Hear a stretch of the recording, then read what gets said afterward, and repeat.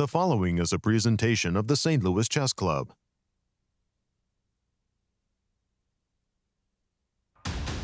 It was a day full of decisive games at the U.S. and U.S. Women's Championships in St. Louis. Nothing changed at the top of the open standings, with So, Sevian, and Lenderman sharing a half-point lead over a field that includes a surging Fabiano Caruana. Carissa Yip is dominating the event with her fourth straight win, deftly handling a reeling Ashrita Eswaran. Who will pounce in the penultimate round, and who will fall flat? Round 10 action coming up next.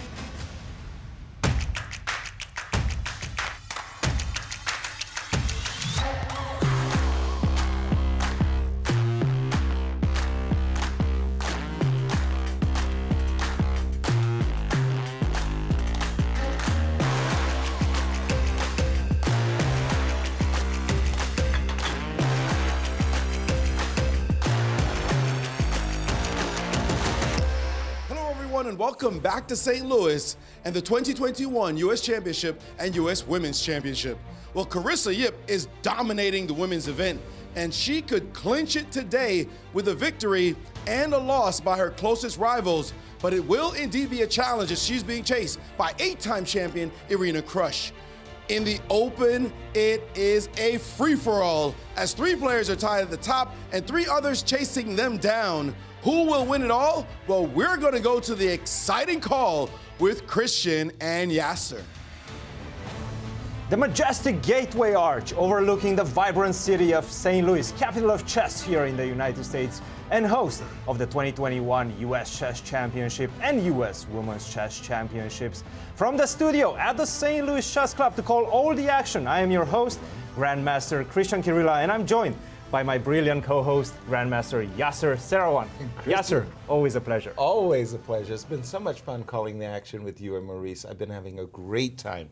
Hello, everyone, and welcome to our live coverage of the 2021 U.S. Championships. We are in the championship rounds, and this is the penultimate round, and all to play for. Let's take a look at the standings, Cristian. What do you have for us in the Open? We're going to start with the Open section. Indeed, we have three co-leaders at the top. Wesley So, Sam Sevian, and Alex Lenderman. Following closely behind, three players also tied for fourth position. That is Lanier Dominguez, Ray Robson, and one newcomer, Fabiano Caruana. Welcome, everybody. And in the ladies. In the ladies section, we have one lady that is just storming through the event. That is Carissa Yip, leading with 7 points out of 9. 1 point behind is Irina Krush and Katerina Nemtsova, and Gulrukhbegim Tohirjonova, 1.5 points behind the leader. Cristian, if the tournament was to end today, right now, what is the tiebreak playoff procedure? Well, glad you asked, because we have three co-leaders at the top tied for first position. Exactly. If the tournament would end today, we would have in the Open section a rapid round robin game in 10 minutes with a 2-second delay. Okay. If after that round robin, two players are still tied, those players are going to play a 2-game blitz mini match. That is game in 3 minutes plus 2 seconds delay, not increment. Increment is used in the classical portion. We will have delay. If 3 or 4 players are still tied after that rapid round robin, well, then we're going to have another round robin. This time is going to be blitz, game 3 plus 2 delay. What if only 2 players tied for first after the round? If only 2 players are tied for first, which is quite likely, well, we will have a 2-game rapid mini match. Game in 10 minutes with a 2-second delay. If the players are still tied after that, 1-1, then we're going to have the Armageddon. And what is an Armageddon? Well, when the Armageddon comes, there's going to be mayhem on the board. White starts with 5 minutes, black starts with 4 minutes. If the game ends in a draw, then black wins. There's absolutely no delay, no increment. It's going to be madness. Gotcha. And what about our remaining schedule? Well, we've been playing a lot of chess, Yasser, yes, and we only have the championship rounds. Today is round number 10. Tomorrow, round number 11, last round, and if playoffs are necessary, those are going to happen on Tuesday, October 19th. Gotcha. And Maurice Ashley is in studio to drill down further on this penultimate round. Maurice, always good to see you, my friend. Always good to see you, Yaz. Well, it is potentially history in the making here at the championship. Lots going on that we may remember for the rest of all time. And there are some things that you think that's never happened before. Well, indeed, we're going to take a look at some of the remarkable things that are actually being transpiring now at the championship. Let's first take a look at this big logjam we have at the top. There are 6 players separated by half a point. This has happened only once before in a round-robin format. And take a look. It was our very own Yasser Seirawan who was by himself. So already we've made history with 3 players, but Yaz at the time was by himself at 5.5, being chased by a gang of thieves right behind at 5. Actually, 2 of them ended up catching him, and that was the one time we had a 3-way tie for that championship. Indeed, we've got players here who are hoping that this won't be the case as they try to separate themselves from the pack. Let's start with one of our co-leaders, Alexander Lenderman, who hasn't lost a game this tournament, but he has to play against Fabiano Caruana, who's defeated him 3 times already. And Fabi knows he's got to win this one if he's going to have any chance of competing for the title. Another big pairing, someone who was leading the tournament after 4 rounds, Ray Robson. He's been lurking, and he barely survived yesterday. He will try to take down the youngster, John Burke. This is a great pairing for him, and he could possibly come back and join the leaders at the top. And speaking of leaders, it's Sam Sevian, who's played a magnificent tournament, more wins than anyone in the open section, and he's got to play against Wesley. So what a great matchup there. And take a look, it's Sam with the plus score on Wesley. Wow. Wesley knows that Sam is a very dangerous opponent indeed. This is one we'll have our eyes trained on from the get-go. And finally, rounding out our group of 6 is Lanier Dominguez, who missed a golden chance yesterday to take a tie for first. Coming into today, he will face off against Jeffrey Zhang, who played a brilliant finish to win against Bruzon yesterday. And take a look again at the score. It is Jeffrey with the plus score on his veteran co-Olympic team member, Dominguez. This one will be a difficult one for Dominguez to wade through as well. Now, this is all nice as far as Carissa's concerned. She's thinking, you guys can fight it out. I'm trying to just win it today. She has an amazing score after 2 wins in the first 4 games. She lost a very bad game in round 5, but then it was bang, bang, bang, bang, 4 wins in a row. And if she could somehow make it 5 in a row today, she will instantly make history as the first woman ever to win against 4 former champions, as she's playing Naji Pakidze, who has won 2 championships and not playing well in this tournament. But Carissa does have black, so she will have a tall order there. And if she doesn't seal the deal today, she will have to face off against Katerina Nemtsova, who could potentially catch her if Carissa loses. There's a lot to play for. And speaking of catching her, Irina Krush is only 1 point behind. She knows that she still has a chance. She's won 8 titles. She's looking for her 9th. She's got to take care of business today against Alia Cervantes, and then she'll have a difficult matchup against Tatev Abrahamian. It's all going to be difficult, but the excitement as the Thoroughbreds have rounded the bend and are going for the tape home. And there you see the chief horse in the ladies section. She looks so calm, so confident. She knows a win today, it's a headlock. She'll be guaranteed at least a tie and a playoffs no matter what happens, but she's not thinking about playoffs. She just wants to win it all. Maurice, 3 words. Fabulous.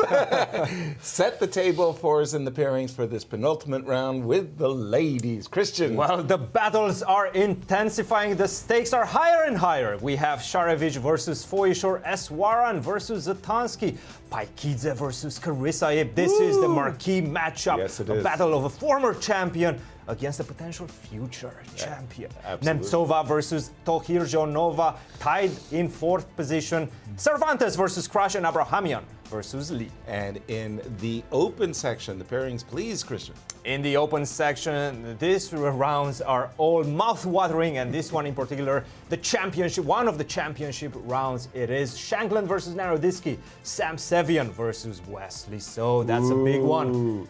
Robson versus John Burke. So important. So important as well. Jeffrey Shong versus Dominguez. Nice. Zvierch versus Bruzon, and Lenderman versus Caruana. Fantastic. And as we're getting ready to start the round, of course, the prestige of the national championships is what it's all about. But there's also a lot of money at stake as well, Christian. They are indeed playing for a lot of money. In the women's section, we have a $100,000 total prize fund. $25,000 goes to the victor, $18,000 second place, $13,000 third place, all the way down to 12th place, $2,000.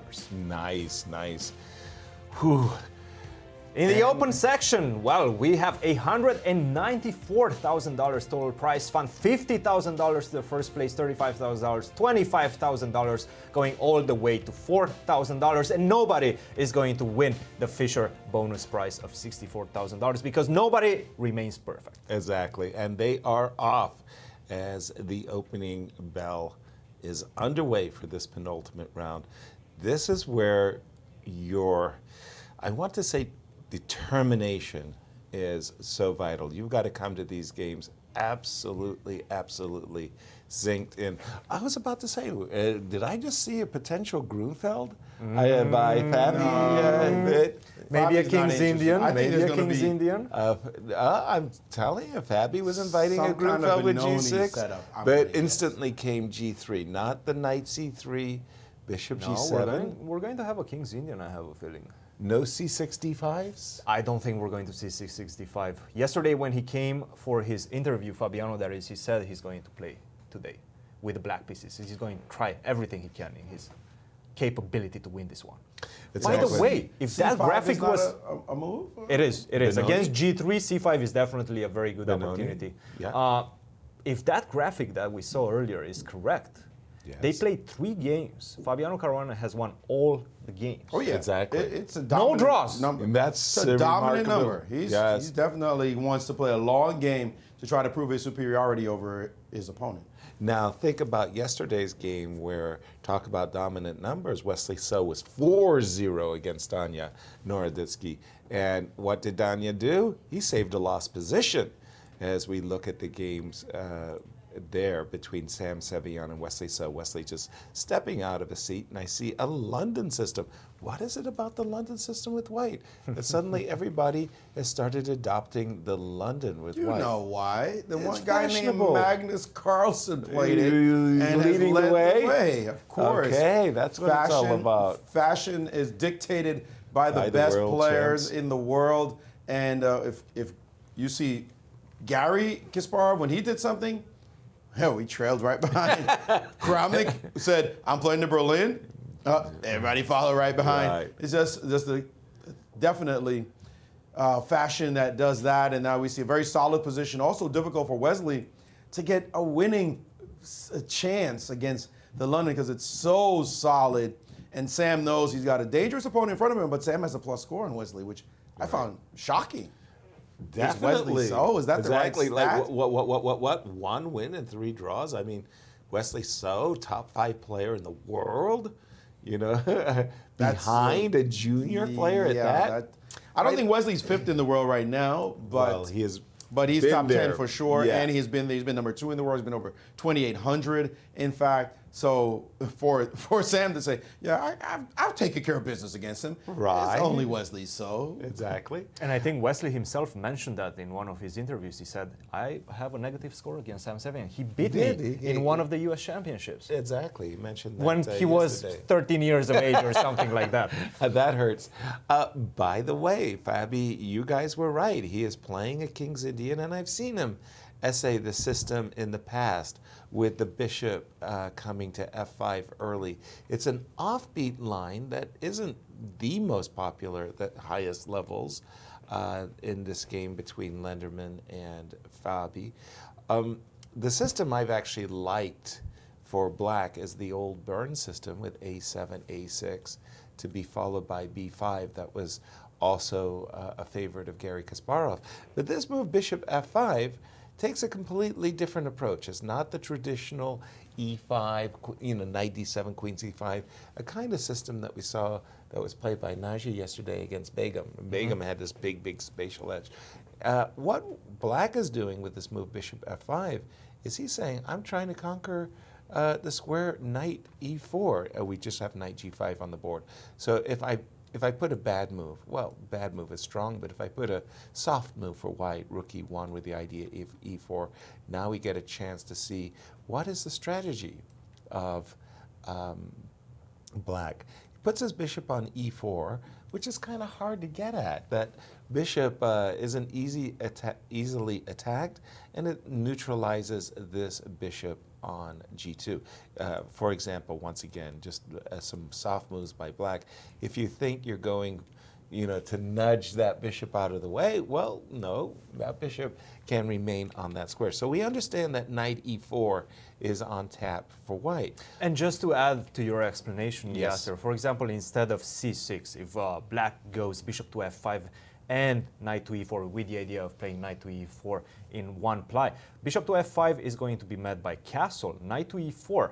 And now there is this new line with knight to G5.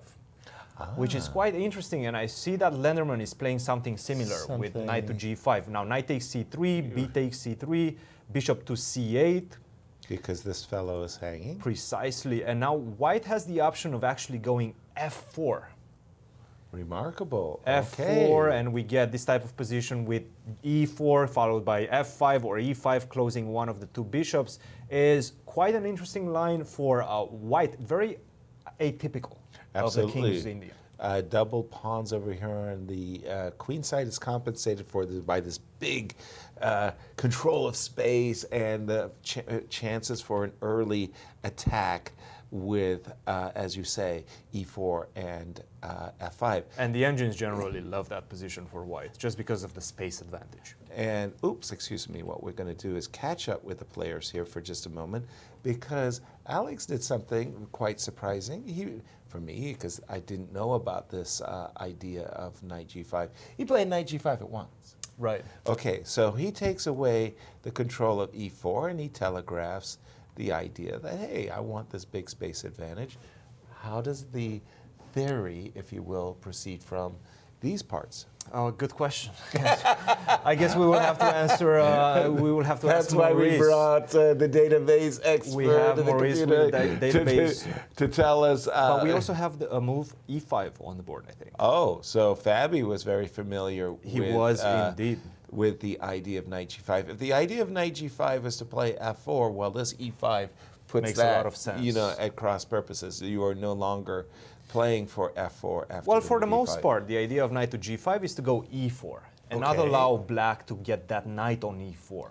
That Gotcha. control over the light squares in the center, which is so crucial But for black's development. Is this tactically not in Oh, this is black's probably favor? not working. No. And that's why he played D5. After E5, he responded immediately with the move D5. Oh, we're barely keeping up with the players because they are And just Fabiano responded with A5 instantaneously. Well, I tell you, Fabi came in today's game with the idea of making a full fight across the entirety of the board.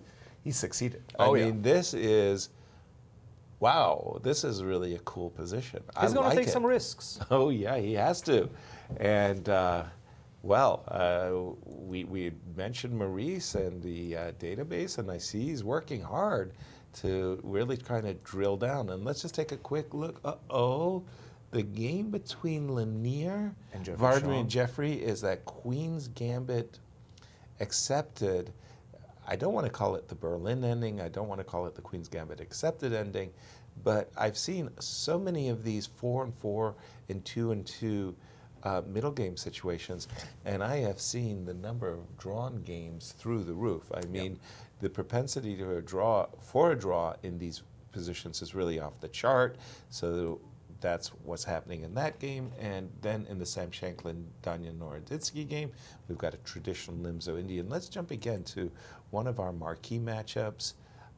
Just taking a quick look at Darush versus, this is it. This was the one I wanted. And Sam Seirawan, Wesley So. This featured a London system with an early C3. I've also seen white players playing the this line of the London system and developing the knight quickly to C3, which is rather ironic. Sometimes they play queen a5 check to provoke the knight to get there, and white voluntarily does it.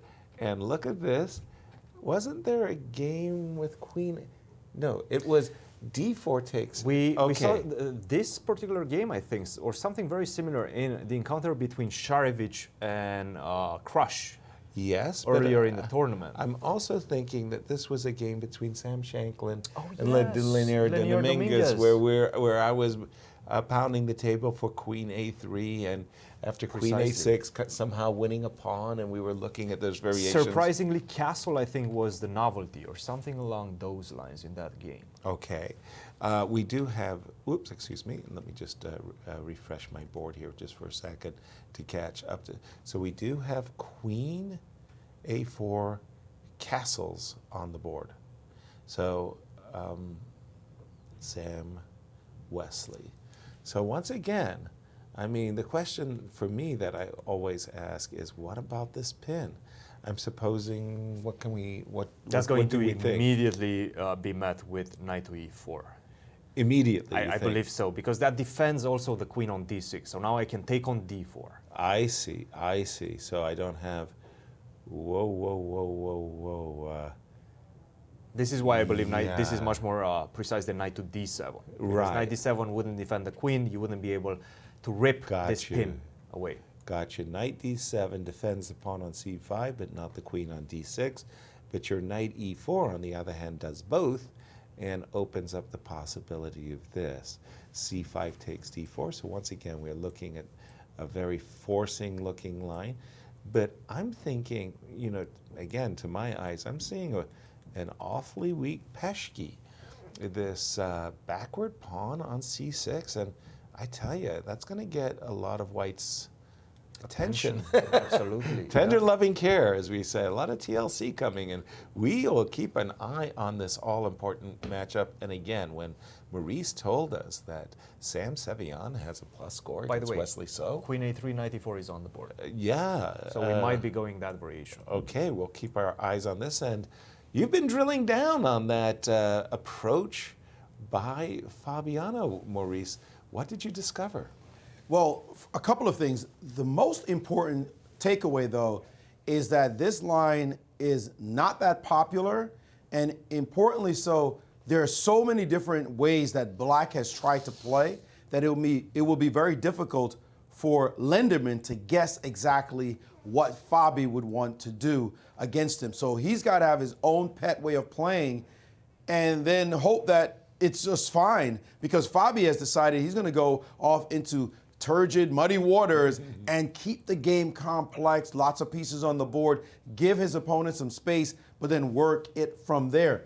This move, bishop f5, certainly has been seen quite a few times, but here White has several moves, and just to show you, there's no one consensus best move here. Knight h4 has been played. It's the favorite one, 725 times. Knight e1, 550 times. b3, 495 times, almost 500 times. Even rook e1, 371 times. There's so many approaches here for White. The approach that was chosen by Lenderman was the move knight to g5,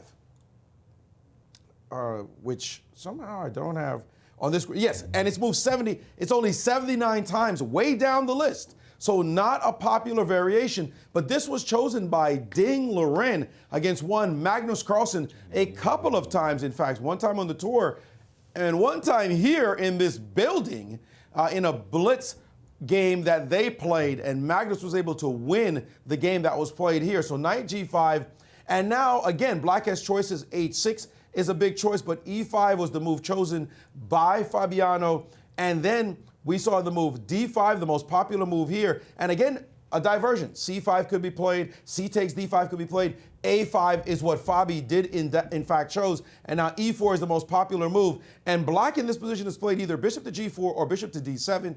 Fabi has played a novelty. The move bishop back to C8 has never been seen, at least in the database that we have here, millions of games, 8 million games. Bishop to C8 played now by Fabi, putting his opponent in a new position, new territory. And as you see, Lenderman has paused because the novelty's on the board, this move bishop to C8. And it is, I think, precisely where Fabi wanted to be. Again, a kind of turgid, muddy waters type position. Who knows what's going on? It's all on you, young man, to try to figure out exactly what to do against this player who's played for a world championship title and who is hungry to win his second title. And we see there that reaction means a move was played and Fabi's off to the board. The battle is afoot. Marvelous stuff. And Alex certainly knows what it means to catch his opponent off guard in the opening, as we saw what he did against Ray Robson. But now the shoe's on the other foot, because again, as Maurice has been saying, a lot of the moves are just amorphous. It just is very hard to nail down precisely what's what. But I always understood the move A5, but pardon me, Christian. Yeah. You jump right in. I always understood the A7, A5 move. Why did he play that? Because he's staking out not only territory on the queen side, specifically black wants to bring his knight from A6 to C5. Once the knight lands on the C5 square, it doesn't want to be driven away by the move B2, B4. So the move A7, A5 is a signal. It says, I'm bringing the knight to C5. What are you going to do about it? And this move H2, H3, boy, talk about a hard move to guess. I would not have guessed that move. And exactly this is Lenderman's point, because Fabiano has been playing a la tempo up to this point. Right. He knows what he's doing. He's analyzed this position at home. But maybe he missed a timid move, such as the move H3. And I think this is exactly what Lenderman is trying to achieve in this position. Quiet the game a little bit. Do not allow Fabiano to continue within his preparation. And I think he might have achieved that. And we see Alex Lenderman in a very familiar pose. It's like, he's got his throne. Okay, this is my chair. It's away from the board. He feels more comfortable. What its opponent is thinking, and oftentimes I've always appreciated it, by the way, if my opponent gets up and walks away, because then it's sort of like I have the whole table for myself, and I'm not being disturbed by anything that my opponent might do. By the way, move immediately was played. C takes D5, so maybe Fabiano is still within his preparation. That would be tremendous news for him. I can't imagine he's in his preparation. Wow, so I don't hard. believe it. I don't believe it. The move H, first of all, bishop C8 is a new move. Bishop G4, as we said, had been played before. If you can put that, bishop G4, bishop D7 have been played before. And here white has played F3 and then the bishop dropped back, having induced a bit of a weakness. The main point being that the G5 knight can no longer get back to F3 in one move. And I think they put the bishop on C8, yeah, not D7. But another move played is bishop, instead of F3, is queen to B3 after bishop to G4. And that was his traditional theory. And so white is in comfortable waters here. I don't think Fabi guessed that after bishop to C8, that his opponent was going to play the move H3. Mm-hmm. Like that's not this, you say, okay, what's the test of my last move? H3? No. I mean, I couldn't imagine he guessed that. But the point you're making, where I will agree with you, Christian, is he's probably aiming for a certain type of setup, which involves taking on D5 and putting a knight on C5 at some point and playing from here. His pawn's already on A5, so that knight will be secure on the C5 square. So he's got in mind a specific type of setup as he's captured on D5. C takes D5, obviously the most natural move there. And at some point, he'll kick the knight on G5 out. But the pawn on H3, you wonder, why is that pawn there exactly? Why did he play this move as there was no knight G4 threat? The bishop didn't want to go to G4. So I'm curious why the H3 move was played in this position. It seems innocuous, Maybe so that he could play bishop to e3 without being hit by Precisely. the knight to g4. Yeah. Again, it seems like a little bit of a potential loss of tempo, but playing very slowly is Lenderman. And I think, if anything, I think he wanted to get out of Fabi's prep and say, let me play something that may not be huge, may not try to refute what you're doing, but let's get just a move on the board. And I know it can't be that bad to my position. So It's let's not go. going to be losing. Absolutely not. Right, H3 is a exactly. useful move in most of these setups. And again, we're going to see this battle for the c5 square that you are pointing out, Yasser. A problem for black's position is the b5 square. That's going to be a weakness forever because your pawn is already on a5. That's the consequence of you playing a7 to Agreed. a5. b5 is always going to be a hot spot for my knight. I'm going to land there at some point. I'm going to focus on your square c5. You're going to land the knight on c5, and I'm going to try to put as much pressure as possible on that square. Rook to c1, queen to d2, maybe at some point try to get a3, b4. Of course, it's not going to be very easy to play all those moves because whenever I play the move a4, you're going to meet that with a3, you're going to meet that with the move a4 and take away the possibility of me playing b4. As long as black manages to keep the knight on c5 undisturbed, he's going to be perfectly fine. Exactly. A nice King's Indian with bishop d7 and b5 or f5. Let's just jump back into the game of Wesley So because, again, whoa, e6, Whoa. e5. What That looks is that? like a very, very novel treatment. Vicious. Ooh. Vicious move. That, I see counterplay. So, for example, knight takes, pawn takes, queen takes. I'm trying to play an ending of not just the fact that I'm a pawn up is why I want to get into the ending, but I'm thinking that the knight versus the bishop ending might be a little bit more fun for the knight rather than the bishop. But this is the problem. And of course, once again, the surprising lifetime score. I mean, when Maurice mentioned this, I was like, who in the heck has a plus score against Wesley So in America?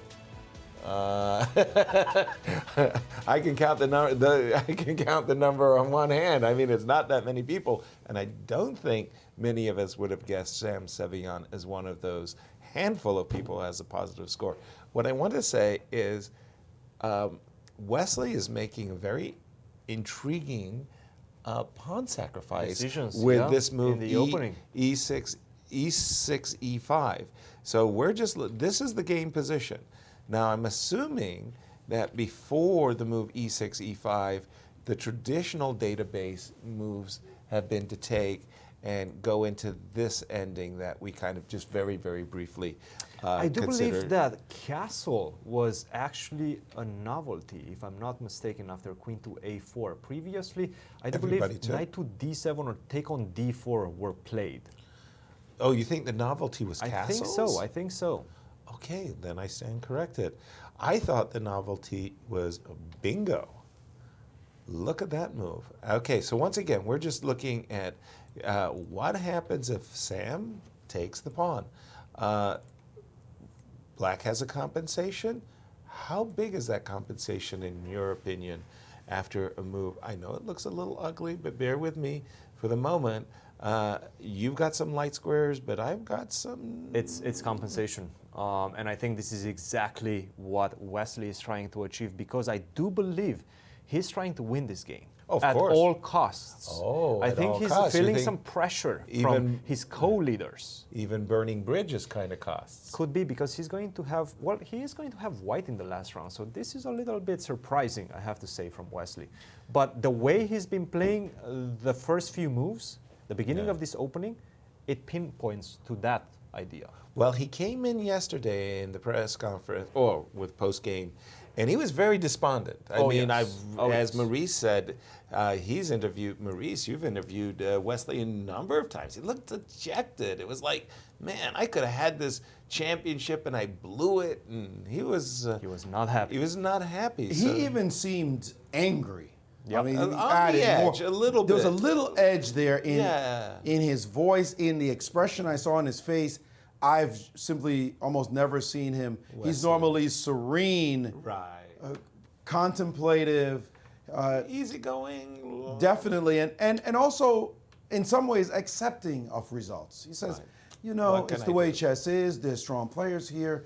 That's what. No, yesterday he said I had 3 different ways of beating this guy's head. Yes, and he's like, what was I doing? You could just see he's almost hurt by not landing the blow, realizing that he had a golden chance. If he had won that game, he would be in sole first. He'd be at +3. He'd be playing 2 players lower rated than he is by a big number. Right.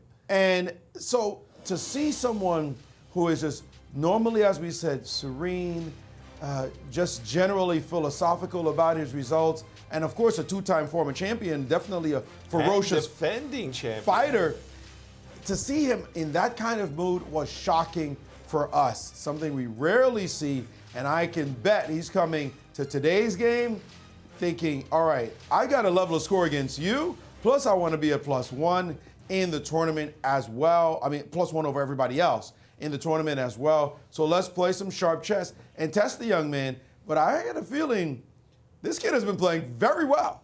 I mean, he's won more games as Sam than anyone else in the championship. Because he did lose 1 game, but he had that +1 win to show, hey, this is why I'm here. He's won 3 games in the championship. Nobody else has done so, but he did lose 1 game. The game he lost was also Titanic. Absolutely. Titanic struggle. So I don't know if you want to test Sam Sevian right now, who's just playing out of his mind with a great chance to win it all. If he could hit Wesley this round, right, he's certainly going to be the preemptive favorite to win the whole thing. Wow. And I see you've got the position on the board. If you don't mind me asking, what does the engine think about this exact current position? I'll turn it on, and it says triple zeros. I hate these engines. Then why did you ask? Why did you ask? I had it hoping, staying quiet, turned off. I'll turn it off. I was hoping. But you had to know. That there was going to be some really, really crazy things. But you did have something. Talk about a crazy thing, by the way, as Sam has been thinking for quite some time in this position. Minutes. 20 minutes. About a 20-minute think? Wow. Yeah, no, not quite a 20-minute. No, that is Lenderman. That's Lenderman's clock. Lenderman against Fabiano. Okay. There we go. Yes, down already 20 minutes on the clock as he's still in a good situation. I have to say, I believe Wesley has definitely and clearly won the opening battle in this game. Well, in terms of surprising, is yes. And I think he knows what he's supposed to do in the next few moves. He's not burning any bridges by giving up this pawn on c5. I think his compensation after queen to g6 on the light squares, it's definitely sufficient. And it allows him to also potentially play for a win.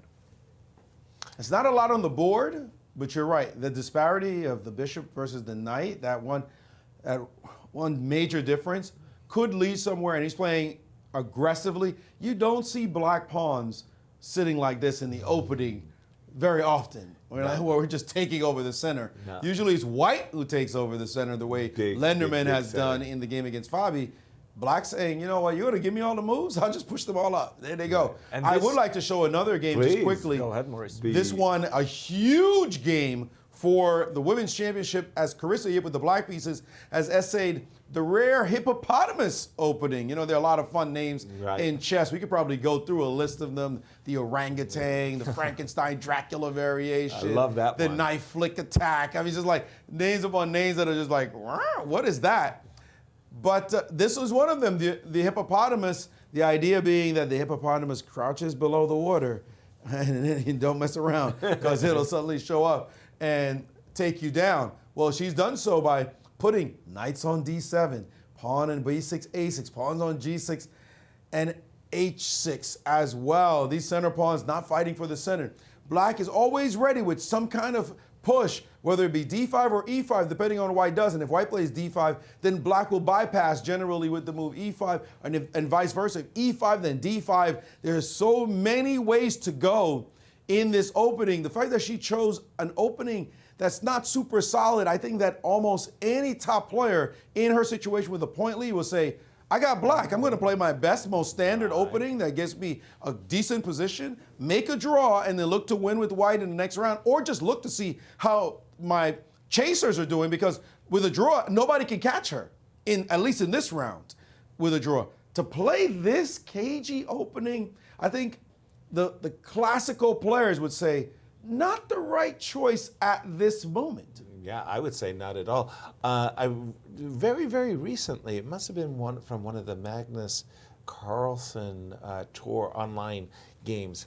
Nepo with black was in a kind of a must-win situation, and he came out with a hippo, and I actually think he achieved his objective from the opening. A very risky choice, I want to say, by in her Carissa. situation, no right. reason to. What brought her to the party? By the way, take a look at Najee's clock, however, because she's already up 20 minutes by making this choice. She's giving Najee plenty of rope. What do you want to do? You want to castle king side? You want to castle queen side? You want to play d5? You want to play e? What do you want to do? Like, this is not something that I think Najee could have expected. No. And it's on the board. It's a bit weird, and Najee's trying to figure out, okay, what am I supposed to do? You see her sitting up there in her chair. The seconds are ticking away. Najee not playing well in this tournament. And if she doesn't handle her business, a win by Carissa could literally end this whole tournament with a round to spare if Irina does not win her game. By the way, Irina has black against Talia, and that game we'll pull up here. And it's Talia with the space advantage in this position. I think most of us would like to have white here. Those who like to dominate with space. As we see a Maroksi bind, the bishop outside the structure, knight d5 can happen at any point. White's, it's hard to see how white loses this game. I mean, this one, white for choice, no question about it. All day. And so a loss by Irina and a draw. A result.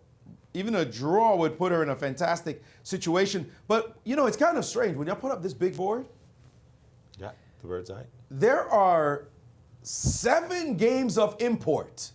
7 out of the 12 Wow. in this penultimate round. 3 in the women's section and 4 in the open.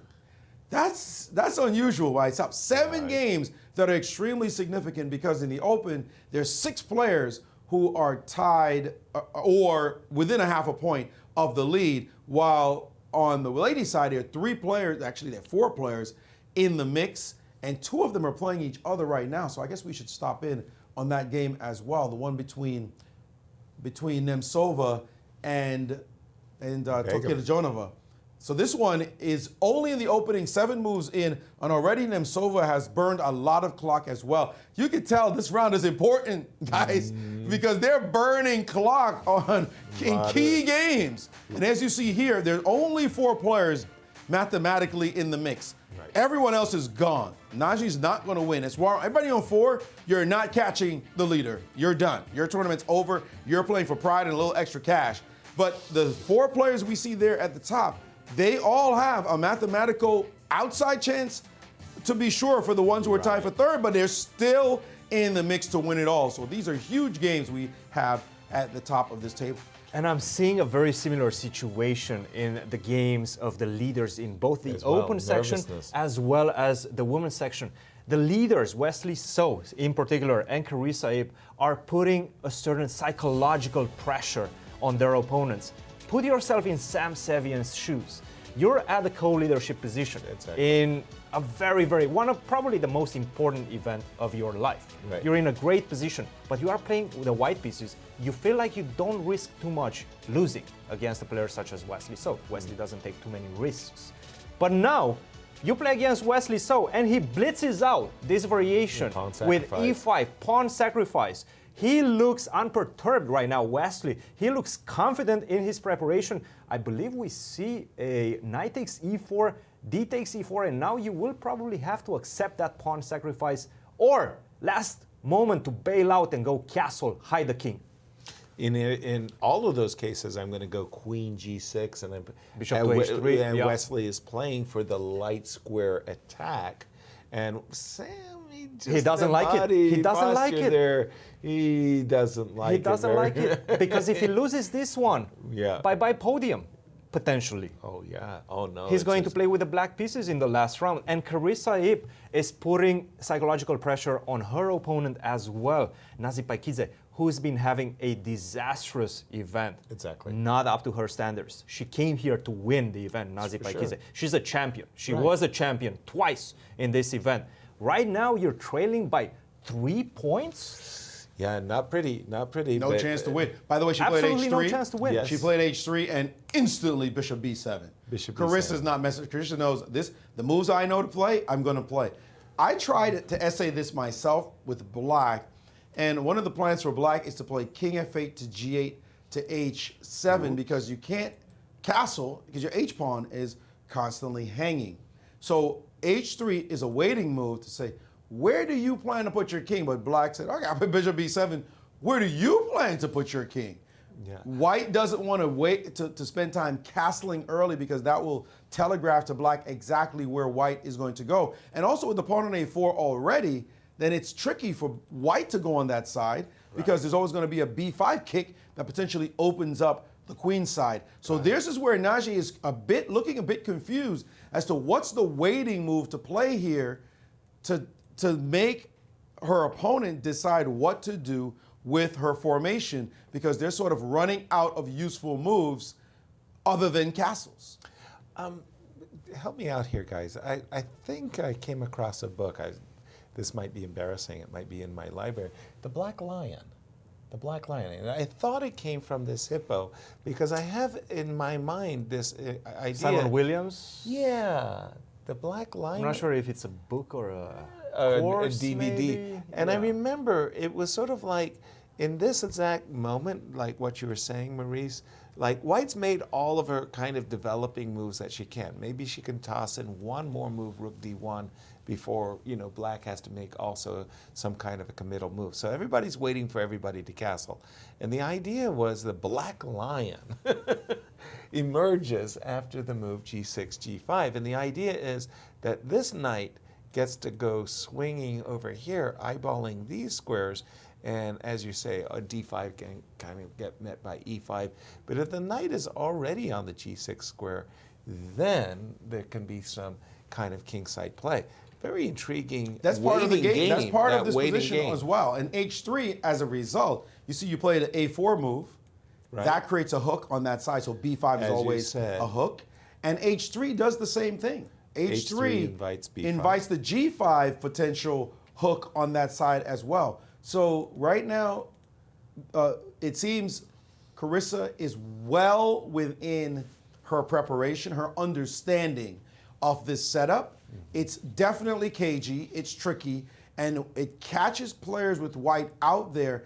And it's important to note that Naji is not an E4 player. She's not a traditional E4 player. She's more traditional D4 player. So she's got this position because when she played D4, her opponent played G6, and she was like, all right, then I'll just take the center. And now she's taking on this type of formation, and suddenly she's sitting there going, what am I supposed to do? Like, how do I get at black structure? And black, if you know it as black, you'll know what moves to make. I mentioned, for example, this maneuver, King F8 all the way to H7 is one idea in the position. And you know as black also, any E5, any pawn break, attempted pawn break in the center is immediately met by a side slide, if you will, and say, nope, not going to be good for you to go into this setup. And you'll have to get a break for white, you'll have to reorganize your minor pieces to get the F4 break or the C4 break against that center formation. The knights are in the way now. Even the bishop on C4 is in the way of a C4 break. It's not easy to play as white. So not being familiar is huge. And we're seeing that on the clock right now as her seconds are turning to minutes, ticking away for Naji, as she is now down almost 30 minutes on the clock. You got the white pieces against an opening that's supposed to be a little suspect. You're down 30 minutes and you don't know what to do. Right. Great sign for Carissa. No question, and she's played so swiftly throughout this event. I mean, a lot of players coming in from the Women's Championship having a post-game interview, as mentioned specifically Carissa and Anna Sharovich as being very, very swift with their moves. We'll keep an eye on that. On that game, I want to also go to the Irina game. Where are you, Irina? That would be the third game. Yeah, right there. We left it. It was that I want to say Maroczy bind position, and we're kind of By the way, confused. Irina is not a King's Indian player. No. If Let's I'm see, not what was mistaken. the opening sequence that We're got seeing a lot of players with the black pieces try to win in this round. it came from a same issue. She's got to win. Taking on, well, risks that you have to take if you want to win a championship Right. at this point. And look at this very peculiar move order by Irina to get into this Maroczy bind. This early bishop e6. I must say I'm not a fan of this specific move in this specific move order. I actually like, oh my gosh, there was a gentleman from the Soviet Union, and he was considered, along with Garry Kasparov, as the cream of the generation. His name was Lev Sakis.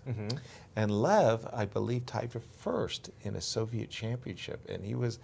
I saw one game of Lev Sakis that made a really powerful impression on me. It was an early b6, knight d7, knight c5 maneuver against specifically the Maroczy bind where white had played f2, f3. And he won a model game. So in this particular position, I'm not a fan of Irina's move bishop e6. Let's see what happened. Knight d7, but not with b6. The reason why I'm not a fan is I think this bishop is actually misplaced. And as we will Because it see, can get hit with f4, f5 potentially, also knight coming to d4 precisely in some lines. That's Yeah. precisely right. The thing I think I fear the most is the knight getting hit, the knight coming and potentially going here. And I But you think also generally whenever you put the mentioned- knight on d5, she's going to capture that. She's going to take on d5. Yeah, and then she has to play Right. that kind of a King's Indian position. But another point that you just mentioned was like f4. You don't want to get your bishop trapped with an f5 and a5 on the board. We'll keep an eye on that. And by the way, I really like what Sam Sevian is doing right now, Yes, how let he me switch that. approaches this difficult situation in his game. He played the move queen takes c5, queen to g6, accepted the pawn sacrifice. And after that, the move knight to d2, offering the pawn back. Right. Take it, but allow me to castle. Allow me to get my pieces in play. Well, this is what we were hoping for in this kind of a penultimate round. This is a real Donnybrook because kings could be on opposite flanks. Maurice, back over to you and the Katya game. You want a Donnybrook? You better take a look at this one. This All one right. went wild immediately as Katya Nemtsova is looking for the win against Tokarejanova, but I get the feeling that she is just risking way too much with the white pieces. I know Christian is smiling looking at this position. Knight f6, d4, ed4, e5, d5, bishop b5. And now this move, knight d7, not the most common move in this position, as knight e4 has been played at least 10 times more. Knight e4 is a typical move here. Knight to d7 caught her by surprise. She castled, and after bishop to e7, she decided to play an enterprising style with the move c3. Very few games in this line, and actually a good try, a very good practical try in this line. This will easily catch her opponent off guard to make this kind of gambit. It turns out that after d takes c3, knight takes c3, white has great compensation. This is sort of like the Carissa Yip school of sacking pawns for play. This would have been perfectly fine for white. Also, black with good defense could hold here, but still, this is the kind of style that you would expect. But as you see there on the board, this is not the position we actually have. We actually have the move queen takes d5 that was played. And queen takes d5 is a different kind of direction, completely never before tried. Knight takes c3 was the move that was tried before. Taking on d5 with the queen, it looks like it's pressuring this knight. The question becomes, after takes, and castles, do you really want to take this piece? Or that is to take and get your pawn back after rook to b8, tempo on your bishop. Next move, bishop b7, tempo on your queen. And every move is working in black's favor. You got your pawn back, but it doesn't seem to be leading to any sort of initiative. If anything, it's black's that's getting the initiative in this position. I don't like this play for white at all. Queen takes d5 looks like a way too aggressive move, bringing the queen out. It's not even like you're threatening anything. Like bishop c6 is just not a threat. Nobody cares about giving back a pawn in a position where you're giving up the two bishops and play for the other side. So this is almost easy peasy for beg him in this situation to make decisions here. It's not a hard decision. Unless you fear some kind of attack like takes, and castles, that maybe E6 is a move. But you just get the feeling right now that this is not going to work out in White's favor. Almost just natural play here. You're sort of burning all your bridges with just the bishop attacking and the knight and rook still locked in. This knight could get a couple of tricks. It's not going to be enough. I almost feel like I could blitz out the next few moves and ask you, knight g5 is not possible, knight e5 goes nowhere, queen h6 goes nowhere. I think very important is for Gulruch Begim to see that after rook to d1, she always has the idea of just playing the move knight to f6. This position, you mean? Correct. Yeah, right. You move your knight out the way, and that's going to be all she wrote. Matter of fact, but that's that line you're talking about, Christian. I feel like if I was black, I want to punish White for this kind of over-aggressiveness, but White does have some pressure in this position right now. That could not just to point out some funny variations, Maurice, if you might. Instead of this move c3, the main move in the position is to just recapture the pawn after bishop takes c6, b takes c6, knight takes d4. Now, what do you guys think the best move in the position is right now? Knight b8. Knight b8. But I knew that. You did. You did. I knew that knight b8. I knew it from a French defense kind of thing where that c6, c5 is embarrassing, while bishop b7 allows the e6, and it's all good for. But knight b8 covers c6, it covers e6. Very important tempo. Very important. Did capture on b2, by the way. So we have bishop takes b2 on the board. And again, these kind of gambit formations for White. Knight takes c3. You need your knight in the game. You don't lead with your queen. It just doesn't work out unless you've got extra pieces. And the fact that she didn't play knight takes c3, she clearly guessed with c3. She said, let me play this kind of, and it's a nice idea. You bring your knight out, you may not get a big advantage, but it's reasonable to play. But to take with your queen and hope something's happening, the c6 knight is not under threat. Nobody's worried about you taking this piece. No. And if I'm not worried about you taking this piece, I'm just going to get out the middle and play chess. And everything works in black's favor after that. Yeah, exactly. Put the queen back on d1, put the knight on b1 on the d5 square, and everybody's happy. Oh, man. And both happy. You sacrificed a pawn. Both of these ladies are looking for a win. Oh, absolutely. Because if they don't win, they know the have tournament situation. No chance to win the tournament. Exactly. Now, you started us out on the Wesley So game, Sam Sevian. You really, by the way, the current situation, and that's why the Katya versus Begim Christian it's such a crucial matchup, and somebody wants to go 6.5. Exactly. Nazi Paikidze tied for 5th. She's quite far behind. Yeah. 1.5 points, but you're also 1.5 points behind Carissa right now. So this matchup is crucial for that podium position. Exactly, and you're just saying, come on, Najee, knock Carissa off her perch at the top. You mentioned the game, Sam Sevian, Wesley So. You mentioned that you were really happy with the decision that Sam came up with. Yes. Now, we think that it was either the castles move or the e6, e5 move that was the novel approach by Wesley, giving Sam a challenge. And you liked, in particular, Christian, that Sam answered Wesley's challenge by, first of all, accepting the, I think it was the first world champion, Wilhelm Steinitz, who said the best way to refute a gambit is to accept the gambit. Okay, he accepted pawn number 1, but now he saw this move, queen g6. He saw that castles would walk into a vicious attacking move, bishop h3. He saw that after the move rook g1, compensation abounds. Maybe this bishop might just settle on the d3 square, maybe rook b8. I like this move because right now, with the knight on b1, you are almost forced to play b3. You don't have the long castle defending that pawn on b2. I think this is a crucial detail. Absolutely. I couldn't agree with you more, and that was why you were so enthusiastic about the move knight d2. Rook b8, question mark. Castles is exactly what White is hoping to achieve. He hasn't injured himself in any measure. Queen takes g2, on the other hand, I think is... once again, castles. Exactly. And then after castles, well, let's rip And I suppose the answer to that is rip. I like how you made the Yeah, well, move, I almost think like Ray Robson. Robson. I mean, I'm falling under the influence of Ray. If I could also make another suggestion here for Wesley, what about this one? If you take with a C pawn, then the desirable queen takes looks a lot better than my previous line. I'm not hanging the E5 pawn. If you do go for one of these rook G1 kind of attacks, I do have the move F7, F6. I don't want to reach for with my the H pawn.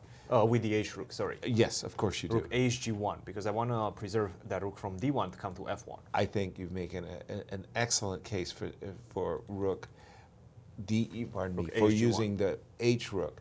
My goodness. It's going to be a wild one. What does the president of the Pawn Grubbers Association do when he has two potential pawns to capture? Normally you want to capture the one that's closest to the center. Don't tell me you're not going to capture either. Oh, I'm going to capture something, but if I capture this one, now I really understand very well why you waited to use the other rook. I'm going to invite you to capture another one. Yeah, of course. Which I actually think you're forced. Now, I mean, now. right? I'm here, I'm there, I got it.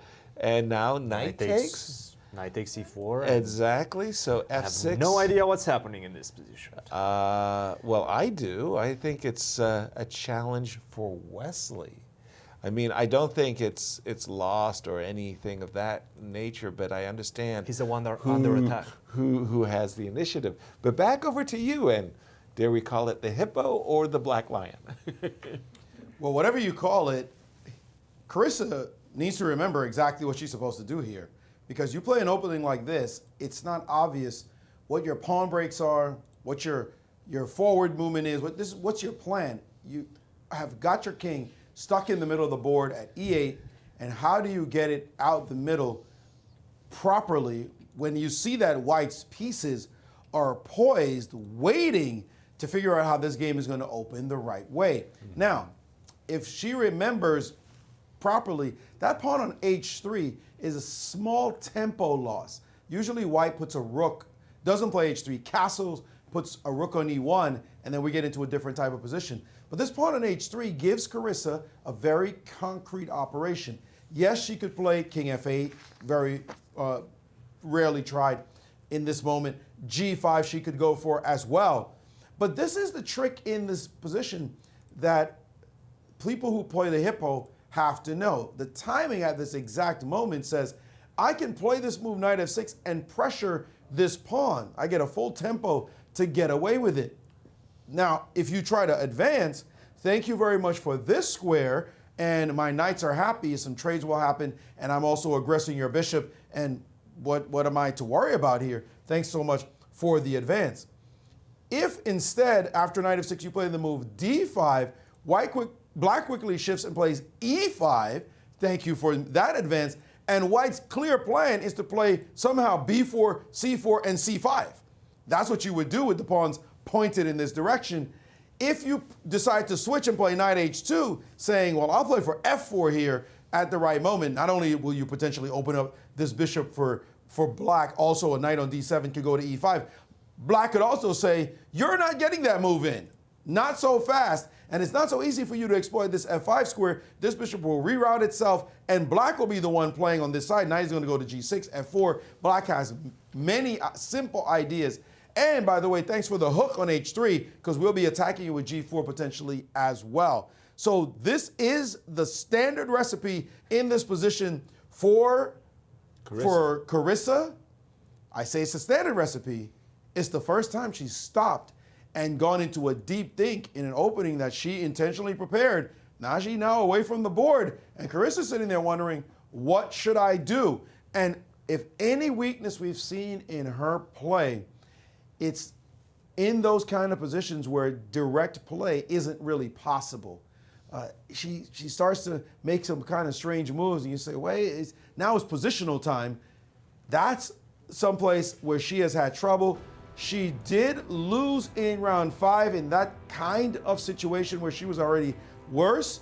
But here we see a game missing. The producer's taking away one of her wins. What's going on? She won 4 in a row, not just 3. That's, I'm sure her friends and family are saying, what's going on? Oh, okay. All right. Updated. The updated graphic, and there we go. Apparently we have to pay for these graphics. 4 in a row. She is in first place by herself. She does not want to lose this game. It would be disastrous. And she's far from it, for sure. No, of course. But when you play the hippo, you take a chance, you roll the dice. Make sure you know it. Make sure you know the main themes of this opening. It's not one of those you just set up and then go, I wonder how you play this position. No, Huge that's not chance. the idea. And I think she drew some inspiration from her game against Sharevic.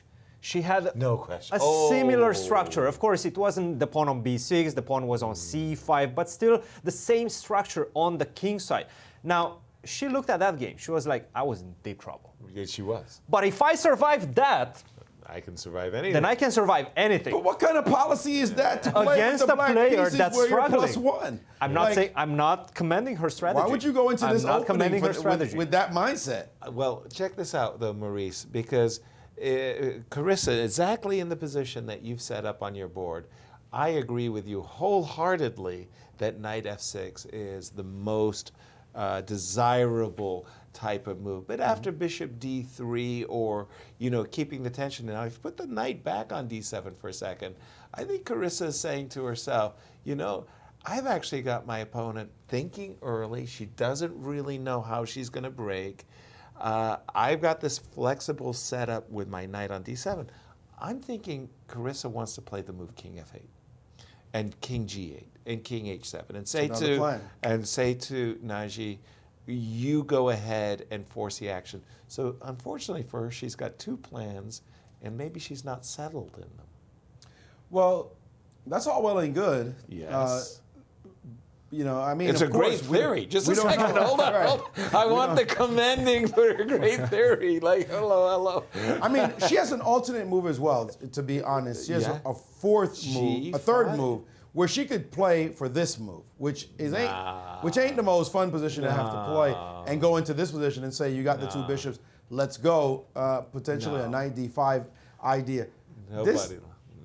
You don't want to do that when you have your bishop. So yes, you're right. She's in this moment, but I just feel like when you play this opening, you should know the nuances, and it's not the easiest road to equality.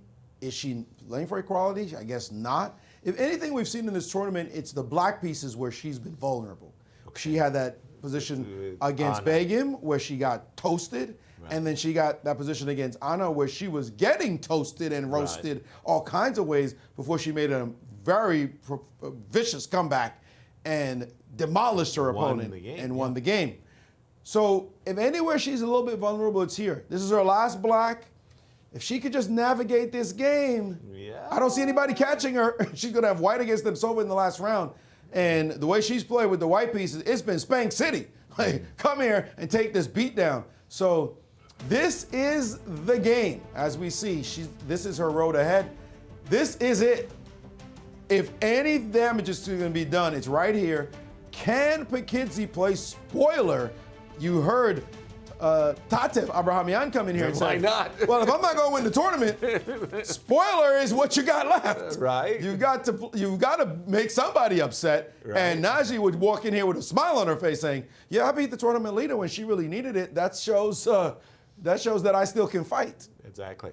Turning our attention to the game of Alex Lenderman, one of our tournament co-leaders. He's up against the pre-tournament favorite, Fabiano. Very intriguing decision by both players. First of all, I thought that the knight was going to come to d7 to fight for over control of the c5 square. No, Fabi took a different approach. He said, I'd like to play bishop d7, developing my pieces. Thank you very much. Play for b5. And I'm going to play for b5.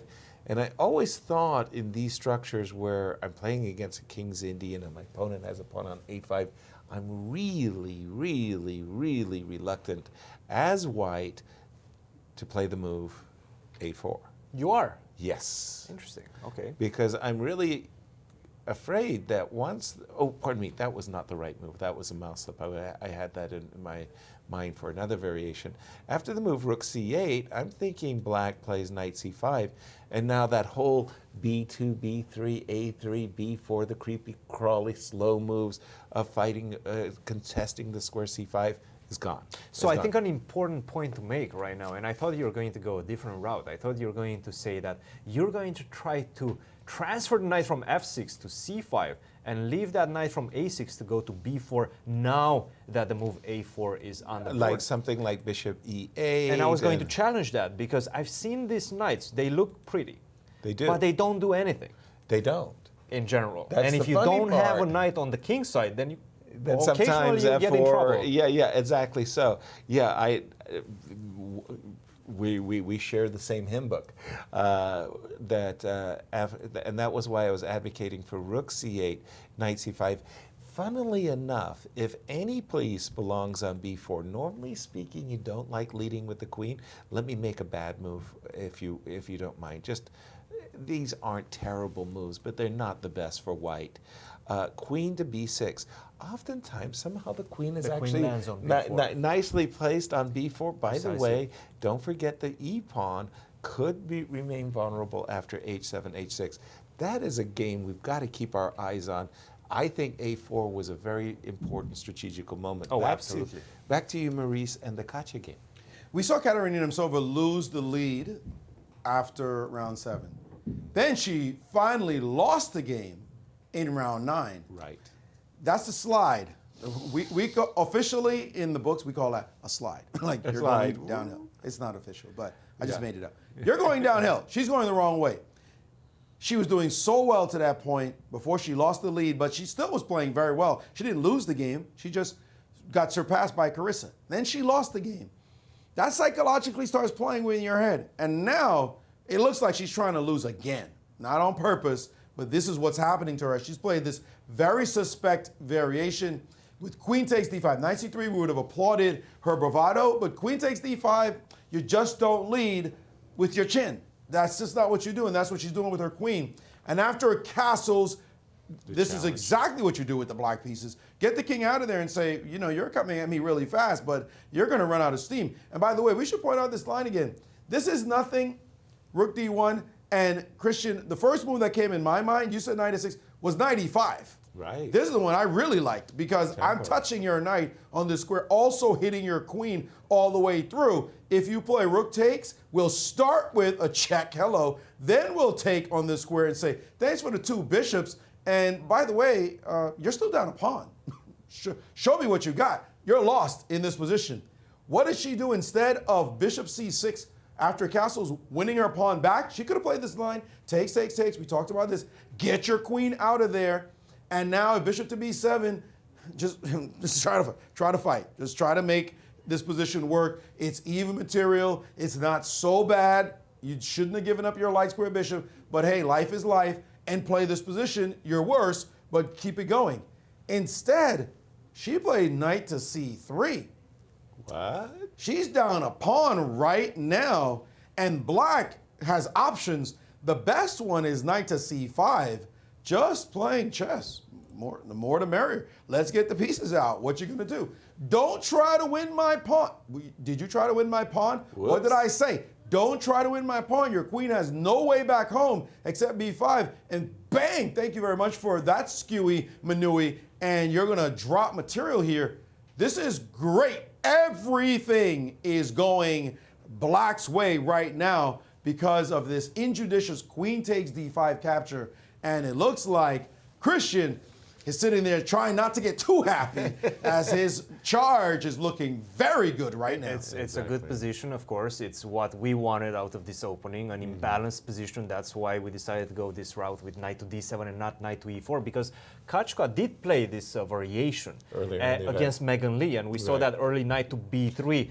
That was not a good move. So it felt like she doesn't feel this type of positions that well. So we decided to go this route, knight to d7. Maybe we'll surprise her. It seems like it did. Nevertheless, this position It's still a game. White has the central squares, central files. If you manage to avoid that queen trade, knight to c5 is a key move right now. Absolutely. Because if you stray away and go knight to b6, for example, then the queen gets that e4 square. Very and nice. once it's centralized, once it has its eye on the king's side, h7, then it becomes a bit more difficult. Knight c5, key move. If she sees this one, I do believe that the tides will turn in her favor. Knight c5, I think, big advantage. For me, it looks like big advantage black. I love the material, but I also love the fact the pawn on e5 is going to be blockaded by a bishop on e6.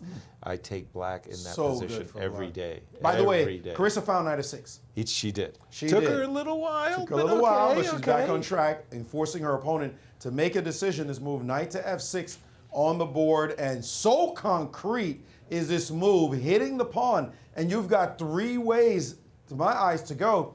You've got e5 you got to consider, d5 you got to consider, and bishop d3 to consider. All three moves having completely different characteristics, taking the game on just a very diverse paths completely. This is what you want to do, force your opponent who's not familiar with the position to go into a deep think and make responsible decisions right at this moment. And if white plays bishop d3, she's backing down a little bit to say, I still haven't figured out what to do. Right. And maybe I'll just play bishop d3 and put some rooks on the files and test your king sitting on e8. What do you plan to do? There's also a c5 break she has to watch out for, but there's all kinds of breaks white constantly has to calculate to see whether or not they work. By the way, there is another line she has to look at, bishop d3, d5, e5 knight, e4 comes in as another move as well. So much to look at in an unfamiliar position. I think Carissa, having found knight f6, now has Naji exactly where she wanted her. Very, very good point. Again, thank you, Maurice. No, seriously, that is a very nice explanation of what is going on in the leaders, the lady leaders group. I just wanted to say that Wesley played, in my view, a much better move than I was advocating. He actually took immediately on a d4 and said, I want to clarify how you're going to recapture. If you recapture with the e3 pawn or the c3 pawn, I'm going to capture on g2. And this provoked queen takes d4. We're up to date with the players. And Wesley said, okay, you know what? My threat to the g2 pawn is not going away. And I know if I take the g2 pawn, I'm inviting an attack along the half-open g-file. I'm going to play this steady, calm move, rook e8, which he has just done. I'm defending my pawn on e4. I'm waiting for your king to go queenside. Okay, once your king goes queenside, now it's... And he's almost forced to go queenside, because if you go kingside, bishop h3 once again comes on the board and you lose the exchange. Yes, and maybe even worse than that, everything's suddenly gone wrong too, from white's perspective. So castles is definitely out. And, well, I mean, Sam is actually still in the fire. I mean, Actually, the Indians like white a lot. A lot? Okay, please tell me. Takes d4 was a bad move? Is that what it is? The Indians prefer queen takes g2 as the right move in that position. Instead of rook e8. Instead of e takes d4. Instead of taking on d4. Really? Yes. How queen remarkable. takes g2 is the favorite move. And what is the difference after a long castle? Yeah. Let me go back. Queen g2, long castle, queen f2. Yep. And what did you guys play here? Was it d takes e5? I think we were looking queen takes e5, but I'm not 100%. Queen takes e5, queen takes e3. The Indians don't see a danger here, as black will go to h6 and defend the position. Although humans will look at it and go, wait a minute. But according to the Indian, black is fine here. Here, castles is what he played. He's just castled out of it. And the Indians suggested bishop to g4, f3, and the game goes. But the Indians feel like white is the one with the slight edge here, at least a 0.5 edge. How much is that against Wesley? I don't know. We can't say Wesley. We know that Wesley's a great defender. But white is still doing just fine in this position, looking to show that his knight and the dark squares will be better than the bishop on those light squares. We do have castles on the board, as you recommended, Maurice. By the way, we're just going to be turning towards our break, Christian. As we do here, a little commercial sponsor. What do you have there, Yasser? I have my very own autographed chessboard of all the players of these championships. And it's you might be able to zoom in, but essentially, trust me on this. It's a piece of chess history. Exactly, as we've got all of the signatures of the players of these 2021 U.S. Championships, and the material is This is vinyl. Yasser, it's not silicone. It's vinyl. We've been told it's vinyl. Maybe that's inaccurate, but it does look like vinyl. It's a very nice. This is something you just simply want to frame, by the way. I kind of consider these things like works of art with all of the signatures of the players. Very, very beautiful, very limited. This is not yet available on QBoutiqueSTL.com, but it is coming soon. So keep an eye on QBoutiqueSTL.com. We will have this autographed vinyl boards. Collect a piece of chess history and, well, showcase it in your library, for example. Exactly. And we have a special birthday salute. We do. Who is it? Who is it? Kite! One of our production staff. Look at that. Never seen him look so happy. All of 80 years old. Isn't he remarkable? Looking great. Looking great for an 80-year-old. Happy birthday, Kite. I think I got some laughter. Yes, we did. Yes, we did. For 80, he's amazing. He looks great. Not a year older. Exactly. We'll see you on the other side.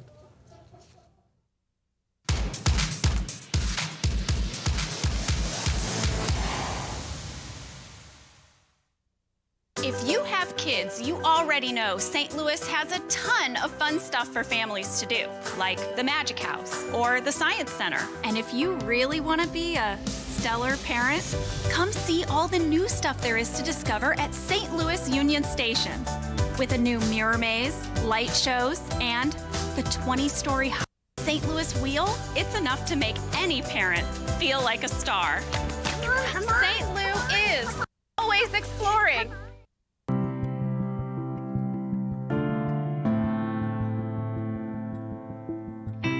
Can you hear it? It's the sound of hope.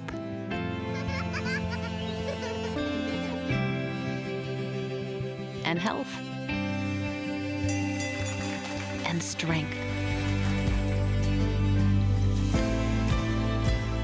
It's the sound of compassion. Of open doors. Where people and machines are in tune and miracles occur. It's the sound of personalized healthcare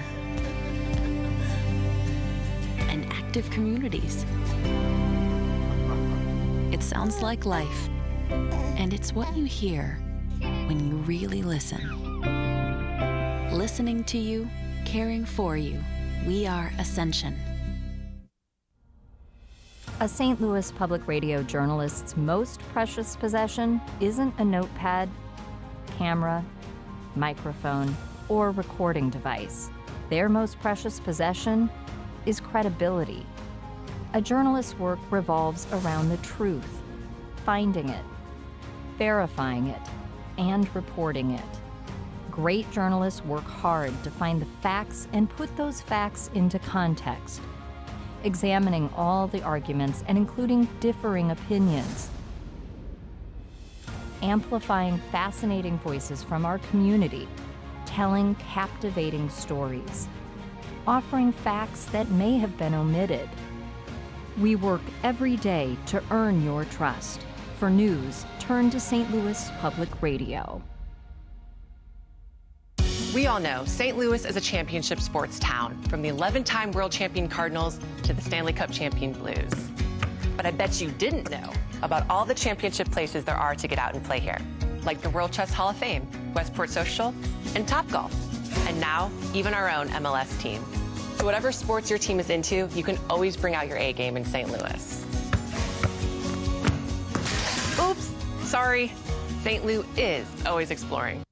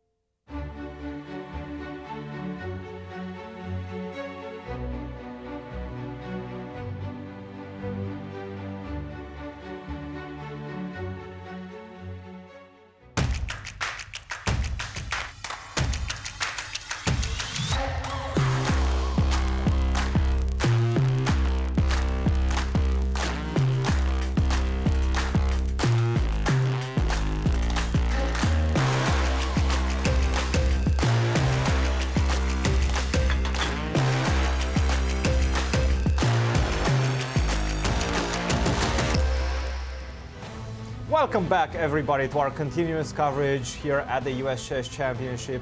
We are in the championship rounds. Round number 10, it's heating up, but we also have a segment that we enjoy doing in between these breaks, Brilliancies versus Blunders. Yes, indeed. It's a recap of the highlights and, shall we say, the lowlights of round 9. And we had a number of them, beginning with our blunders. And sometimes in chess, we have this situation of we call mutual blindness. So a co-blunder, if you will, by both players.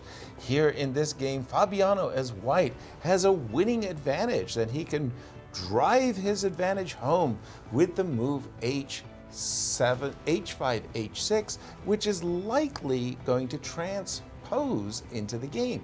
In the game, a howler, a real blunder was made by Fabi as he retreated his queen, queen f3.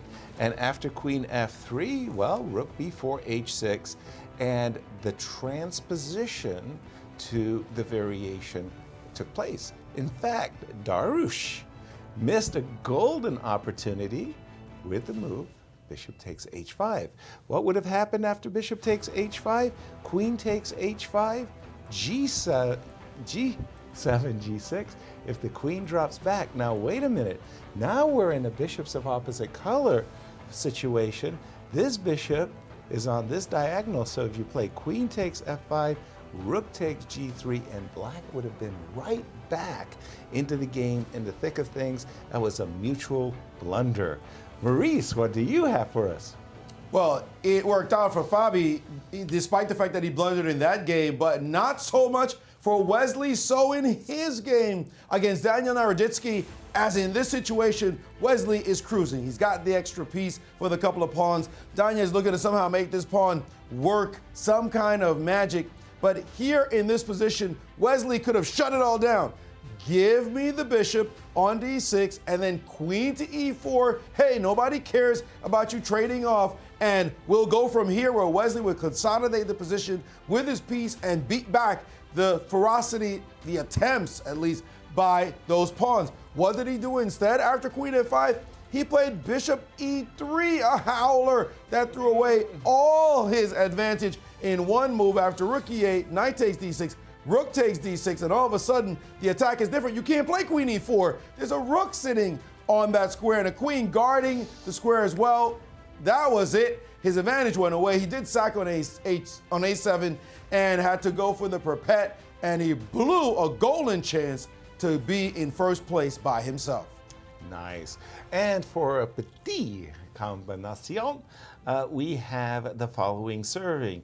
Irina crush against Katja, the undefeated Katja. After the move a7, knight c6. Here it comes. Rook takes d5. Very nice play by Irina. You can't take the rook. The pawn is ready to promote. And after the move, rook a8, this is the important bit. The move rook c5 and or rook d6, both interchangeable. Knight takes a7, rook a5. How sweet it is. That eternal pin along the a file Irina was able to win a knight, and her victory in this game was never in doubt as she went on to win a game and upset Katja, who had previously been leading the ladies tournament. And how about you, Maurice? Any brilliancies on your book? Definitely a brilliant finish after a couple of blunders, actually, in the game between Bruzon and Jeffrey Zhang. And in this position, this last move was a howler. Rook to b2, looking to capture the pawn on b5, but Jeffrey had a nasty idea waiting for him. Here, he played the move rook h6. You can have this thinking pawn. Why?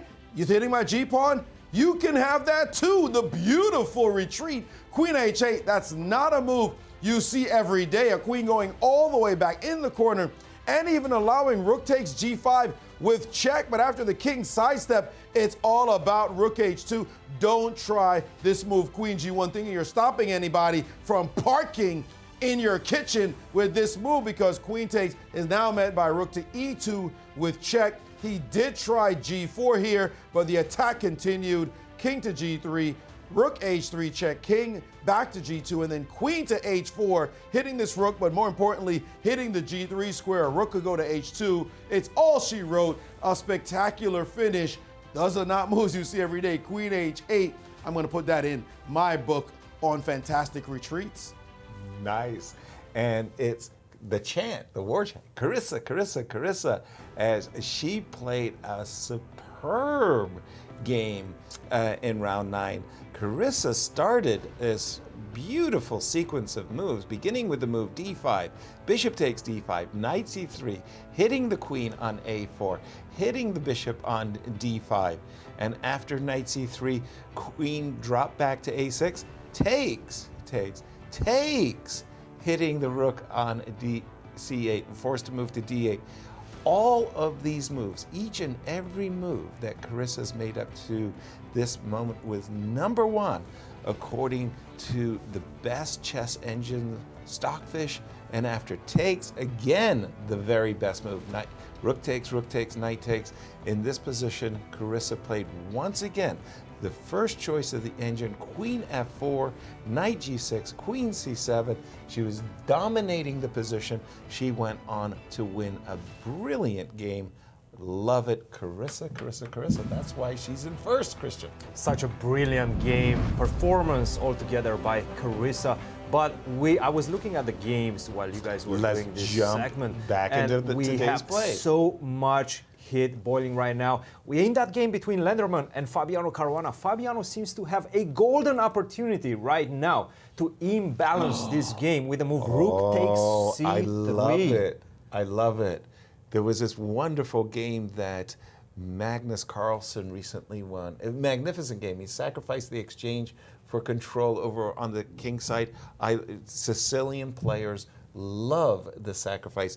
It's a very, very natural sacrifice. You know he is looking at it right now. For Sicilian players. Do it? Oh, exactly. Yeah. You've got to do it. You have to do it. If right you're now. black and a Sicilian and you get to play rook takes c3, the combination of that move followed by knight takes e4, it's a dream. You set up a knight on c5, you set up the pawn on f5.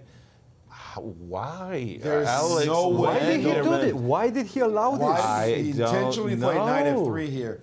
No way you allow this sacrifice, forcing the pawn to sit on the c3 square, Rooks. and then the knight can park itself on c5. That knight f3 has got to be considered a bad move. Rook c3 should be absolutely automatic. I remember, Yasser, you and I did commentary in the game in a match between Kasparov and I think it was Deep Jr. Correct. Where in the last game, Kasparov had the chance to sacrifice on c3 in a Sicile and imbalance the position.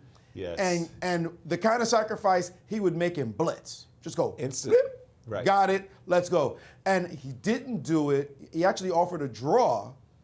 Or did he even do it and offer a draw? He did it and offered a draw. And the computer operator said, sure. And he took the draw. Should have been no draw rules in that match that we have here in this tournament. But he did it, and afterwards he was drilled by Jeremy Schaap. This was on ESPN.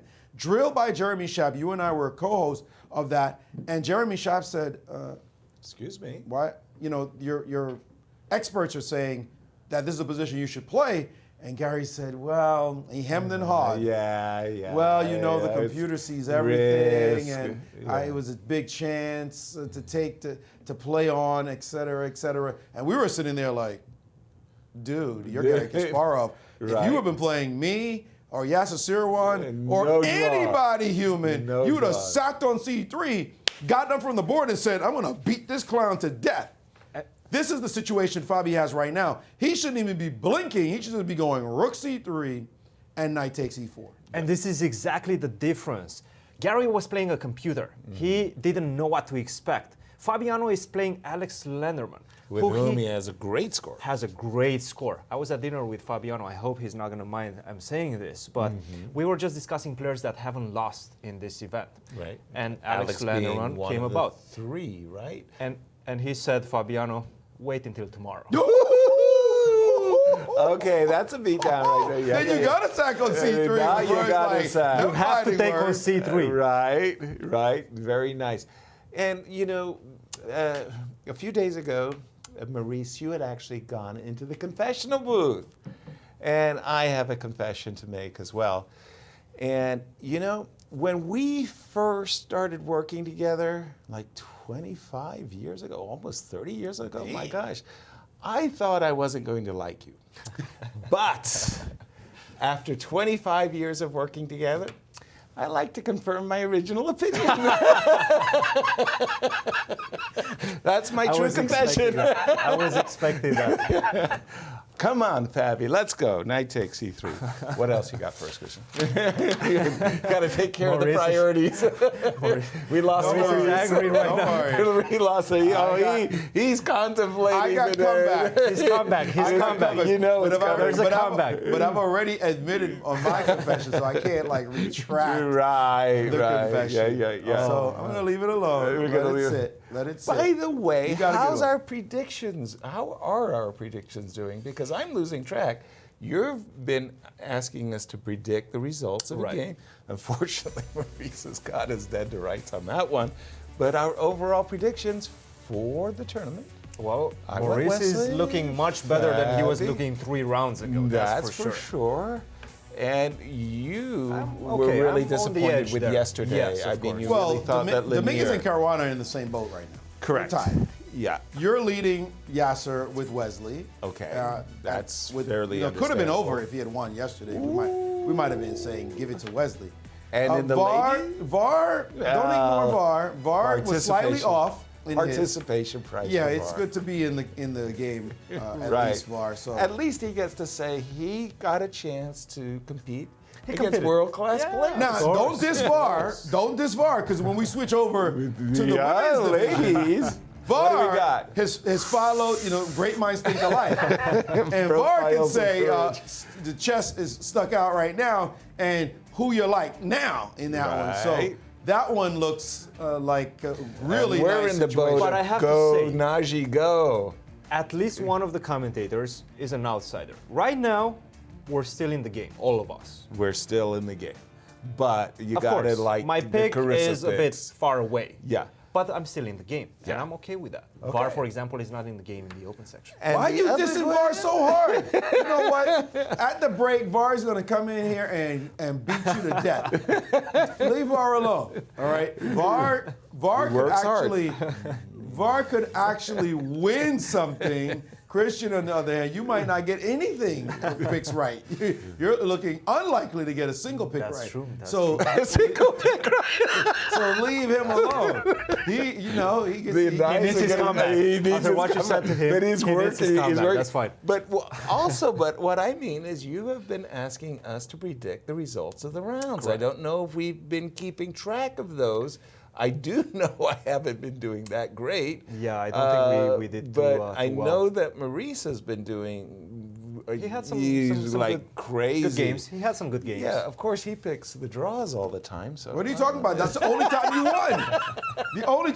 And there's the sacrifice. Rook Yeah, takes it 3 baby. on the board. Got it right on time. Right. No need for you to think. You got to take that back. Right. And then we're going to see hap him, smack him. Knight takes e4. And Fabiano Caruana, my pick to win the tournament, is playing like a boss right now. He's definitely not better.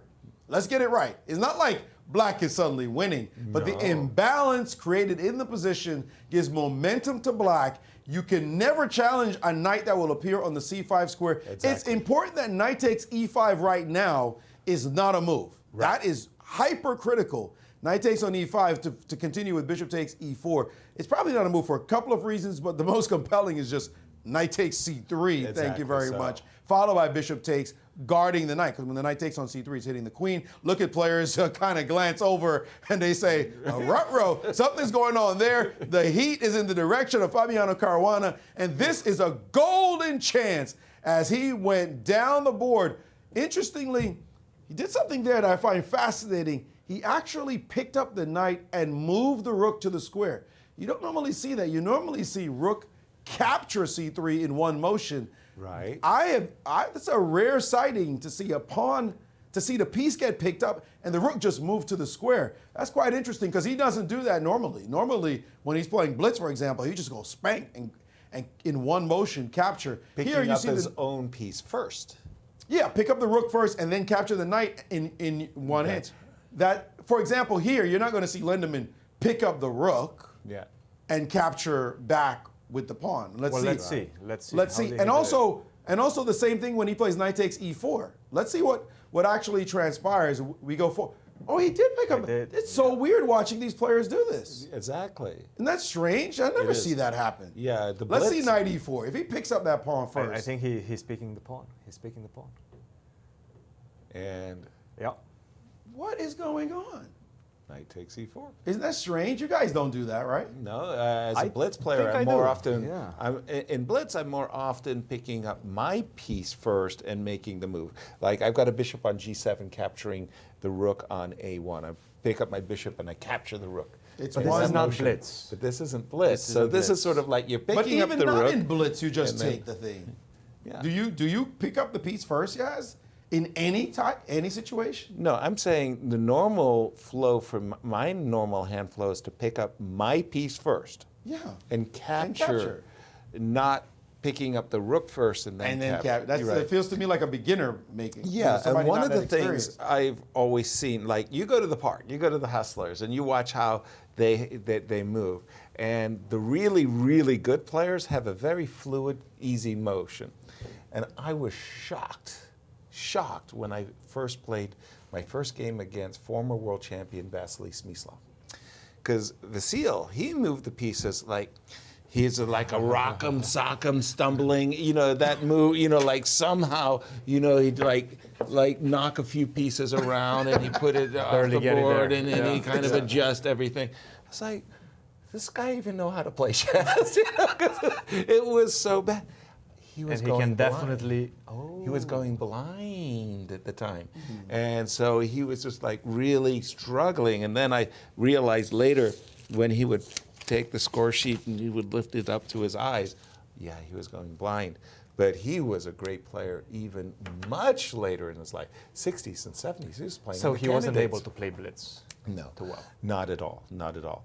But you're absolutely right that, Maurice, you were making the point that Alex, and it's very a crucial one, the knight on e4 is on mid-air. If knight takes e5, the problem with this desirable move, knight takes e5, with the idea of capturing the bishop, is, as Maurice was mentioning, knight takes e3 is clean, cold refutation. The queen is under attack. The bishop is going to capture the knight, defending this knight on c3 so that, well, you've just blundered two pieces for a rook. But after knight takes e4, you were saying Fabi's not winning. No, absolutely. And he's not winning. But he has exactly level, what he wants. Yeah, but how are you supposed to play this with white? Because I don't really see reasonable moves. So, like, for example, you now realize, oh man, I blew it. I shouldn't have allowed this sacrifice. Christian, you've got to bear down. You've got to knuckle down and say, I refuse. I must hold the position. How do you do that? That's a very good question. How do you get counter chances? Because exactly. The problem with white in this position is that you have to wait. You have to wait for black to push his pawns. He's going to go f5, move the knight away, and potentially e4. At that point, your knight has to be on f3, ready to jump to d4. If you try to exchange that knight with the move knight to d2, the problem is that knight not being on f3, I'm going to be able to lock all your pieces if I move the knight away and play the move e4. Right. So it's a waiting game right now. You don't think I want to take the pawn on c3? Probably not. No. Probably not. No need. I was thinking that if you did, at least here, I kind of have the impression that, well, I'm kicking up a fuss, let's say. You still have this lovely... It's funny, you mentioned a moment ago that the knight on c5 and the knight on b4 do nothing. Now they actually really... Now they are. Okay, but at least it's... And just to point that out, actually, for example, if you play a move such as knight d2, defending the pawn on d5, okay, right? Sure. Those knights are perfectly placed to capture an exchange right now after knight to c2. There's no way to run with the rook. Ooh. Because rook to c1 is going to be met by knight e2. Nice. Not only that I'm going to pick up your dark square bishop, which is a problem in itself, Exactly. but I'm also going to pick up the exchange. Yeah, those knights look lovely in that specific position. I was thinking the problem was for me is that, okay, knight c5, which knight goes to c5, right? That's a very good question, and probably that one. I would be inclined to go with that one, and now knight to c3 potentially. Knight to Where c3. do you put a queen is the question. Ooh, I'm not feeling good about my move, c3, c4. That a5, the a4 pawn Is also crispy. Precisely. Hold on, in maybe danger. maybe now, Maurice, I might be prepping knight e5. By the way, let's that go- doesn't win material. Your h3 pawn will hang at the end of that. So it's a Okay. question of whether or not you want to give up your light squared bishop for this trade. Do we Right. put the bishop on f5 or do we go f5? Let's go f5. f5, F5, f7, yeah. f5. Okay. Golly, if I'm in white No, shoes, this is just. Which I'm pawn looking- are you going to You've give? got to get rid of this knight. Can you play knight D2? back to d2? I can't stand these pieces. They've Me- got to go. Me either. But that was what I was trying to do as white, was trade.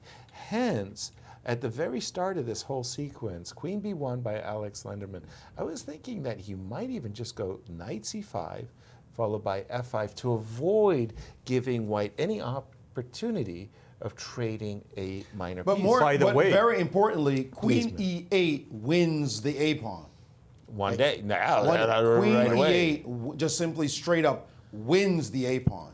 You're going to lose this pawn. Then you're going to see b5 happen, and you're going to start wondering what you're going to do about this. In addition to the f5 idea, the engine says that this is equalish. Yeah. If Good I'm, luck. if I'm practical white, play with the white there's pieces. like I feel lost. Yeah. I feel just at sea how to play this position. Let me ask the engine. Since we like this position so much, maybe it's time for that segment. Although it's going to be a challenge for you guys. The engine says even. The engine says even. It's gonna be a big You want to do a human versus machine right Let's now? go. Let's go. Let's do a human versus machine because we love the humans. I'm with you. Love this position with black. Let's see if you can increase the advantage. That's all I'm going to ask. Right. Increase the advantage. Right now, the engine's saying equal. If you could increase the advantage, prove the engine wrong. That's all you need. You don't need to get a winning position or anything. I just want to keep it increase the balanced. advantage. I just want to keep it balanced. Okay. No, I'm telling you what the challenge is. why- Increase the advantage is what we're White going to after. play. Let's All go. right, white can start with the move rook to a3. Not a move at all that I'm Nobody's inspired. liking this one, but that's it. Wow. Alex is not going to play that move. I mean, if he plays it, wow. Okay, f7, f5. Feels like has to be played. Or knight c5. One of the two. Which knight? Yeah, I would put the knight on a6 in that case, but I like f5. Should we go with knight c5 first? It does put a lot of pressure on that a4 pawn, and I think it's important to get there fast. Nah, let the rook stew on a3. If he plays c4, we could put Yes, the knight sir. on b4. But you know what we're threatening with the move knight c5? What are we threatening? Bishop takes a4. So if you go knight to d2, for example, try then to bishop exchange, then I can a4. play bishop takes a4. You're a dangerous man. A dangerous I'm man attracted right to there. that, yes. Okay, the captain got overridden by his first mate. I'm surprised. I'm surprised he usually wimps out. I know. He stood up. Ooh, look, he's he's right. still smarting from the confession. He's right. that's He was okay. 100% right. That was genius move, Christian. He's hurting. He's Knight hurting. c5. Yeah, he's Queen crying. Queen to c2. Okay, come on. Now it's time to defend the knight. Let's go f5. Okay, come on.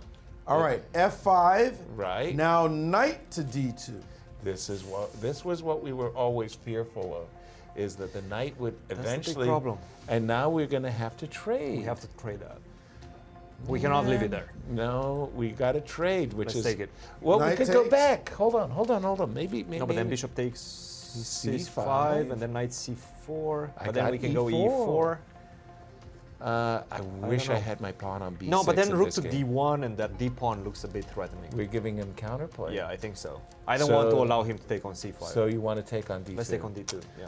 Oh man, but I feel like we're losing our advantage when we do this. Again, we're playing knight takes d2.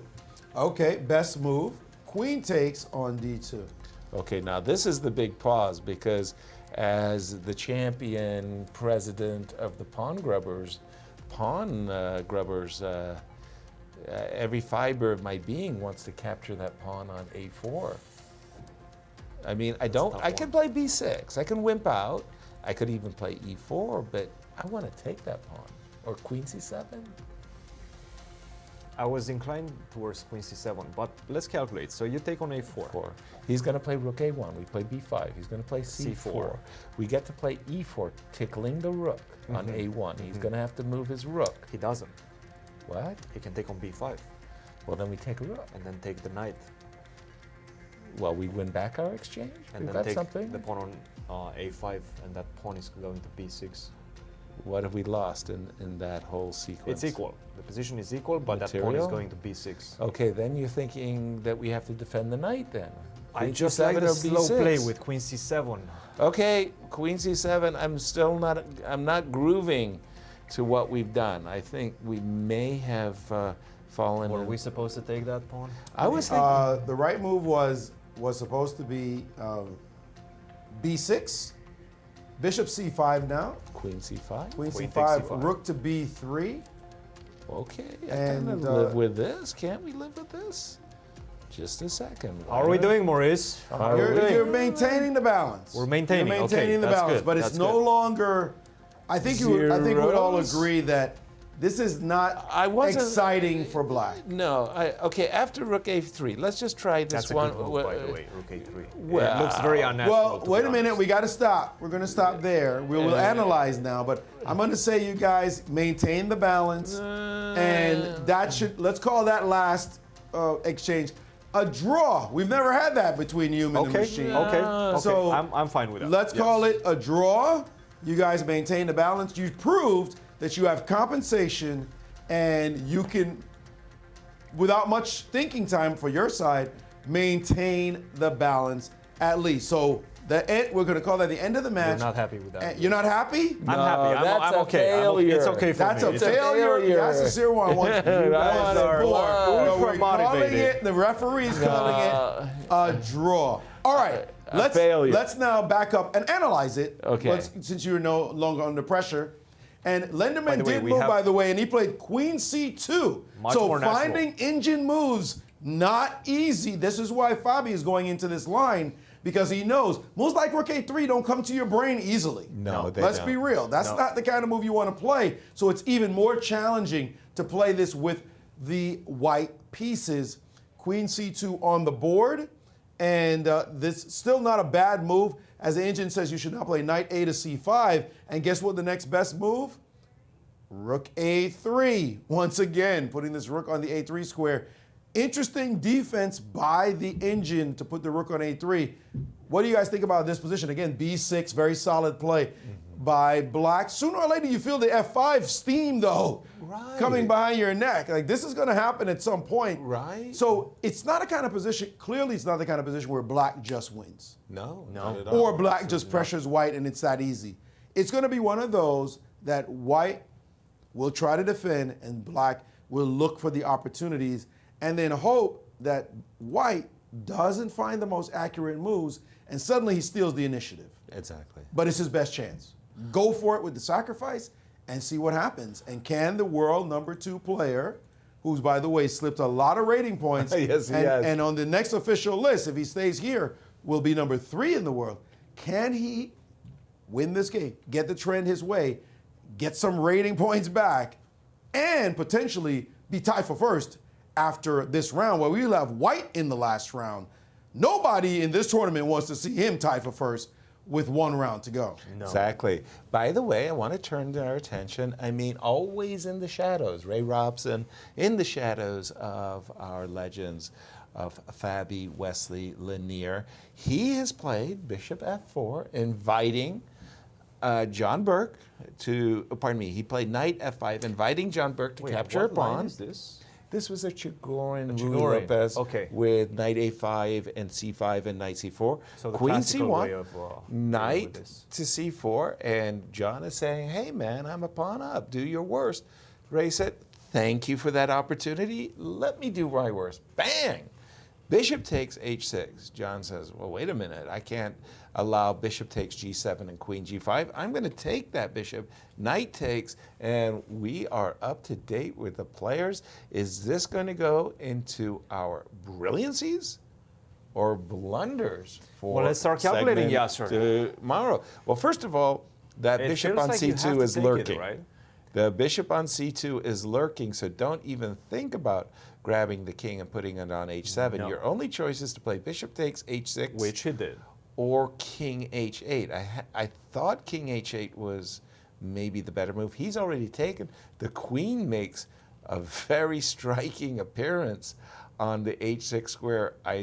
Fortunately for John, he won't have to worry about a rover, but at the moment he's looking at knight f5. I assume his plan? I thought it's knight h7. You think knight h? I thought knight h7 is almost forced for the Resigns with knight h7 after e5. It is. I was about Wow. to say e5 and you can start crying. No, don't think about allowing this move e5. But here's what I was thinking was John's defensive idea. I don't know if it's going to work. I remember, I think it was Wesley So just killing Gatakemsky And by the way, in a rook U.S. e6 champion. is on the board. Yeah, I was thinking he's planning to get out of the way to drop his knight back to cover the g7 square and to stop. And put his rook on g6. And put as his well. rook on g6. And that covers everything. Okay, so here we are. And again, is this a brilliancy by Ray or has it been blunderful? So it seems like knight f5 almost 98. feels automatic, right? Okay, knight f8, pardon me, knight f8. Now where to put the knight queen? f8. I'm going to get this right. Knight e8, Knight e8. protecting g7, attacking the queen. How do you continue? So how A many pawns do we win have? by Ray By gets the way, him right back this in is the only thing. one pawn. Only one pawn because we You dropped already the lost b2 one pawn. on b2. Exactly. Precisely. So if I go queen to g5, are you going to go knight e7? Sorry, rook to g6. Allow knight e7? Now you're getting ahead of yourself. It was like your eye is faster than the brain. Queen g5 check. The immediate rook g6, as you were about to say, does allow knight e7 check, and I get to take the rook. So no, against the move. You want to keep your piece. I'm greedy. I right. will step aside. You're a greedy man. All right. So how can I continue my attack now? And you know that Ray has something in mind. He definitely has something in mind. The So for problem example, is, if I go queen on the h file, aren't you forced to go back to g8? Let's say queen to h4. I just want to keep some control over the dark squares. Queen to h4. I don't think it makes too much of a difference, but I want to keep control on the dark squares. Well, that's actually a very nice thing to have in mind, because if you can do this, then you're getting your queen. Remember, your queen started at h6. So you get your queen out of danger with tempo, and I can't play the, or can I play the desired rook g6? It's not gonna look pretty, but you can play that move, yes. And queen to h8, rook to g8, queen to h6, knight to g7. I'm in a very awkward pin, but Very awkward for position. the moment, I'm a piece up, and you're So just dreaming. But no, rook to e3 is not possible. That's a problem. Yeah, you're dreaming of a rover. All right, Either let's do it this slowly one, then. Let's do it slowly. Well, I'm not that slow. I'm going to play rook to e6 and kick the queen, and don't forget, things are lurking. John Burke is still in this, but I liked what you said there about your whole queen g5, queen h4 approach. But is it a winning advantage? Oh, I don't know. I don't think it's winning. No.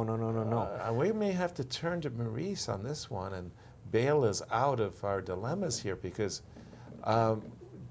It's not winning. enterprising play by Ray, It's but definitely not winning, and all he has is a queen and knight, and Black's able to attacking, defend. right? But apparently, compensation, bishop b3, for example, is one move to try to get rid of that knight, and then try to use your rooks on the open files. But it's far from clear. It's far from clear. The engine's saying the less than a pawn advantage to Black Clearly, white has compensation. We can see it's scary around that king, but there's a very specific defense with 98 and shifting the black king out of the way. So Ray can look all he wants to. He's not going to find a win at the end of that, and he's going to have to figure out where we're going to just be playing chess. That's a committal thing to have to realize, right? A huge realization, like, I'm not winning, but how do I play? What do you do to increase some initiative, some kind of play if you're white?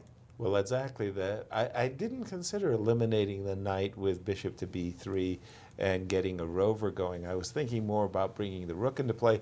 We'll keep an eye on that, but you had another game set up that you wanted to talk about, Maurice. Yes, this game with Carissa, and as I said, when you're not really sure about things in a position, that's when Carissa starts to play a little bit worse. And here, we see she just played the move g5. After knight f6, her opponent did play d5, said, I'm going to take the space, and we can work it from here. e5, the natural response, knight to h2.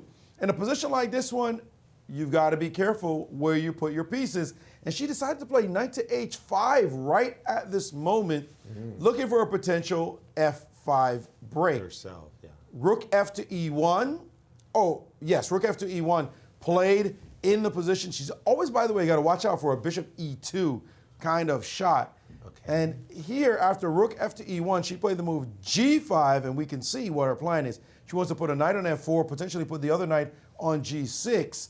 White will aim for this square, potentially with knight back and knight here, but there's a knight waiting. There's also the other knight that can go here, so you can play knight, knight, one knight, and then finally you're able to see this square for yourself. It's still one of those turgid positional battles going on, but certainly if you're black, you know you're kind of playing with a little bit of gambling in mind, because you have weakened some squares.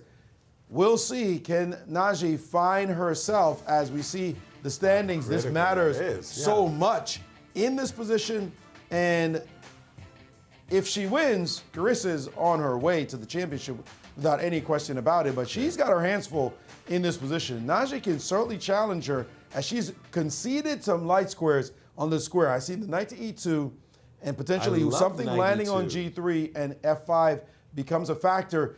The fact that you gave white something very easy to do, something very clear, is what you didn't want to have happen. Yeah. You don't want to give that to white, where you have just a crystal clear plan in mind. And this one, I would say, is what has just happened with that move g5. Yeah, and I really love the move knight c3, e2. I think the knight on h2, I'm not happy about it, but I think it has work that it can do over on that side of the board, whether it be knight g4 and again rerouting to g3. But knight c3 to e2, the knight on c3 is not working in my opinion. Knight c3 to e2, knight g3, challenging the knight on h5, prepping a knight on f5. Trade, double the pawns. I'm kind of happy with white's position. And perhaps we can actually look on your board, Yasser, because I think this is a perfect example of those type of positions where you have to think and ask the question, which one of my pieces is not playing?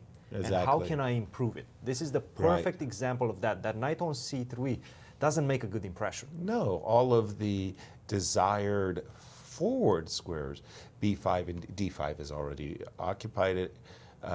And b5 is covered, so I do. And you don't have a lot of options. I mean, the bishop on c4 is not great either, but you will be able to drop it to e2, maybe on f1 to defend the king side at some point. The knight on c3 has to be rerouted, and I do like the idea of this move knight to e2. And you were mentioning that knight on h2 doesn't make a clear impression right now.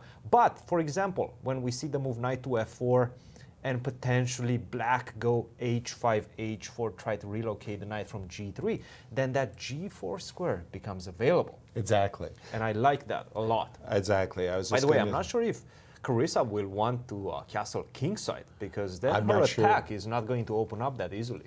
I'm just kind of putting some moving pieces, kind of getting a zen of the position. Bishop comes back to f1, prepping c2, c4, prepping for knight g4, knight f5, and g3. This is going to be very intriguing to watch it unfold. And Maurice, back over to you. This is my kind of game. To watch some moves in this position that are just high-level moves by Black on every single turn. Katerina Nemtsova desperate now after she lost the lead, lost the game, potentially just watching even a chance on the podium slip away, as Begim has played some marvelous moves after knight c5, rook f to d1, bishop e6, queen d8, rook f, bishop takes, and bc6. Now watch this. This is styling and profiling the next few moves. White attacks the bishop and the pawn on c6. The bishop drops back, a retreating move. It looks passive, you see. There are passive moves being made here.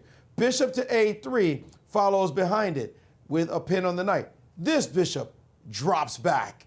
Now it's defended nicely. Rook to d2, looking to double along the file and get some pressure. And now the final stylish move, bishop back to e8. It looks like Black has been on the defensive, being pushed back, but all of a sudden, it's Black who is way better thanks to all these moves. One threat in the position is knight e4, unleashing the attack on this bishop. We've got the pin on this line as well, and Black has played these moves that look like they're defensive, but in fact, they're high-class retreating moves that consolidates her position and now prepares for her to break out and go after White. Engines love this position and say every single move was perfect that Black just played. And it's White who's struggling right now as she's about to double rooks. But I believe this move is a mistake, which allows the move knight to a4 to be played. Oh, that's a nice shot. Knight to a4, forcing you to now trade. You have to take here. If you take on f8, knight c3 first is coming at you. So you have to trade this off, give the two bishops up, and you don't have an obvious move here as you're going to be down a full pawn. They may be doubled, but one is passed. Two of them actually both passed, but your knight is going to need to control these pawns, and the position liquidates down into advantage Black, two bishops, extra pawn. Even if it weren't extra, there's one that's there that's passed, and White is going to struggle to stay in this game as Begim is playing great. Has she won 2 in a row? 2 in a row. Two in a row. This could be her 3rd in a row. She's come back quite nicely in this event, and she will put herself in at least clear 3rd, possibly even 2nd if Irina only draws. Falters. And she'd be tied for 2nd. But if Irina falters, then she'd be in clear 2nd. Meantime, we got that big game between Carissa to see if she has a chance, because if Carissa loses and Begim wins, she's only half a point out of 1st. And there's a mathematical chance there for her to tie or even overtake Carissa if Carissa collapses, and she'll find herself in the championship circle. And Carissa is playing Katerina in the last round, so that's not an easy matchup either. No, absolutely. First of all, I just want to say thank you, Maurice. That was a really remarkable conception. Bishop f8, bishop e8. Now comes knight a4. You thought I was on the back foot? No, no, no. Crouching tiger, hitting dragon. Very, very nice. Just wanted to jump very quickly to the game of Irina, so important to our standings. When we left it, well, the panel felt like Talia was for choice. She had the nice Maroczy bind set up. This bishop made a kind of a woeful impression on the e6 square. I was agitating for knight d5. I like those central knights that are so well protected, and also maybe threatening knight f4. Talia's approach was a bit more direct. She played f4, a4, and it was sort of like the cleaners came in and just hosed down the pieces as we got here. Now this is a very important moment. I don't like Irina's decision to capture with a knight. It's okay, nothing's wrong with it, and but she needs a win. She needs a win. And she needs an imbalance to win this position.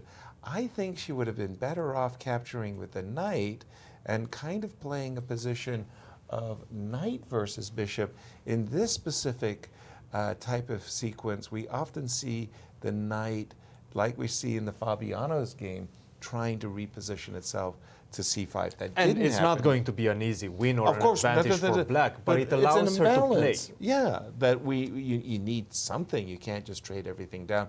She did, however, and this is Irina's road ahead, Christian. Absolutely, she's playing today with the black pieces against Talia Cervantes, and tomorrow she has white against Tatev Abrahamian. That's not an easy matchup either. Long time rivalry between those two. But after knight d5, she captured with the knight. We've now reached this position after a3, b6. We can see that what Irina's plan is, once again, she wants to post up on c5 so that after any rook is traded, she will then recapture with the b pawn and eyeball the b2 Open up the pawn. b file. And she did. After, I like Talia's move, by the way. You make a quick V line into the center. The king in the ending is a very, very powerful piece, and we've caught up to the players as we get ready for a quick break, Christian. We will go on a quick break as we are approaching the time trouble situation, and we will see you guys on the other side.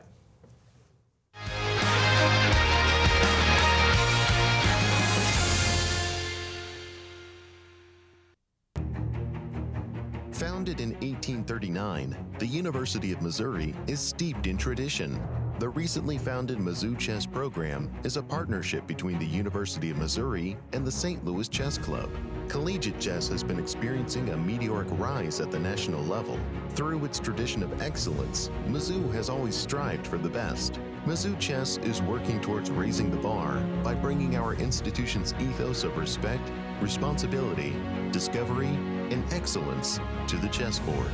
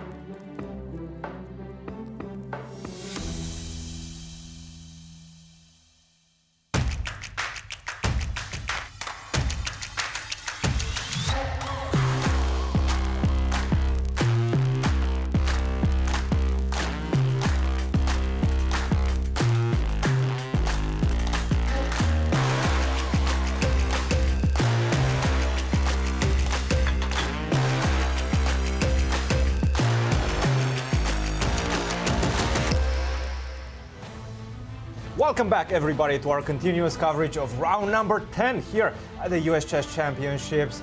The games are heating up. Where is the action, Yasser? Well, the action is with our leaders, Christian. And let's just jump to the game of Alex Lenderman versus Fabiano. A wonderful exchange sacrifice. Fabi's got a knight and a pawn for a rook. And when we left it, just about these queen c2 parts. Knight came back to d2. Queen c7, yes. rook a3. That was that very difficult move that the chess... So he played the move. He Rook did. A3. He spotted that move. That he needed to defend his two weaknesses, the pawns on a4 and c3. Fabi said, you go ahead and defend all you like. I'm going to make an expansion on the king side. I'll either play for f5, f4 or e5, e4. By the way, one thing that I really like about Fabiano's play right now is, and I don't know the evaluation of the engine, is that he's keeping pieces on the board. He's not exchanging anything. Exactly. He did not exchange knight on d2. Keep the pieces on the board, keep the tension on the board, and wait for the time trouble situation when your opponent potentially could make a mistake. Exactly. I agree with you. I like his patient approach. f4, rook e8 takes on e5. Ooh. What does Marie say about trades? That is a big Fantastic or fabulous or forget about it? Forgettable? We have this bishop lurking on the e5 square, hitting the pawn on g3. Alex had to back up. And look at this. Talk about thematic breaks. Wow. I love what Fabi has gotten going. And after rook I'm thinking knight could drop into d3. Ooh, some juicy Knight to moment. d3, then the other knight comes to c5, everything. There is a beautiful synergy between black's pieces, I feel like. Nevertheless, he cannot blink. He needs to do something fast. Well, I'm thinking a5, like a4. A4. That's kind Let's of the save that pawn. Well, that's the lazy man's decision. I cannot cotton that knight coming to d3. I better play bishop f1. But now if we exchange those, your d5 pawn is going to be a weakness. And Yes. I'm not even convinced that I have to take on b1 first. Okay, that's fine. But let's take on that's- f1. Yes. Rook takes rook f1. takes f1. And now let's put some pressure on that d5 pawn. Queen to b7. Or queen to d7 or Queen to b7. Boy 7. Okay. So, you're going to jump? I'm going to jump around.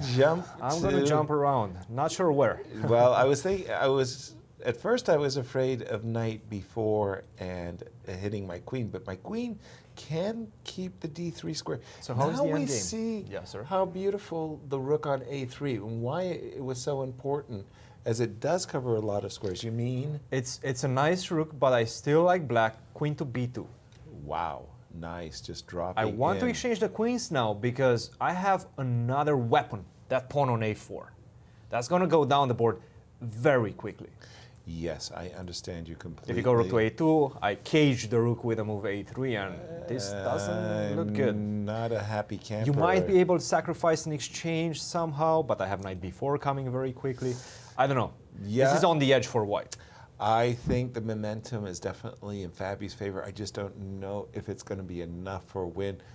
I think it's advantage Fabi, but we'll see. It looks and Maurice, I got to ask you, how is the tournament leader, Carissa Yip, handling the pressure of a penultimate round? Well, her position looks dubious. We didn't like the opening choice, for sure, but she's doing what she does, putting pressure on her opponents by direct play, by aggressive play, forcing them to burn time on the clock, and that's exactly what's happening in her game with Naji Pakidze right now. As you look at that huge time advantage, almost 30 minutes, 15 minutes and change on the clock for Naji in a position where they've only played 21 moves. She's got 19 moves to go, and Carissa has made it very clear, I've lined my pieces up against you, and I'm coming after your king, and I might sacrifice in order to achieve that aim, and now she has to calculate it. She can't just intuitively say, well, it'll all work out. I'll just let her sack for a couple of pawns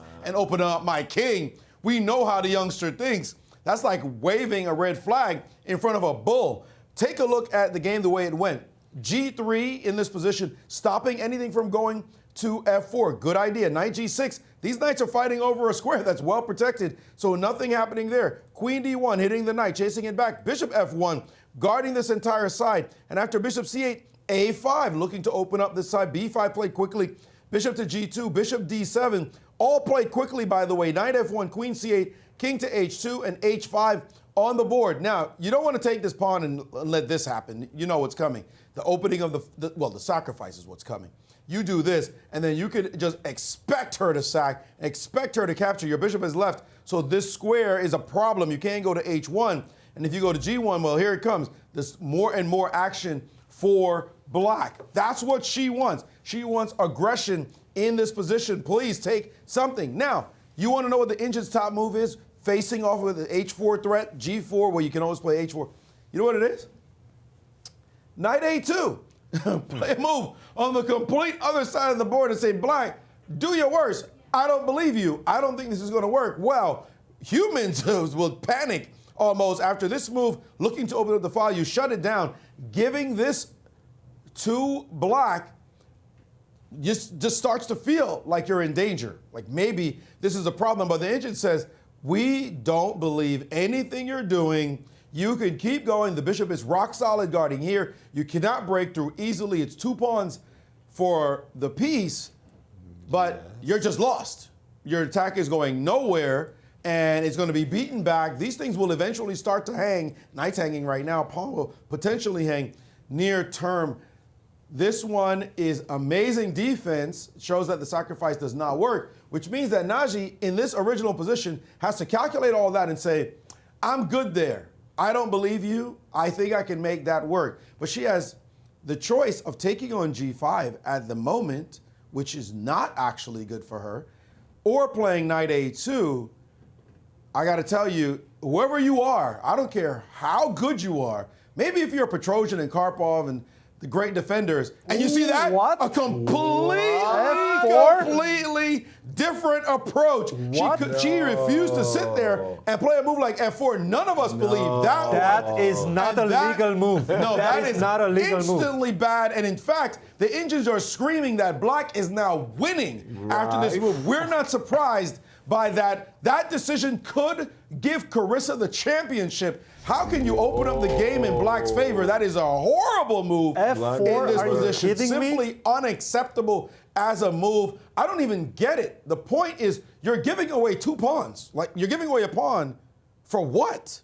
For nothing. This is For panic what? mode. This is panic. Absolute panic. See, this is what Carissa believes in her heart and soul. I pressure them, they crack. And she's done it time and time again. And this one is a high-level blunder. I mean, the worst of the worst. Carissa's like trying to get her eyes clear to see a move like f4 land on the board just because the black king is still in the middle, trying to break open the position with this. This is a horrible move. Don't forget, black and castle still. It's still legal. So if need be, I'm just saying, if it's bail time, black can run. But black doesn't need to. Okay, but what's the point of this move f4? Like, I'm trying to wrap my head around it. It's pure panic. I can't believe we even saw it. And by the way, black has 5 pieces directly trained at the white king. Exactly. Sorry, 5? No. 1 queen on c8, bishop on d7, knight on f6, knight on g6, rook on h8. Count the pawns too. Yeah, I just said the pieces. The pieces. I'm just saying the pawns will be in the and the bishop on g7. The bishop on g7 after the move come f4. into it. I see all of that. But there are 5 that are directly trained. The rest are also waiting. Okay. Even the rook on a8 is thinking it's going to join the party at some point, gentlemen. This is just disastrous. Funny enough, I think exactly at this moment we might have different approaches to Carissa's position. I think f4 is a howler, a terrible, terrible blunder. But my approach to the position, when I see that, I'm trying to open up the king side. I'm thinking h5, h4. I want to open up the rook on the h file. By the way, Yasser, I think that's exactly what Nazi wants. h4. h4, because then she can close things up with f5. f5 is their move she's looking for. You're saying she really wants to play the move f5. Okay, let's look at this. h4. By the way, I'm not saying that I'm not getting checkmated, but it looks much better now with that diagonal closed. Knight takes, knight f4. And you think that she's going to keep the position closed? Rook H4? Not, wow. I feel it's still a game. If you take on F4, I feel it's just simply not a game anymore. Okay, good point. Good point. I really don't see how you can play this move F4 and not immediately be punished for it. Just be super happy that you're even in this. Actually, now I take it back because I do have a way of opening up the king if side you want also. To. If you want to. There's some. I'm not sure if I'm ready to do that. It's totally ready. Knight G4 is coming. Yeah, and I'm just thinking that somewhere here. Maybe just 95 and 95. F3.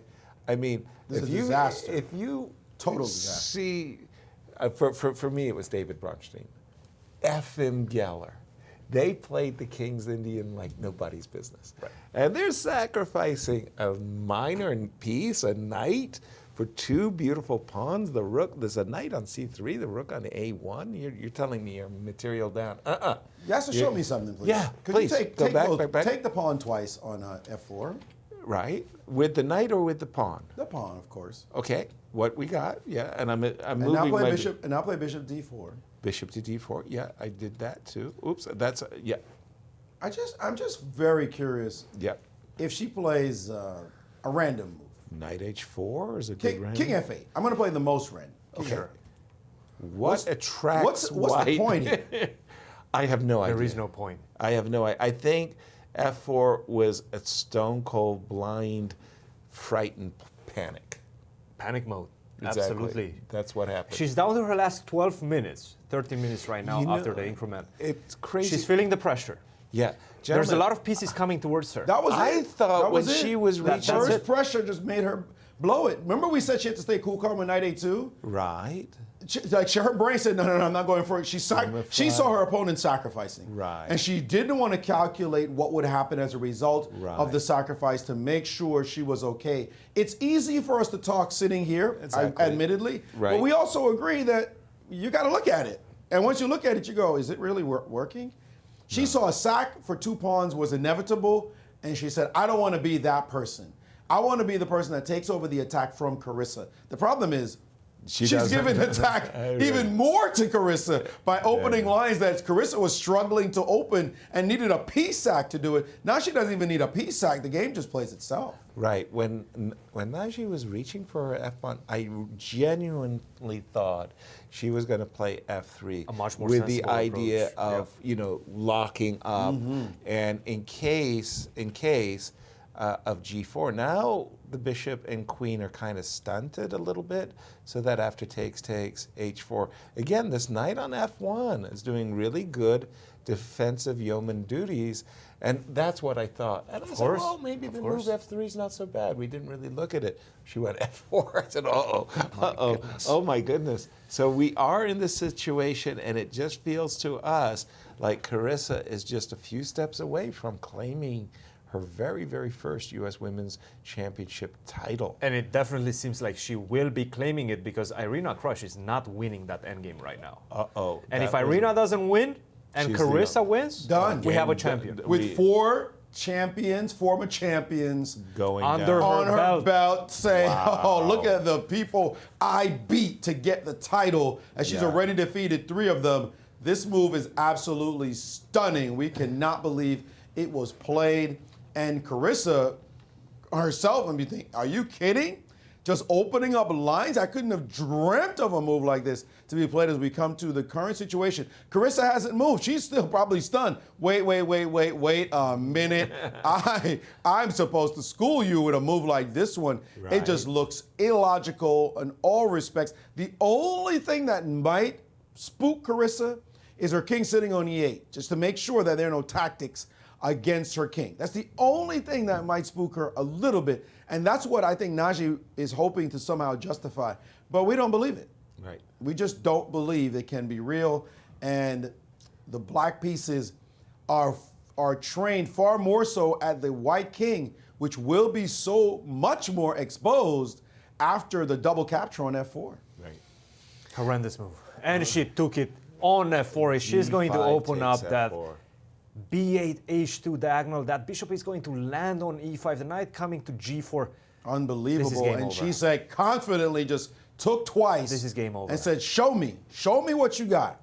Right.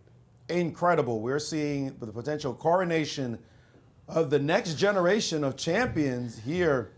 If Carissa wins, her confidence level will be very high.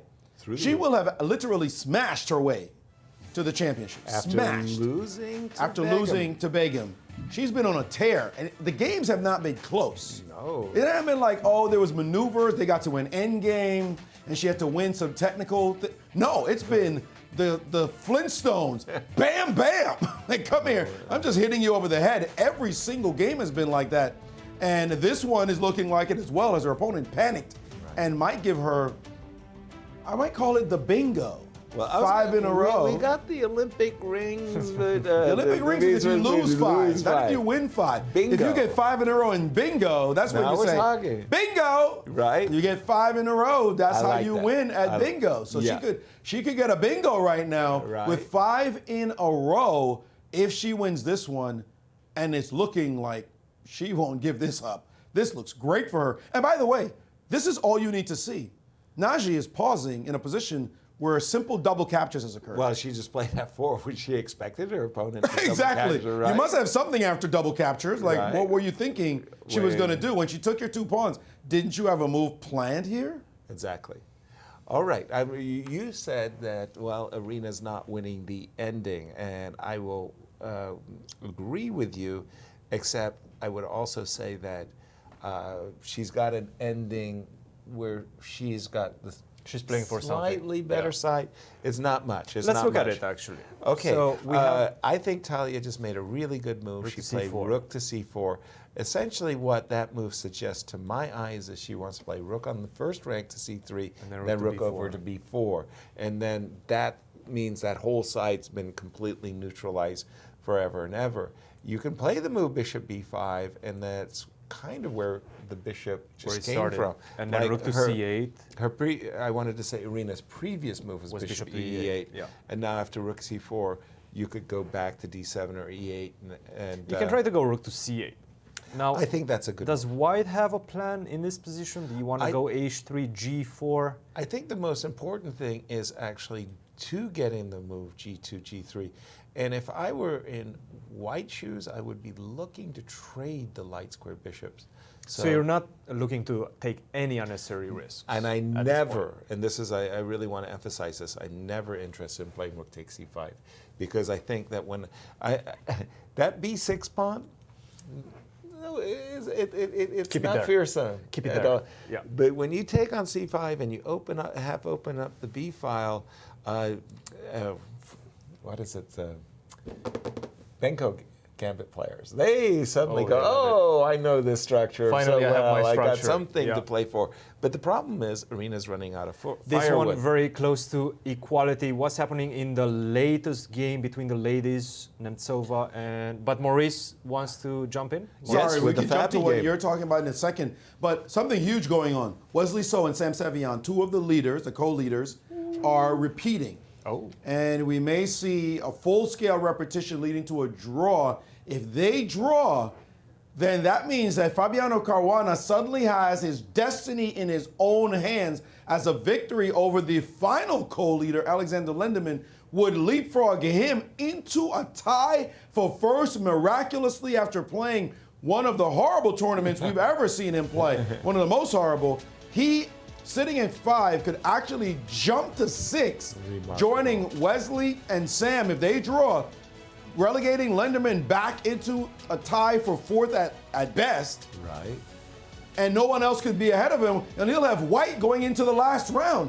It would be an amazing result for him if he could pull off the victory here, something we could not have imagined from him when he was playing so badly earlier in the tournament, and suddenly he could be at least in a tie, and then whatever happens in the last round, he would look at a playoffs, and I don't think anybody wants to see Fabiano surging in this event. So he's pretty confident right now. Let's look at the board position. He did not play a4. He played knight to d3. I like it. Which now forces some great calculation, by the way, by his opponent. If rook takes on a5, knight takes f2, rook takes on b5, there is this move waiting, queen to a7. Now, if you're black, you've got to pay attention to this move because your king is suddenly caught in a little bit of a funny situation. By the way, this pawn on G3, as we see, this game has ended in a draw. Repetition. That's over. A huge result for the tournament, no question about it. And those players will go rest and wait for the result of this game that we're looking at right now. Queen over to A7. And now, check out the next move, because your king is in a very strange situation. World of hurt. The move knight F1 is the engine move. What? Like insanity. I'm going to go back. Let me turn it on, since I'm not going to pretend I know what's happening. If king to H2, F4 just wins. Like, bam. The dark square's attack is way too strong. And if king over 2F1, then there's this move, knight takes, and if bishop takes, queen E3. What kind of variation is this? Are you kidding me? Bishop takes is threatened, queen takes is threatened. If you give up this knight on A6, bishop takes, and it's all she wrote. There's an E3 attack coming, F2 attack coming. You want it. Wow, you could easily fall for this, by the way, if you are white. Something like this could happen Queen after A7. That is a superstar move. Takes, right rook takes, 2800 move. 2800 type chess we're in right now. The only defense that we found so far, knight to F1, allowing you to get away with any disco you want. This knight has 6 moves. Okay, that one's out, but that one's one, that's another, that's one. This knight can go a bunch of squares. You have to calculate knight F1 as your defense? Good luck. Yeah. Good luck. By the way, even here the game is still sharp. After knight F1, there is a knight E4 siding. And again, this F4 problem is real. You go into H2, you will have to give this up, but you do get counterplay on the other side. This is crazy talk. Fabiano Caruana has found a way to enliven the game with knight to D3, putting his opponent into the think tank, and the time says 20 minutes on the clock to survive this attack, 16 moves. If Lenderman gets out of this, I say give him the title. Wow. Because this is all-star defense necessary in order to survive this game. By the way, no all-star defense for Naji, because she, after the double capture on F4, followed up with a second howler. I really dislike this move, E5. This was her calculation. This was her calculation. She's trying to make hay of the fact that Black's king is in the center. But in fact, without the rook, White has nothing. There's nothing attacking the Black king other than the rook on E1. Boom! Knight to Let's G4 check. Why not? On you, HG, king G1. Thank you. I'll take that one as well. By the way, I was looking more at the Bishop takes E5, Bishop right? takes E5. I was looking more in this direction than the other direction. We were talking about what number of pieces are attacking. I was counting the bishop as well on G7. Yeah. She did take the third pawn with takes, bishop C5, queen, now we have queen D8. to D8. Where that queen is coming, and it's coming fast on H4. Oh my That's word. bad news for White right now. Nazi Paikidze in a world of trouble. Absolutely. No, that whole sequence by White just opened up everything for Black's pieces, and now the king is suffering. We have special guests. We do have a special guest. Ashrita Eswaran is with Maurice Ashley. We see one former champion going down here. Ashrita was able to take down another former champ. And we weren't paying too much attention to your game, Ashrita, as there's other games that were afoot. But now that I had a chance to look at it, wow, diamonds in my eyeballs. Yasser, go to move 18 on your board and let us enjoy the evisceration that Ashrita put on your move 18 is the move. Bishop E7 after rook B3, bishop E7 right here. And Ashrita, what an attack you got. The position was fairly nondescript, but suddenly she just gave you some chances with this move F5. Yeah, I was actually surprised by her opening choice with the C takes D4 here in the Steinitz variation. I think I was actually in my preparation till queen H4 check, and then I couldn't really remember it. But I think after bishop F2, it felt easy for me to play, especially with her king in the middle of the board. And after queen D8 castle, I thought, I thought maybe rook C8 instead of queen C8, but I think here she spent like 40 minutes on the clock. And so I felt like she thought it was an uncomfortable position for her.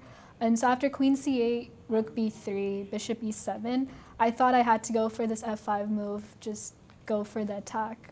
Sure. And I didn't really see, like, I thought her queen c4 was good, and then I wasn't entirely sure if rook e1 was correct or not, but I thought rook e1, and if she castles, f6, g takes f6, and queen h6, and then I'm threatening knight d5 and rook g3, and I think she's in trouble there. Nasty. No question about that. That looks like a really nice. You're all set up with the rover. So she played bishop c6 to avoid castling. The engine says that that's a blunder. Bishop b4 was best, and now here you come.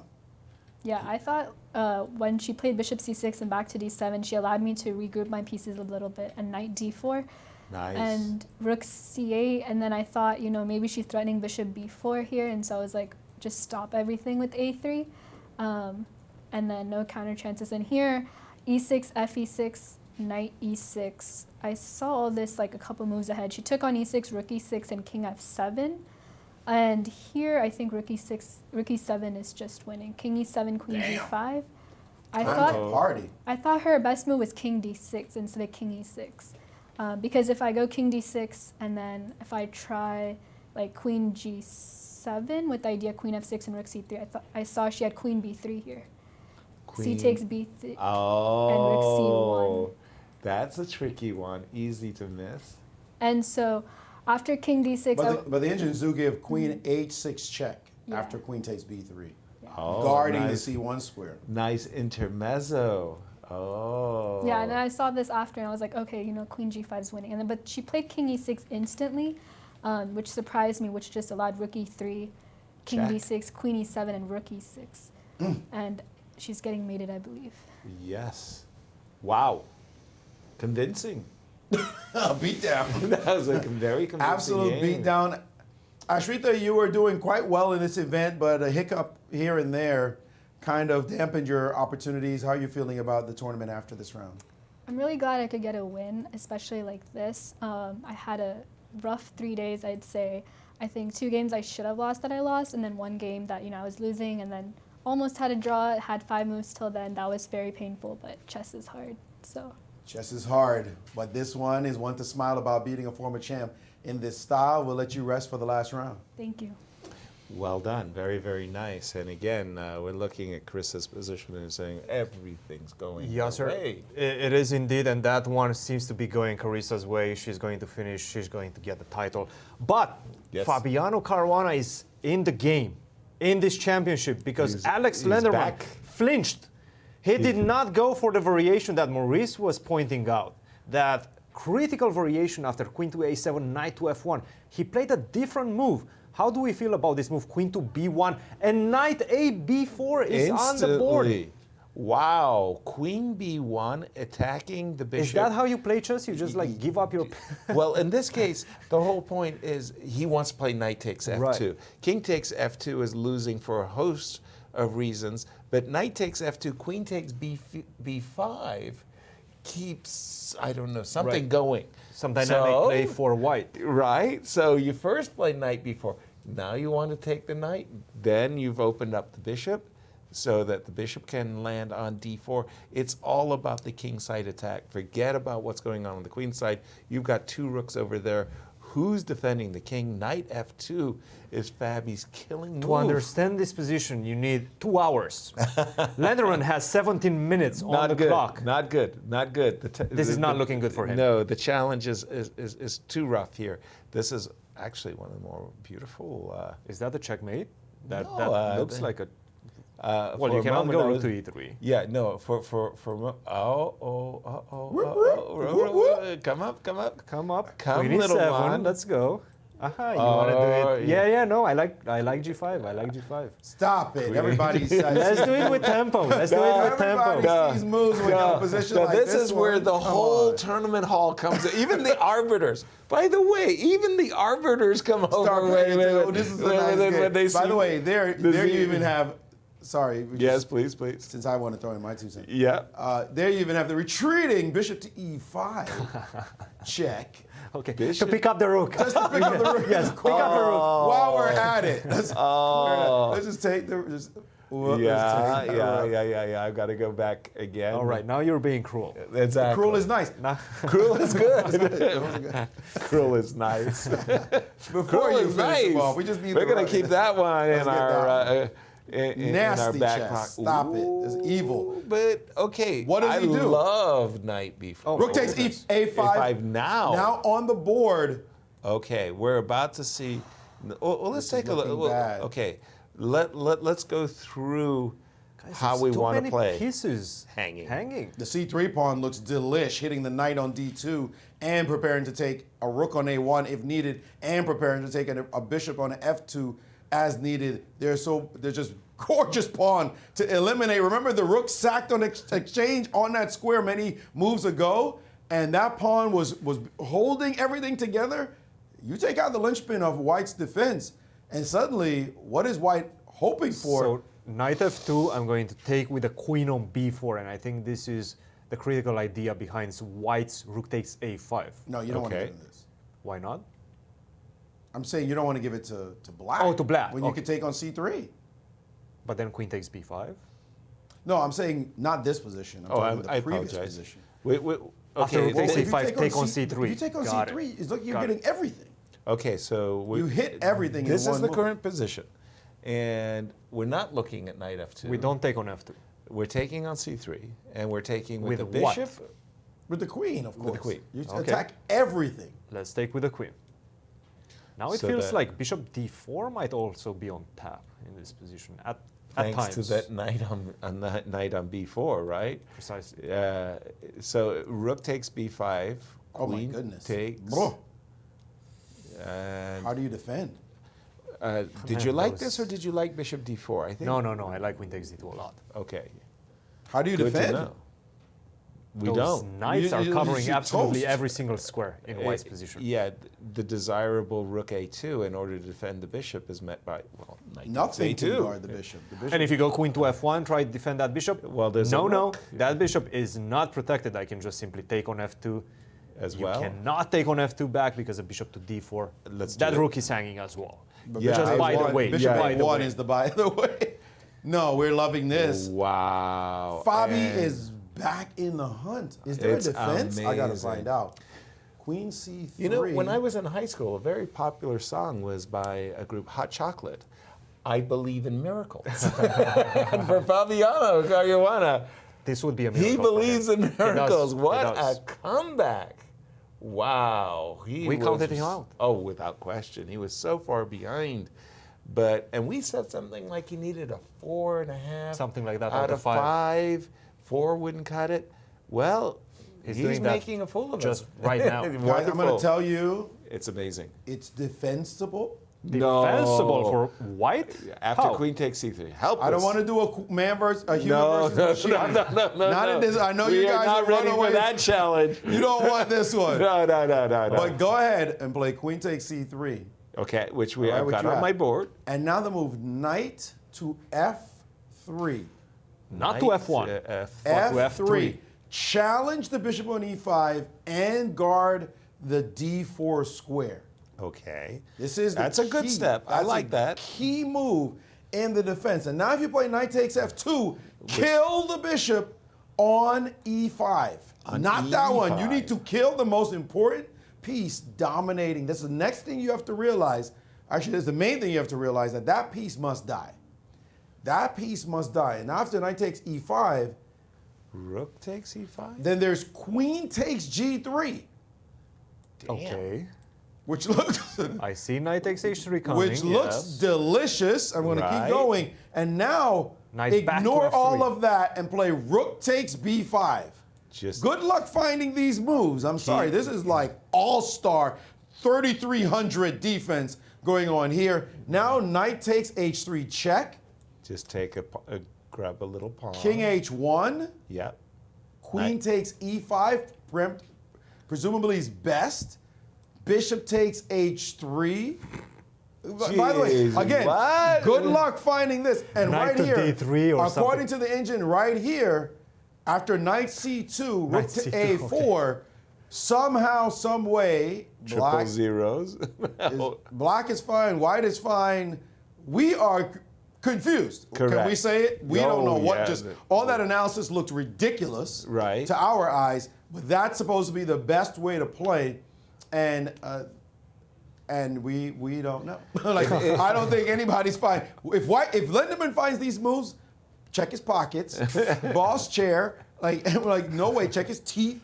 There's some kind of something. No way you find all these moves to get to the finish line. I don't know how it came into my mind, but pre-computer analysis, if I wrote a book about my best games or something and I gave this kind of analysis, everybody would be looking at me like this guy. This guy needs to go to the institution.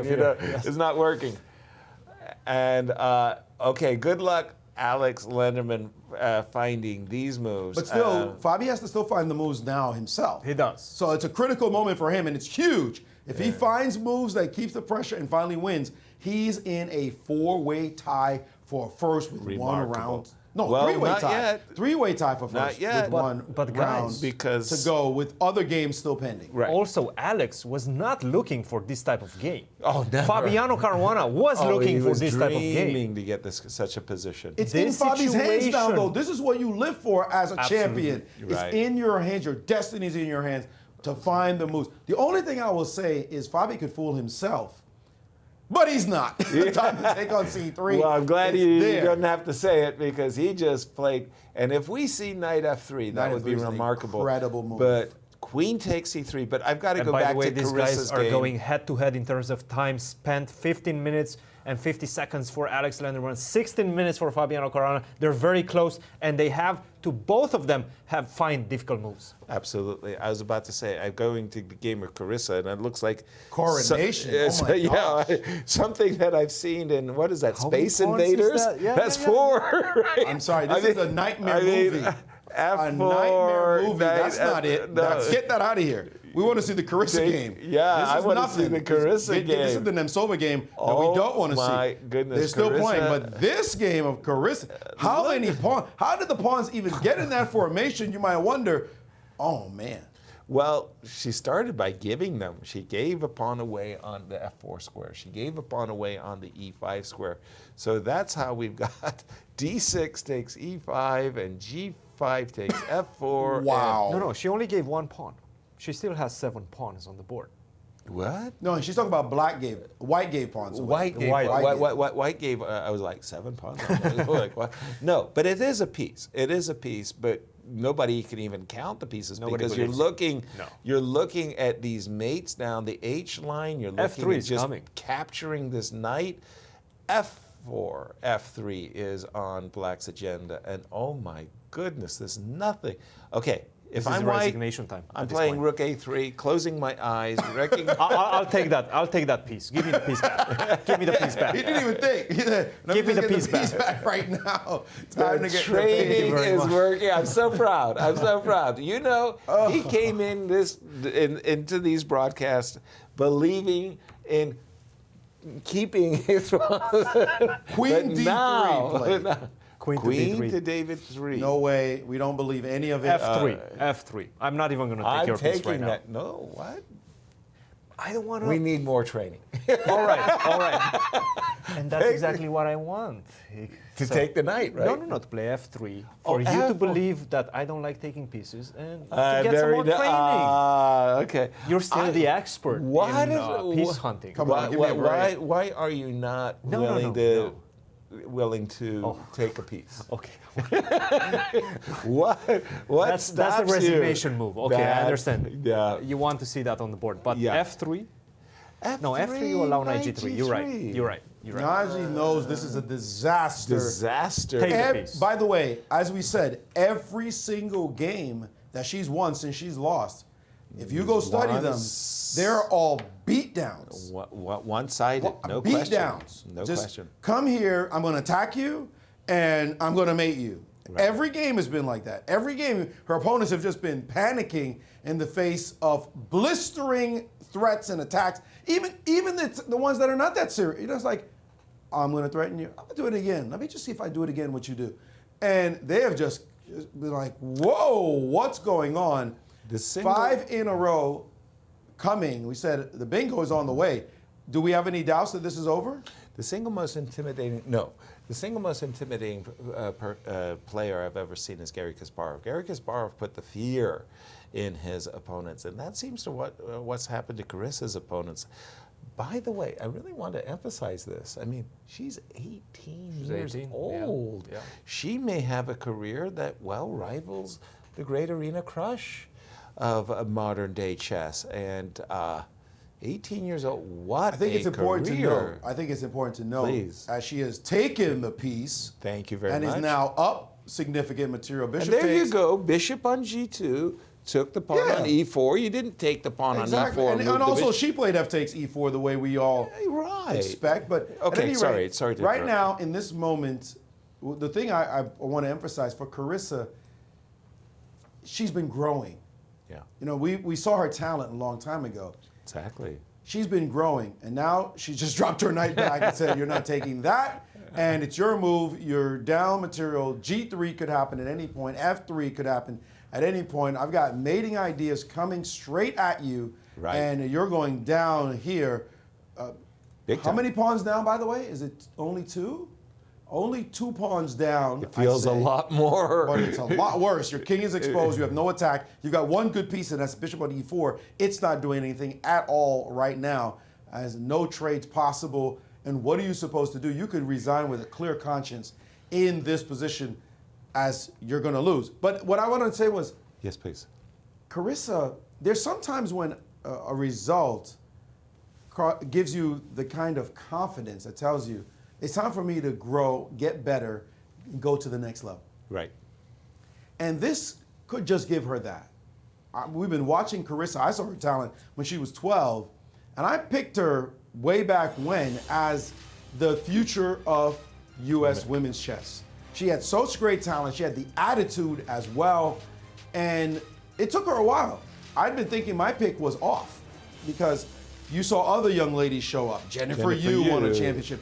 Annie Wang took care of business. And it looked like Carissa was she really clear on the fact of how good she was? And was she that interested in chess?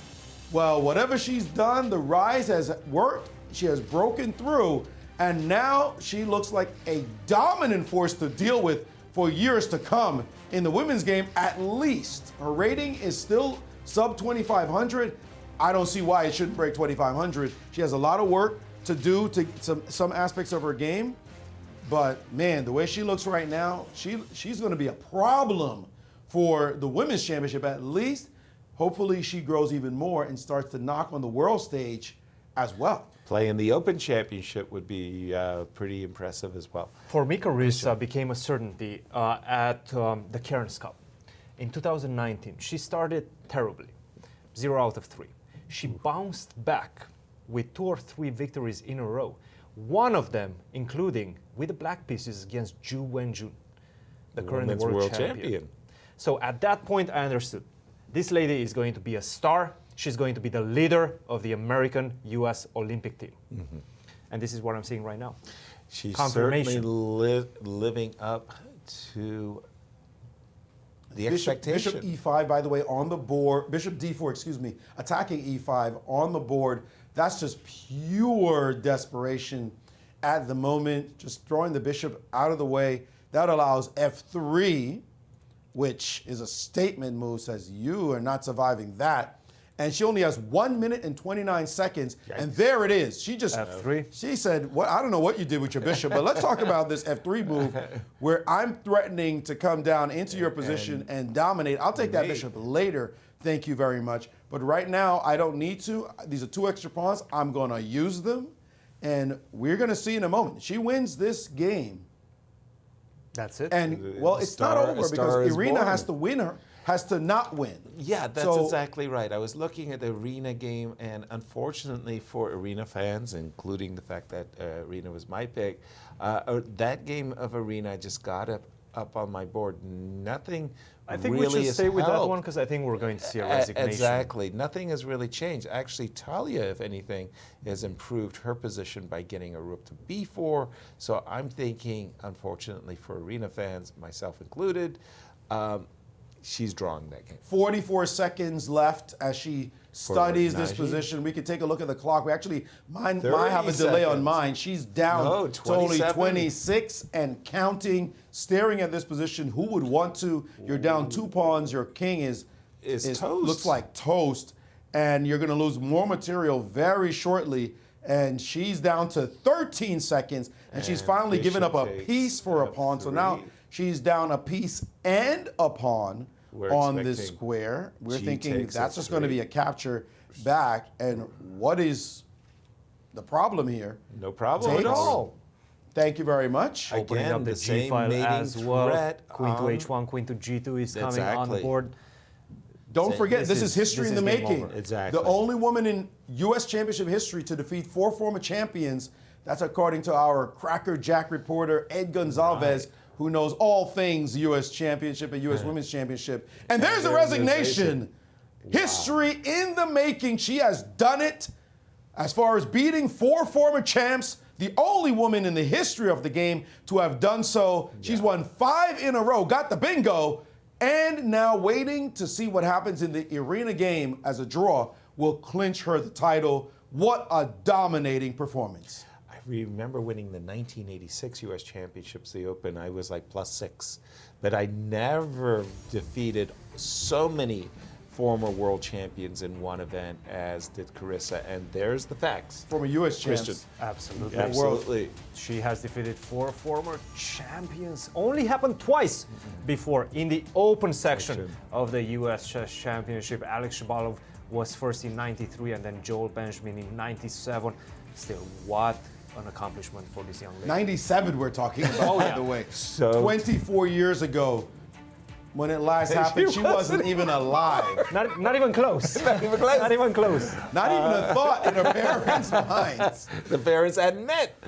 And all eyes turn to Irina. If Irina does not win and keep the pressure up on Carissa, we will have a new U.S. champion. By the in way, Carissa, and what- I think it's been a repetition that's been going on. Sorry. What do Carissa. you do right now as Irina? As Do you Irina, let take me- unnecessary risks? No, never Yes. mind. That's it. This a is it. Draw. Is that it? She's That's asking it. for a draw right now, Talia Cervantes. Is This asking is for a arbiter. threefold repetition. This will crown Carissa Yip as the U.S. Women's National Champion. Wow. As Talia points out, her intended move, which will be a 3-time repetition, and we're seeing history in the making as Irina has recognized that it's a draw, and she there it is. concedes. Okay, our congratulations to Carissa Yip. It's fantastic. $25,000. Wow. Yeah. What an accomplishment for We're going this to go out young to Carissa lady. and say, can you pick up the check? She's picking up the check tonight. She's picking up the check. And she is right now with Maurice Ashley. After losing a terrible game, she managed Wow. to pick herself up and win 5 in a row.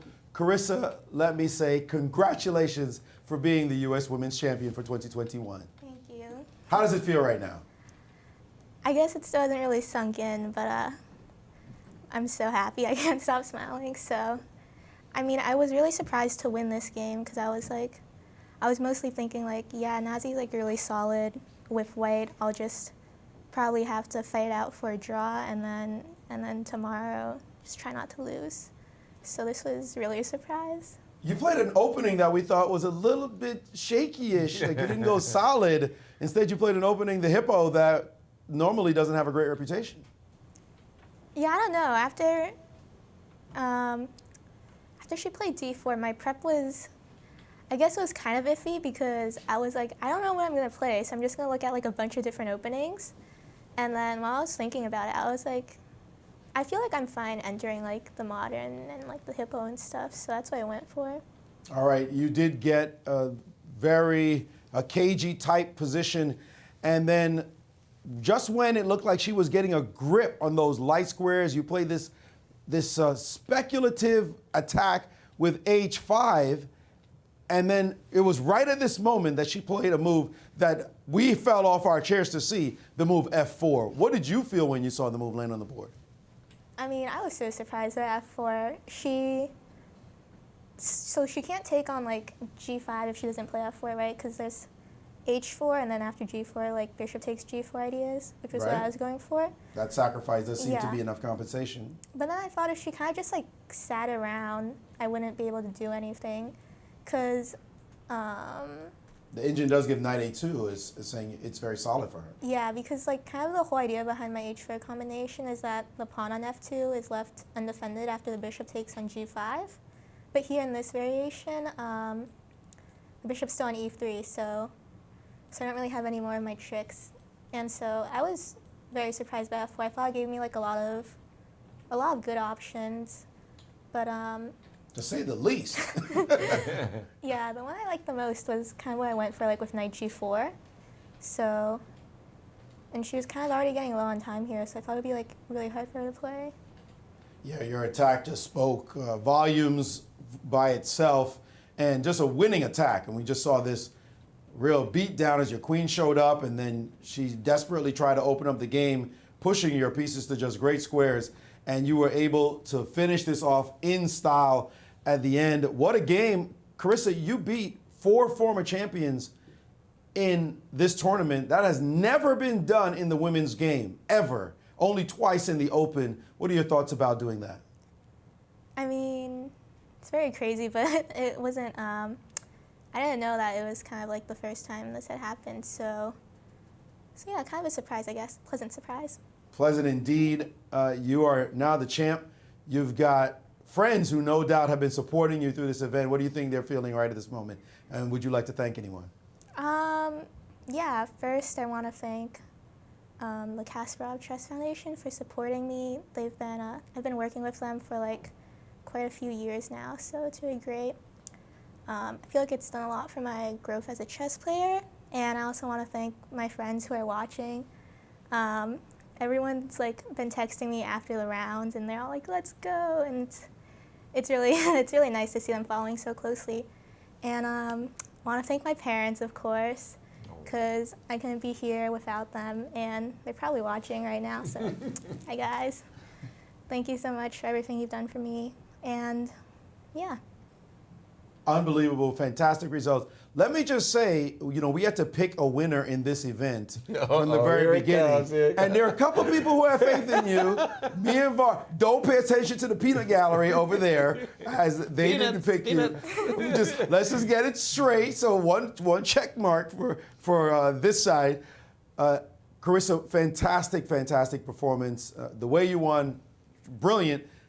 Now, you've got one game to go. It doesn't matter for the score itself, but a lot of times you win the second to last game and you get everything. That last game becomes a downer. What is your attitude going into that game?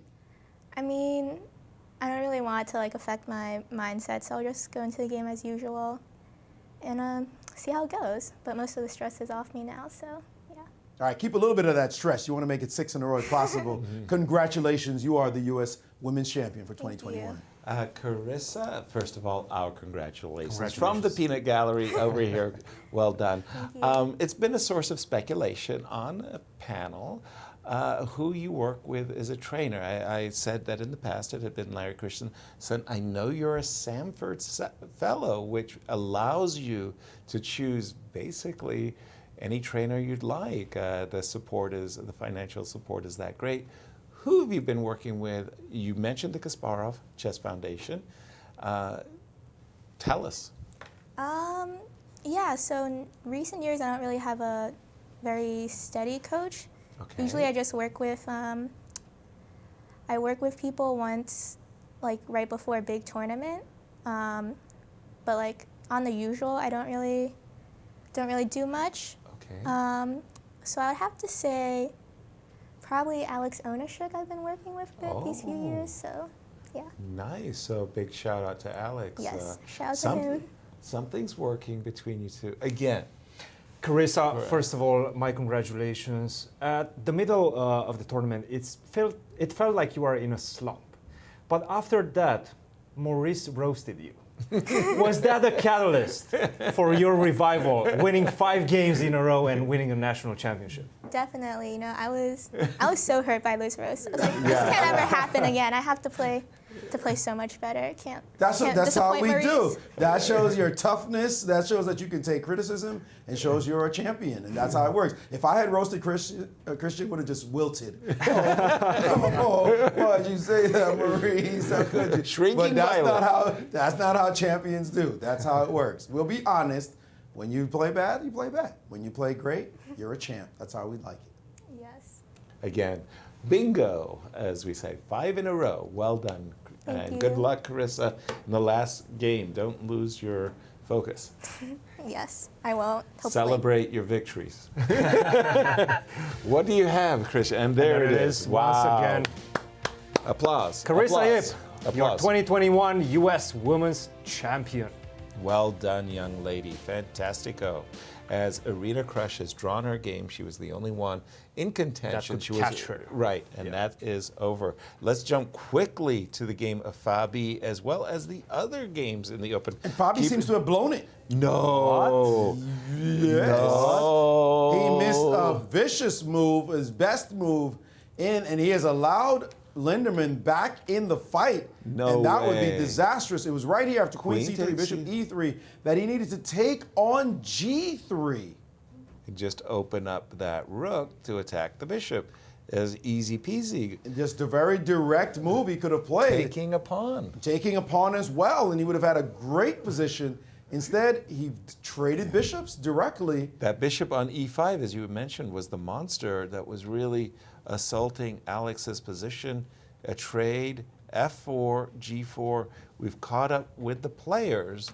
Now, this still looks... How could this not be winning? I mean, it still looks very difficult for white. The engine's giving triple zeros, by the way. No here. way. Wow. Yes, saying Queen that there's no F2? queen. Queen F2, knight F3. Rook e2, queen g3. My goodness. I would have thought that this is just dead busted. Triple zeros. I couldn't be more surprised. But we do have another special guest here in the studio with us. Irina Crush, 8-time national champion, is with Maurice Ashley.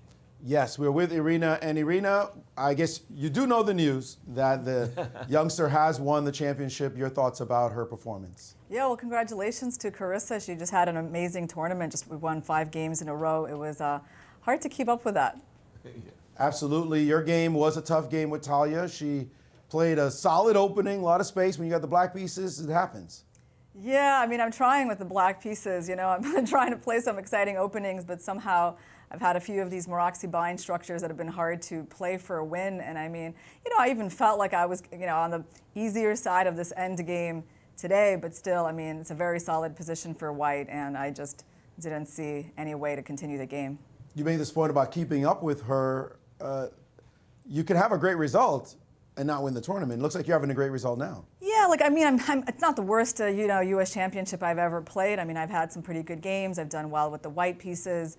You know, I think mainly it was, you know, the slow start. You know, 2 out of 4 was not so good. After that, it's gotten better. But still, you know, when someone wins all their games, and even if you play decently, you know, you can't always manage to do that. So, you know, I could kind of see the writing on the wall when I saw her win against Nazi. I was like, okay, you know, I guess this is not my my tournament to win. You got one more game to go. Is the motivation high? Oh, it's high. Yes, of course. I mean, I'm going to do everything I can in the last round to finish as well as I can. You know, even if you can't win, you should still try to get the best place that you can. That's the champion's attitude. Good luck tomorrow. We hope to see the best from you. Thank you, Maurice. Yes, indeed, Irina. Good luck to you. And I'm still a little bit stunned about the news of Fabiano's position. Not And by the way, Lanier Dominguez, who was a half a point in the trailers.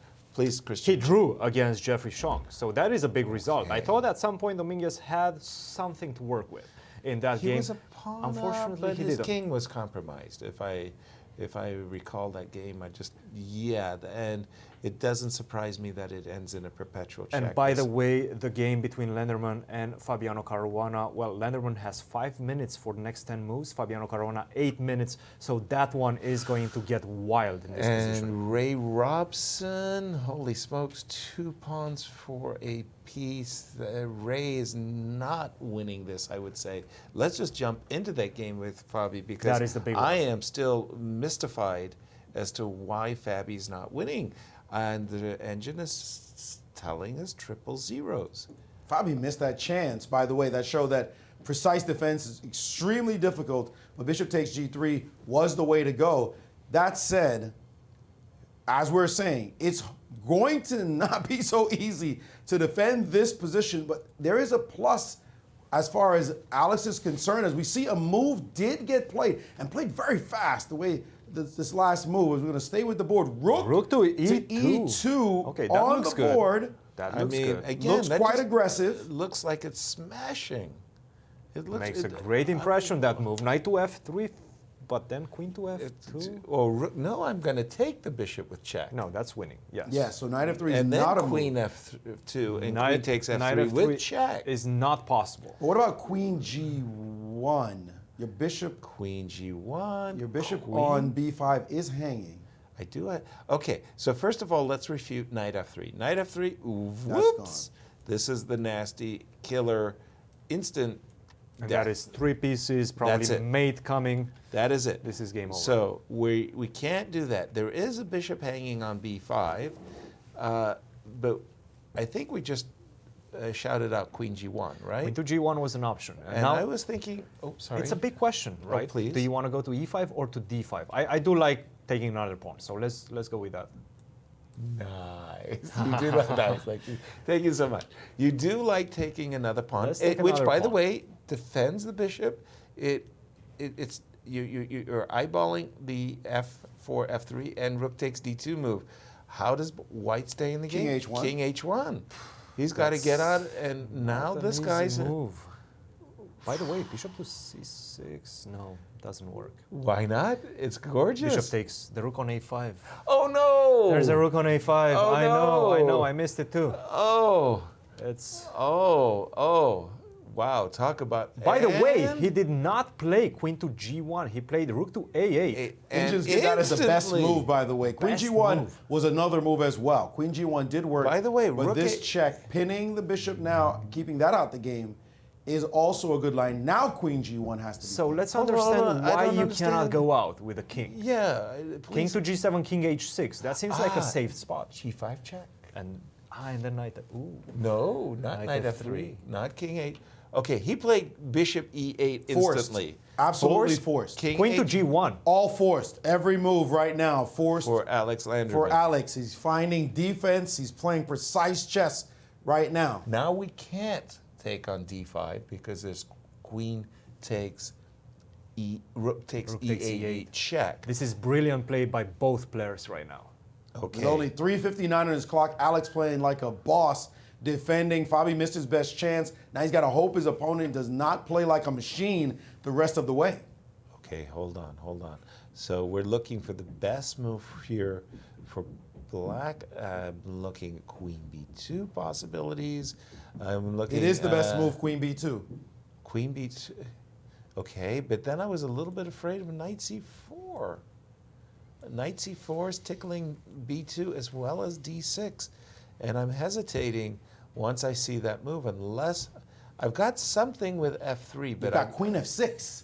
Queen F6. What a maneuver. That's bizarre. So luring the knight to a would-be That good is square, very bizarre. so that I can play for F3. That though. is not Because you something don't you have normally knight see E4 every day. as well.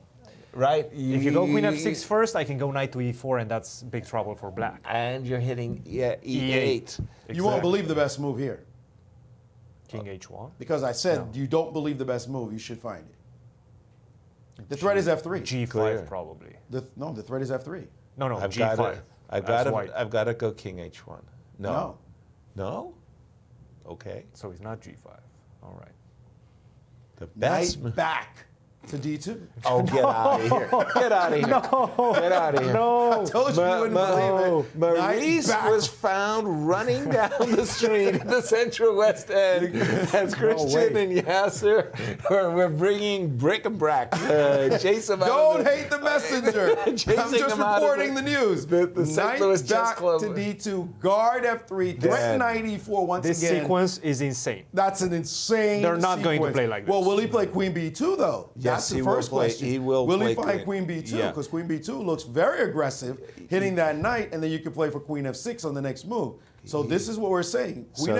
This is the current game. And there it is. played it. Queen B2 is on the board, and now there's no way. Knight C4, Queen F6, knight back to D2. No. If Alex finds knight D2, Check his pockets. give him the national championship. That's it. I agree with mean, Maurice on that one. would be Give him the national insane championship. to defend this position. Hold on. So let's just think. There's Wesley, who's undefeated. Lenderman is undefeated. I thought there was a third undefeated.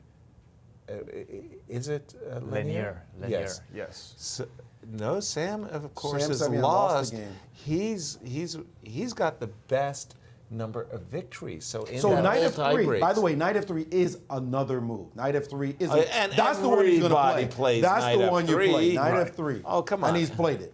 Everybody would play knight F3. That's the human move. But what do you now, do now if you are black? Knight takes D5. Why? To eat If you- another pawn. Thank you. If you take knight D5, Let's you eat some might be is- resigning. Because of knight D4. I understand, but I'm just saying. There's another move. Knight C. No, you know what I really wanted to do? I wanted to pick up the knight on B4 and transfer it to E3, overlooking the fact that my rook. The bishop on E8 is. King F8, best move. King King F8, best move. Guard your bishop, in this position. They're finding top-notch moves, folks. Like high-level, top-notch Knight moves. D4 and knight E6. These guys are playing like machines right Knight now. D4 Knight loses D4 material, rook rook takes G2. G2. That's Thank a problem. You. Oh, good. That means I can dismiss knight D4 from my calculations. Don't tell me that right now the players have to repeat with King H1, Knight F2. That is very possible. No, I don't think Fabi wants it, but that is very possible. King No. H1. But his time is ticking down. He's Actually, down I to gotta- 301, and he's feeling it. Look at him. He just shook his head. He's got to make 6 moves, I was thinking 7 moves. you're gonna love this. King H1, knight F2 check, king back. I'm not gonna go back to D3. I'm gonna go back to E4. Why? So that after King H1, I can bring the other knight, to the party. Make sure to invite everybody to the party when you're attacking. Critical King moment right now for F8, white. 2.5 minutes for Alex Lenderman. By the way, the move you just suggested is a blunder. King to H1. King H1. King H1. Let's show this line. And I got it. He's about to panic. Let's Do show it, do it, do everybody. It's insane what he has to worry about. You cannot put your knight on E4. If we could get You if we mean could knight get the board. F2 check, King H2, knight E4. Yes. Bad move because. Well, we need to see the board in order for it to, Rook to takes happen. A8. Take E8. But What? here we go. If you play, takes knight E8. F2, King H1, This knight is the to current E4, position. Yeah. Rook takes E8 check, and you're getting mated. Yeah. What? The queen is coming to A7. Oh my gosh, that queen on G1. Lurking, getting Are ready you to join the party. Are you kidding me? Kidding is not what's happening. And the major pieces, the rook and the queen, do it on their own power. King to F6, rook to F8. Oh, And that is a 94. checkmate. And that's mate. So Fabi has to be careful. He might even lose the game, and Lenderman would be in sole first if that happens. That would be First, he has to make a move. First he has to move. First, he has to make a Is he move. gonna move? What is happening right here? He's feeling the pressure, and he sees that check. By the way, he sees the knight F2 check, and he has nothing to do but bring his king back. So he probably wants to make a progress move, not something where his opponent gets to choose what happens next. So he's frozen here with only 1 minute and 7 seconds left.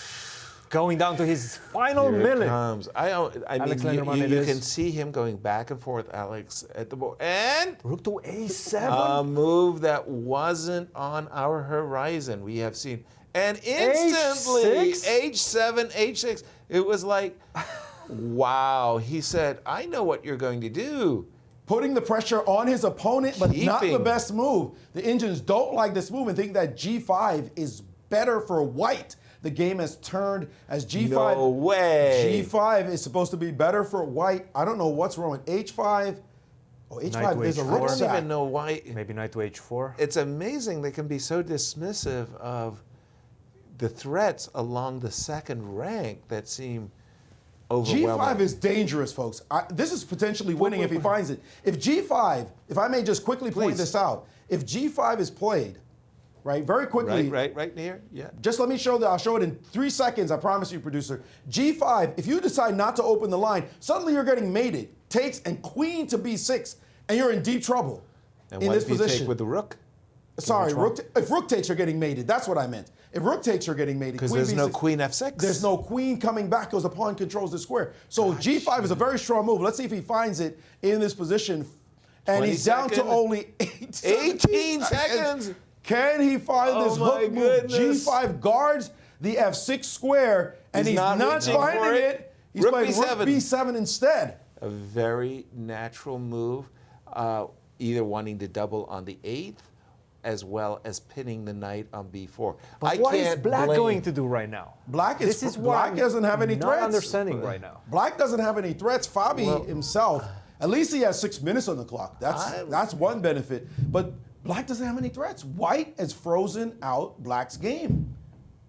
That's crazy. Defense wins championships. They say in sports, this is what's happening right now. This is crazy. He's defending like a beast. I'm having a very, very hard time believing that Black hasn't got winning threats here. Holy This smokes. game will go down in the history books. Oh, yeah. Regardless of the outcome. Regardless of the result. We haven't seen Okay. such a competitive game in a very long time. Yeah, with 3 results possible for the last, I don't know, 10 odd moves. You remember that game between Mamedirov and Richard Report in the Singfield Cup? That one down to 1 second. Down. This is what this is feeling like. A heavyweight battle. The first person to blink loses the game. And now Fabi's staring at the position saying, what am I supposed to do right now? He does have the move knight to E5. I like to that keep move. the game going. It doesn't mean that White's better right now, by the way, according to the Injins. But knight to E5, bringing that knight back. I'm sure that's not the move he wants to play. But he's going to have to bite the bullet at some point and realize his attack is not crashing through anymore. And he's got to be wary of White's threats. Well, knight E5, by the way, does have an immediate threat, obviously, of knight takes F3. Check. And if you play knight takes E5, queen takes E5, we get out of the pin and we simultaneously pick up a massive threat in F4, F3. This is the current position, and we do like knight E5 just stepping back. The problem there, Yaz, is after knight E5, queen E5. Yes. Which he's done. He's found knight E5. Knight E5, queen E5, there is suddenly the move queen A1. Yeah, good luck finding that. What Good a luck queen finding move. that. Oh my word. Just offering the trade of queens. No, he's going to play king H1. What happens after king H1 is the question. He's never going to find queen A1 with 39 seconds on the clock. Yeah, that was my question. I was expecting king H1. I was thinking that in case of king H1, by the way, my intention was to play knight takes D5 and 10 seconds. Oh, and he's staring at the clock. It's move 35. He's got to make 5 moves. And he's played his king back to H1. This kid is playing this position. This young man showing what he's got. That takes fighting spirit, courage, boldness. Amazing. That is a heart-stopping move. I know. Oh my. Excuse me, but what if I take on F3 right now and follow it up with rook to E3? Knight takes F3, bishop takes F3, rook to E3. I'm still in these very awkward pins though, Christian. Knight F3, bishop F3, rook E3. Okay, let's take a look at it right now? concretely. Exactly. Now, I could go on the attack, rook to E8. Instead of defending my bishop, I like that move. I'll how do I say? I'll keep the threat. Now you do have more than equality. If I take on F3 and you take on E8, and I go king. I've got that queen A7 let's check. say to F7. Doesn't matter. I got that queen A7 check. And that kills me on the spot. Exactly. So we can't do that. We can't take the bishop after knight takes F3, bishop takes F3, rook E3. And now I go queen to D2. Whoa. I want to go rook to E1. Are you so sure? Because I'm getting closer to you, though. All right. Oh boy. G5? Because I've got ideas of G takes. That's fine. H5. And then I want. Oh, rook h3 mate. Oh! By the way, I can also take on g5. Yeah, I wanted to take and go g6 and g7. I'm forgetting about rook h3. No, sorry, I can take sorry. on g5. The pawn. When you play g5, I can also take that also pawn. you can take it. Okay, so queen d... Oh, whoops, excuse me. Queen d2. Fabiano senses something. He paused. I would have 3:20 to on the take. clock. There is nothing for Fabi, by the way. He's just playing chess with his opponent right now. They're just making moves that he has knight to make. f3. And we're waiting to see, will he play rook to e3, which looks I like your best. ideas, Christians. I was going to call you Christian. So I know. I apologize, Christian. There's only one, Christian. Whoa! What? Rook to e5. We did not suspect that move. Absolutely not. And now What? this one No is way. a blink. He's eyeing the d5 pawn, which looks completely irrelevant to the position. What the heck? Rook Now, to by the way, there's E5? a queen a1 sighting. Again, queen a1, you're not attacking anything in white's position. You're giving white complete liberation as to what to do next. And 3 moves of time control. If he plays queen a1, he's threatening potentially to bring his queen into the game at some point. But Rook takes e8 is also on tap. That's a Yeah. big move, queen a1 right Yes. now. Will he see it? Ooh, because the problem after queen a1, You have to exchange the queens. you can't avoid it. Rook e8 will. He's will not do seeing it. But rook e3 was He's everybody's reaching for the move. rooks right now. How could he not have played rook e3? He wants to play rook b8, I think. look, it's 7 seconds left. 7. Count Oh, it no. down. He wants to play rook And b8. he's played rook c8. What is that? What is going on? We can't guess the moves. Rook to c8. That can't be good. That can't be good. And now queen d2 is possible. Queen d2 is playable here. As that last move, queen a1 was best. How many moves left? Still two moves for white, and 3 moves each for black to time- time control. Each time, Alex is dropping under 10 minutes. Now, this Under is 10 seconds. under 10 seconds. seconds, I meant to say. Sorry. He played it with 3 seconds on the clock. Your move, queen d2, you were showing me this opportunity a moment ago when there was a rook on e3. I even liked it then. But queen d2 now is a dream move because now you get out of the pin. So how First do of you all- defend against rook to e1? Exactly. And knight d3. So queen d2, yes. Queen g2, guys. Queen g2 will hold the ship together. Are you so sure? I don't. It's not me. Oh, It's that's not the me. computer. Trust me, You it's said- not okay. me. I'm just reporting. Right, We're just trying to get at what's going on. I'm Hold showing you on, the with the defense of the knight, engine. This with the knight able to move, can't I just prance so king and dance? to h2. Check, king to h2, knight to d3, and my goodness, wow. Probably you have to drop on c2 right now with the rook and try to exchange the rooks with the rook e2. Wow, okay, guys, lost. we got to do it. Predict the game. We got to do This one. this one. This one. Let's do it. That's insane. That's insane. Predict The results producer here. quit. Just quit. The producer just Nixed quit. that idea in the bud. Yeah, we don't look like idiots, by the way. It's too crazy. I think it's Fabi. Let's just enjoy This the is just game. too hard to defend, and I think after queen I'll go with the d2, draw. I'll go with the draw. I think Fabi's going to win with queen d2. I just don't see how Alex can withstand. It's kind of like the Carissa Yip school of chess. You just attack, attack, more attack, moves. attack. 2 more Only moves. 2 more moves before he has all the time in the And world. he escapes. 30 minutes. It's not all the. I get the point, but yeah, queen d2. Let's go. The thing is, white's actually the one now who's in more control of the game than black. Black has one threat. Black has one threat, but black doesn't have enough pieces to dominate white's position.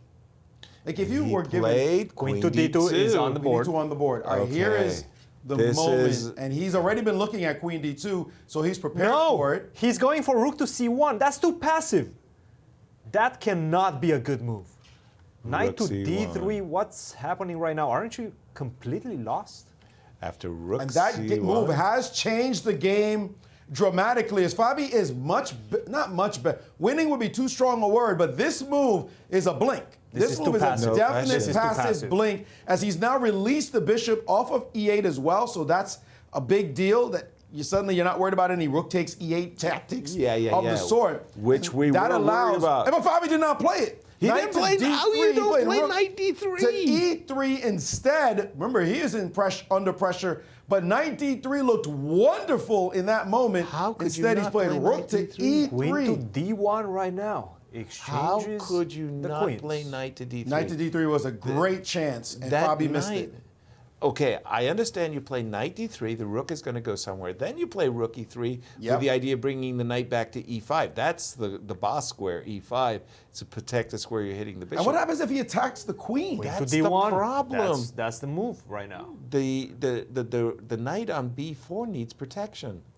Final move for Alex Lenderman for the Again, control. Fabi missed a golden chance. Under 10 seconds. And now with only 5, 4, Oh. 3, rook F1. F1. That's a, why did he 2 allow knight d3? seconds. 2 seconds. You're right. This absolutely That was, he reminds should have me. played rook d1 and got his tempo. He Right. played rook f1 under the pressure, and now Fabi's back. He can play knight d3 or bishop f7. Both moves are good for him, and he will have an advantage at the time control that he will get a chance to milk. Alex missed his chance right at the critical moment. You mentioned Richard Rapport and Shaq Mamidarov Yes. game, where it was like 2 seconds. He played this final move, Maurice, with 2 Yes, seconds. I remember. Richard did it with 1. Yep, he was under so much pressure. my He didn't want to goodness. attack the queen in this moment. He was afraid of something in that position, and now Fabi can play, again, knight d3 or bishop f7. That rook used to be on a8, pinning that bishop. Suddenly, that bishop could get a little bit of life on the f7 square. The knight could go to d3 and freeze White's position. Time travel makes fools of us all, but if Indeed. you consider the last 3-4 moves of Alex, it's basically been all rook moves. Black hasn't made that much progress, but once you see that knight land on e5 along with the rook on e3, that's it, folks. That's all she wrote. Game over. Knight d3, and by the way, put the pawn on g5 too. I mean, if I'm going to ask for things, then let me ask for everything. Protected pass pawn on the f4 square, making bishop g6 also possible. Knight d3. Knight d3 played, and we are at time We're control. going to see a massive tie for first. Well, it's not nearly over, Yas. It's not nearly over. The engine disagrees with you. Just let Wait you a know. minute. I think this is a Disagrees. time for a human versus Machine. machine, because this yes. looks like, oh, come on, we're cruising here. Okay, well, we can do it if you want. Human versus machine, because How are you feeling? There's You a feeling real good? Given the tournament situation, I'm just feeling trying to good? recover right now. Feeling good? I'm just Feeling trying to good? recover Feeling good? right now. Are But you let's do ready? it. Let's do it. Are you ready? Are you Yasser ready? is super confident Are in you his ready? position. It is I time. think Black has it all. Everything. All right, well, it's time to breathe. Let's just be clear. Fabi wins this game, and he's tied for first. Right. If he doesn't win the game Right. and draws, then Lenderman stays tied for first. Fabi still has a chance. Along with Wesley and finally, and Sam. And if Lenderman wins, He's he is sole in first. sole first with a heroic defense. Right. All right, rook b3. Let's go. Rook b3. Rook boy 3. Okay, Immediate that's a real pity, because I was so wanting to play knight e5. Not going to get a chance. You want to play that move g5. Okay. I want G5? to play bishop to g6. Now, queen to g2. Trapping your queen, essentially. g2. Unless you're going to fly all the way back out to a5. Queen to g2. That forces the trade of the queens. Golly, that's not what I wanted. Yasser, inside of 2 moves, you're not happy. Oh no, I'm not that happy anymore. Queen takes g2. How do we recapture with the bishop? Queen takes. You have to stay with the King bishop. takes. King. King takes? King King takes is what the engine You're do. allowing knight to e1 Knight to right now? E1. Yep, check. it wants to get rid of that piece. Okay, knight to e1 has to be played. Should we take the rook on b3 or the rook on e1? Which one do we prefer? Wait, did he take on e1? Yes. He did. Okay. Yeah, take the rook on e1. I feel, let's take that one. And We don't want to allow rook to afraid e6. that rook b6? But King I'm a e7? pawn up. Yep, the engine gives But I'm not h4 sure if here. you can defend that pawn. You think he's got a fortress? This is a dream Benoni. A dream Benoni. You put your king on e5. It is, you but win that every bishop on day. f3 is defending all the pawns. Michael. All the pawns. I think it was Mike.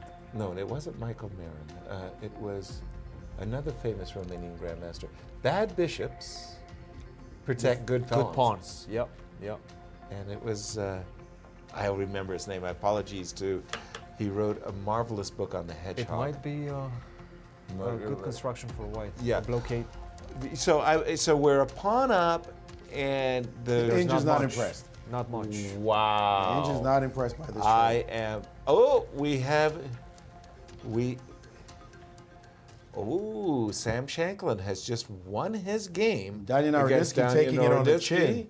And by the way, Sam will be up against Fabiano tomorrow. So this kind of, I don't want my opponents to come, to the board having won their game. I want them, feeling dejected and miserable, right?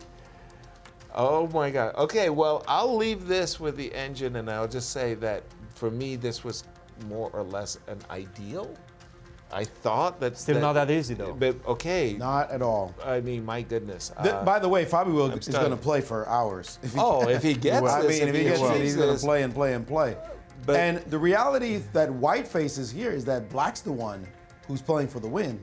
So he might stare down a position like this one and say, "I don't want to play it." To play Queen G2 and accept the fact that you're going to be worse and have to defend for a long time against Fabiano Caruana, that's going to be very difficult reality to accept. But we're going to give the win to the machine this time because it's very difficult to break that fortress indeed. Wow. But this position, you might be right, Yaz, in practical terms, maybe winning for Black. Well, long way to go, however. And for a human player, I mean, by the way, just as a grandmaster, you're sitting there castled on the king side, and your queen has been stuck on G1, and your queen's not going happy next to your king playing this, incredibly passive role as a defender. You're not feeling very good as a human player. Machines don't mind; they don't care about good pieces or bad pieces. They have their algorithms. For me, I think it's all Fabi. This is going to be a titanic task for Alex to defend this position. If he does, power to him. First of all, he survived to this point. We do have a guest right now in the studio with Maurice. That is former U.S. champion Sam Shankland. Yes, we are with former champ Sam Shankland. Sam, a good win for you. It seems though that you're not feeling so thrilled about your performance. I mean, would you be thrilled with my performance? Come on. I'd be happy with that score, actually, if I were in your shoes. But I know you're a different caliber player. Yeah, it's certainly been a very rough tournament. Just like the exhaustion was not easy. I've not been feeling great. And honestly, I haven't been sleeping that well in some of these rounds. But I'm glad that even when it feels like the world is collapsing on me, I can still play a reasonable game and keep my head on straight and fight till the end. Because I was at least happy to win one game, or not two, but yeah. Apologies, because we were following other games in the mix. If I may switch out, because there's a performance that happened here in Carissa Yip that reminded me of your performance when you won your championship. You just started winning everything and dominating. What are your thoughts about how this young lady has done? Well, more power to her. I've spoken with her now and then, and I think she has a lot of potential and a great job. I fully expect her to make it to Grandmaster and beyond in the coming years if she keeps taking it as seriously as she is now. I would caution her against playing the hippopotamus in important games when she starts playing stronger events than U.S. Women's. But no, it's certainly great to see a promising young American have success like that. Absolutely. Your thoughts watching the Open itself +2 with everybody all bunched up at the top like this? It's incredibly demoralizing, of course. I mean, when I won this tournament, I had +6, and so I just felt like if I had been even remotely reasonable form, I'd have very serious chances to fight. I'm only a point out of first, despite playing really horrible chess the whole way through. So it's a little demoralizing, but hey, I mean, I think there was a Euro +3 won the tournament as well. So, but I guess if all the top players are tired and the 2800s are playing 2700s and 2750s are playing 2675s, then the guys who are starting at that rating have every bit of a chance to fight if they're in good form. So I don't know. I haven't really been following very closely. I've just been trying to focus on my own games, but I guess it's set up for an exciting finish. That's what I was going to ask you. You said you're not following very closely. Who you think maybe comes out of this? I don't know. If it's not going to be me at this point, so beyond that, I don't really care. I mean, I just played badly, and in a year where really, if anybody had played remotely well, they would have just run away with the tournament. But so far, everyone's just playing bad. So, that's how it goes. +2 or +3 will win this year, but stranger things have happened. All right. Well, thanks so much for joining us, and good luck in your last. Oh, wait a minute. You played Fabi in the last game, which may be a necessary win for him. Your attitude going into that one? It's just another game. Just play it like any other. All right. Good luck. Sure. Thank you for joining us, Sam, and good luck tomorrow in the championship round. Ooh, and By the way, please. Alex Lenderman did not play rook to b3. He Against immediately knight d3. played the move, queen to g2. And that is losing on the spot. Losing to queen c3, which has Fabi been played. That is losing on the spot. Now it is totally. He missed that retreating move. Yes, The he idea missed. of The knight to retreating moves e1. are the hardest ones to see. Yeah. Queen to c3, another retreating move, by the way. Right. He missed rook b3, one retreating move. Queen c3, the second retreating move. Fabi did not miss it. And now the threats are real. Knight e1 is definitely on that's tap. really. And White's pieces are suddenly disjointed. The one piece that needed to be back in the defense, the rook on b7, needed to be on b3. And now, suddenly, Fabi has the game completely under control, and a win gives him a tie for first. That is a cold shower right now for Alex Lenderman. And once Queen to again, c3. I believe in miracles because Fabi was so far removed from, he was at a minus score. And the leaders, was it Ray Robson? Was Ray Robson, +2, Alex Lenderman, +2. So Sam there was Sevion as well. Look at that start. Ugly. He lost 2 in a row. Minus.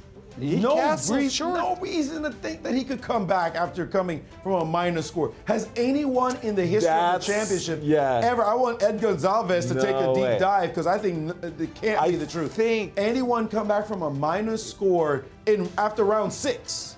Well, what I was going to say is I think somebody like a Larry Christensen, who is notorious for going through tournaments with no draws, might have once suffered 2 losses and tied for first. But I don't think anybody won a championship suffering back-to-back losses. But also this late and being on a minus score. I can understand you losing round 1. Exactly. Right? You lose in round 1, you win round 2, you lose in round 3, but then you have get enough your time to run. bounce back. Then you round get 6 your is run. only 5 rounds left. You're on a minus score. Yeah, that's crazy. You're supposed to be cooked after Right, that. that's We may have another bit of history in the making, as I'm sure Ed will be texting me soon. Maurice, it ain't ever happened. Nobody comes back after round 6 By the with way, a minus score. Would that be 3.5 out of 4 in his last 4 rounds?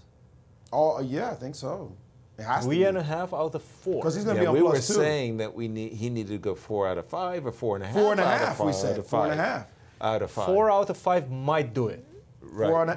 If tomorrow nobody wins. Well, you mean we'll get a tie. big tie break. We'll get a big tie break. Yes. Playoffs, and then we have a completely different discussion. Exactly. But excuse me, the guy's going to have his chest stuck out if he wins this game and is tied for first. And he's got an edge on Sam Shankland, who we just saw in here, who has no desire to play this tournament anymore, but knows he will be hunted by Caruana in that game without any question about it. Fabi with White, 2 wins in their individual matchups. But if there is one professional player that will play all the way until the end, no matter the result, no matter of his situation in the tournament that is Sam Shankland. Yeah, he's very He's good. going to take it professionally. He's going to defend if he has to. Of course he is. He's going to have the best preparation possible going into that round. And Fabiano Caruana will have to show his mettle in order to win that championship. Yeah. And by the way, earlier I had mentioned Sanford Fellows. So Sanford created a fund that was there to support upcoming boys and girls with a 2-year, I believe it is now $25,000. It might be as much as $30,000 per year for their training. And there you have a look at the fellows. And look at the winners over there, 2021, Carissa Yip. Alex Linderman, 2011. Where is Sam Sevian, 2015? A lot of familiar names, and a big shout out to Sanford for his generosity and what a legacy he has created. Absolutely, and we see Carissa Yip right now, the 2021 Sanford Scholar. Exactly. By the way, I don't know if she was being a little bit cagey. I know Magnus is very, very cagey when they ask him, so who are you working with for this World Championship against Nepo? She was working with Alex Onishuk Right. during the Cairns Cup 2 years ago as well. Okay. I know that. I didn't know that they continued their collaboration. Thereafter, right.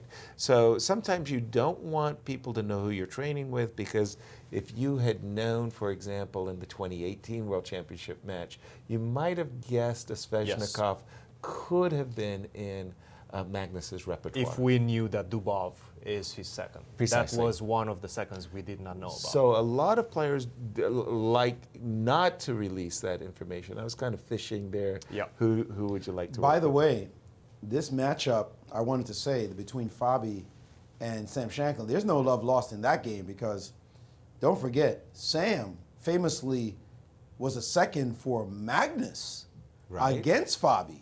Right. In that match in the World Championship. And also the one championship that Fabi had a real chance to win, where he went +5, as you heard Sam say, Right. excuse me, I went +6 Right. and took that away from you. Right. So, Fabi's like, By the way, it'd be a nice one to win this one. I think you were mistaken about that one. I don't think he was a second in 2018. He was in 2016 against Karyakin.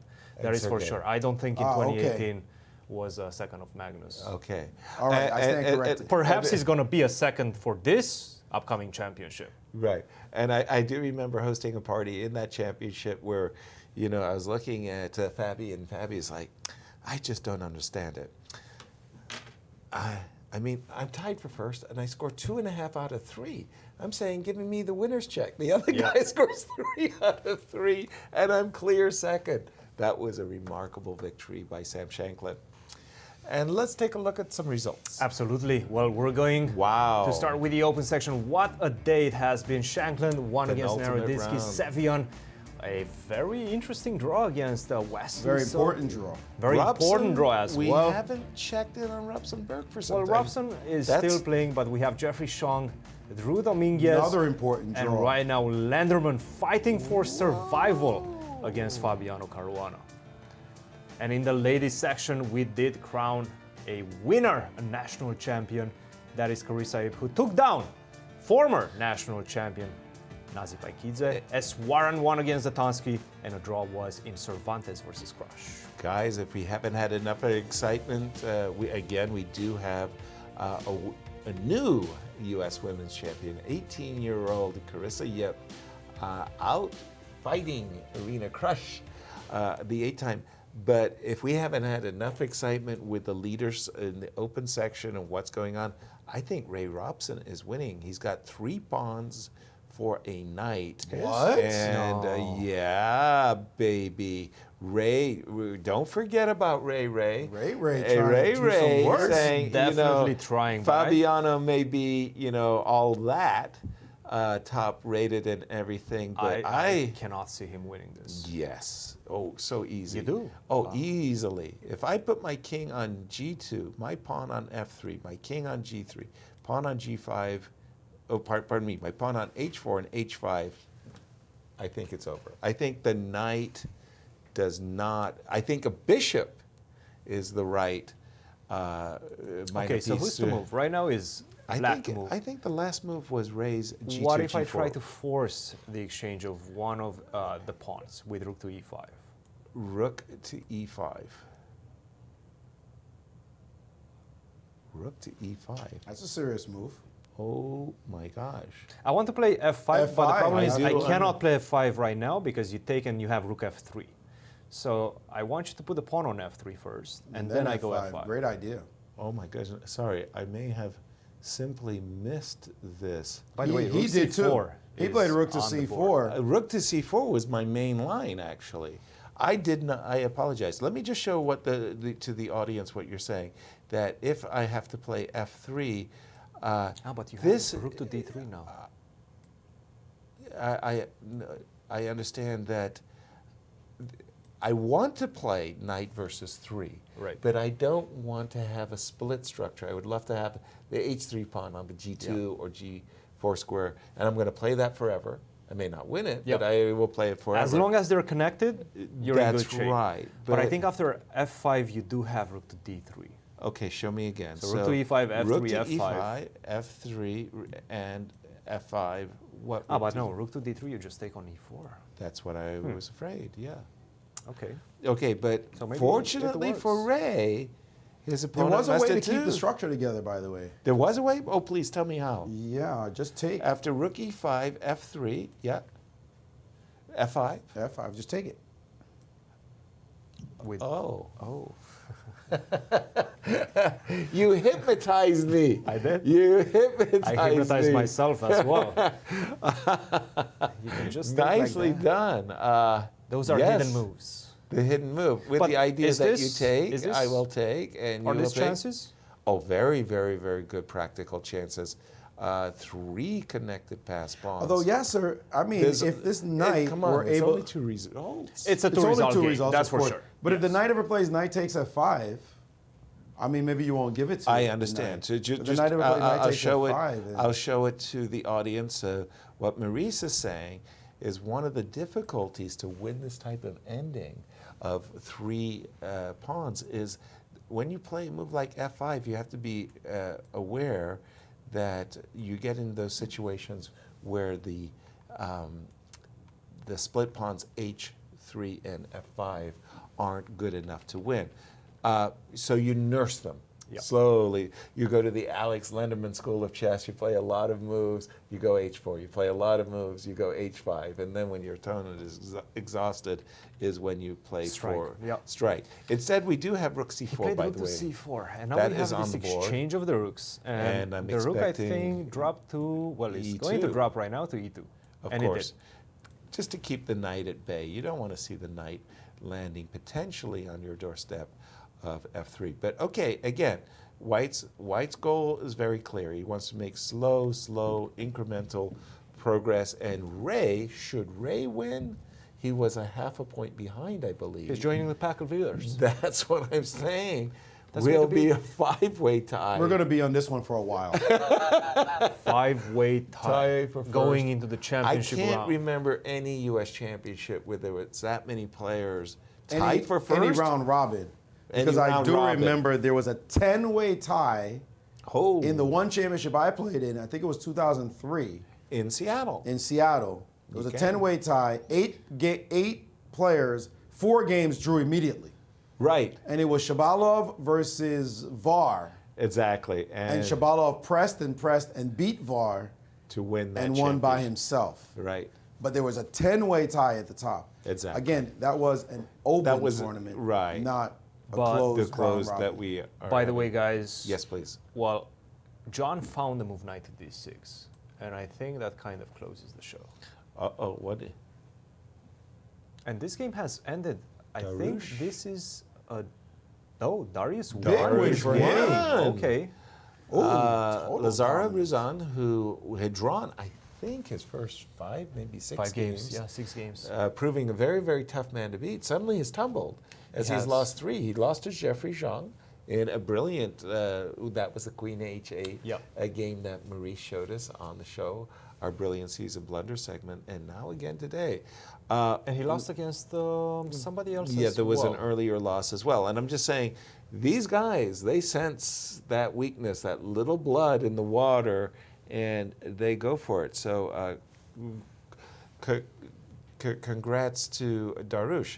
And as we started the show, I asked you the question, what happens in case of a tie? Well, let's see. A tie, Christian. Let's see, Yasser. Well, if 3 or 4 players are tied for first, then we're going to have a rapid round-robin event. That's going to be game in 10 minutes with a 2-second delay. Now that delay, just explain that to me for a second. So we've been seeing the increment throughout, 30-second increment. Precisely. A delay means precisely what? So increment is whenever you make a move, you gain an additional 30 seconds. I love it. Delay, you don't get any extra seconds. Your time starts ticking down after a delay of 2 seconds. Okay, so 1, only when I... 2, and now your clock starts running down. So I can never increase You can never the time increase. on the clock, which Precisely. a lot of players try to do. Oh, precisely. When they're behind on the clock. So, okay, continue. Sorry. 2 players. And after that, if 2 players are still tied, we're going to have a 2-game blitz mini match. That, once again, is going to be game in 3+2 delay. Okay. If 3 or 4 players are still tied after this rapid round robin, we're going to have a blitz round robin game in 3+2 delay. And that is if we have 3 or 4 players. What happens in case 2 players are tied? If we have 2 players tied for first going into the playoffs, we're going to have a 2-game rapid match, game in 10 minutes with a 2-second delay.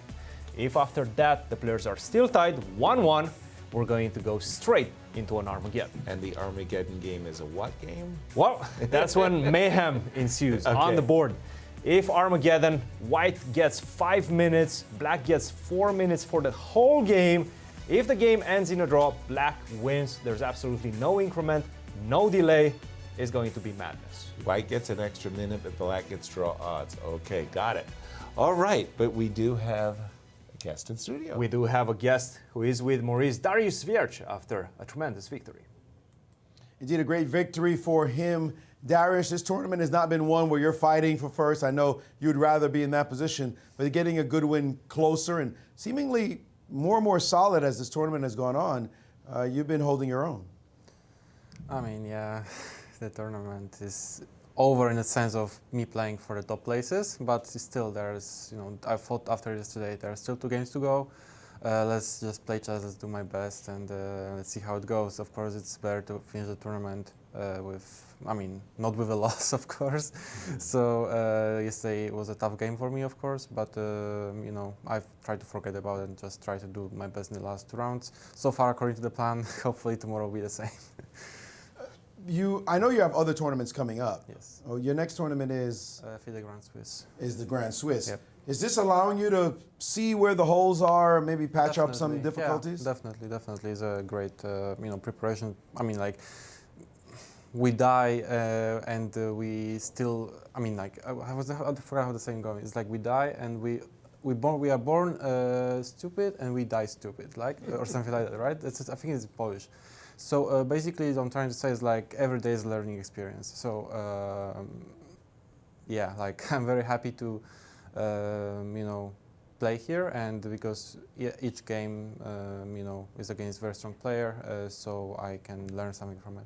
Better to play well in the next tournament. Yes, definitely. As you're trying to qualify for the World Championship. You see this tournament, you see how bunched up it is at the top. Yep.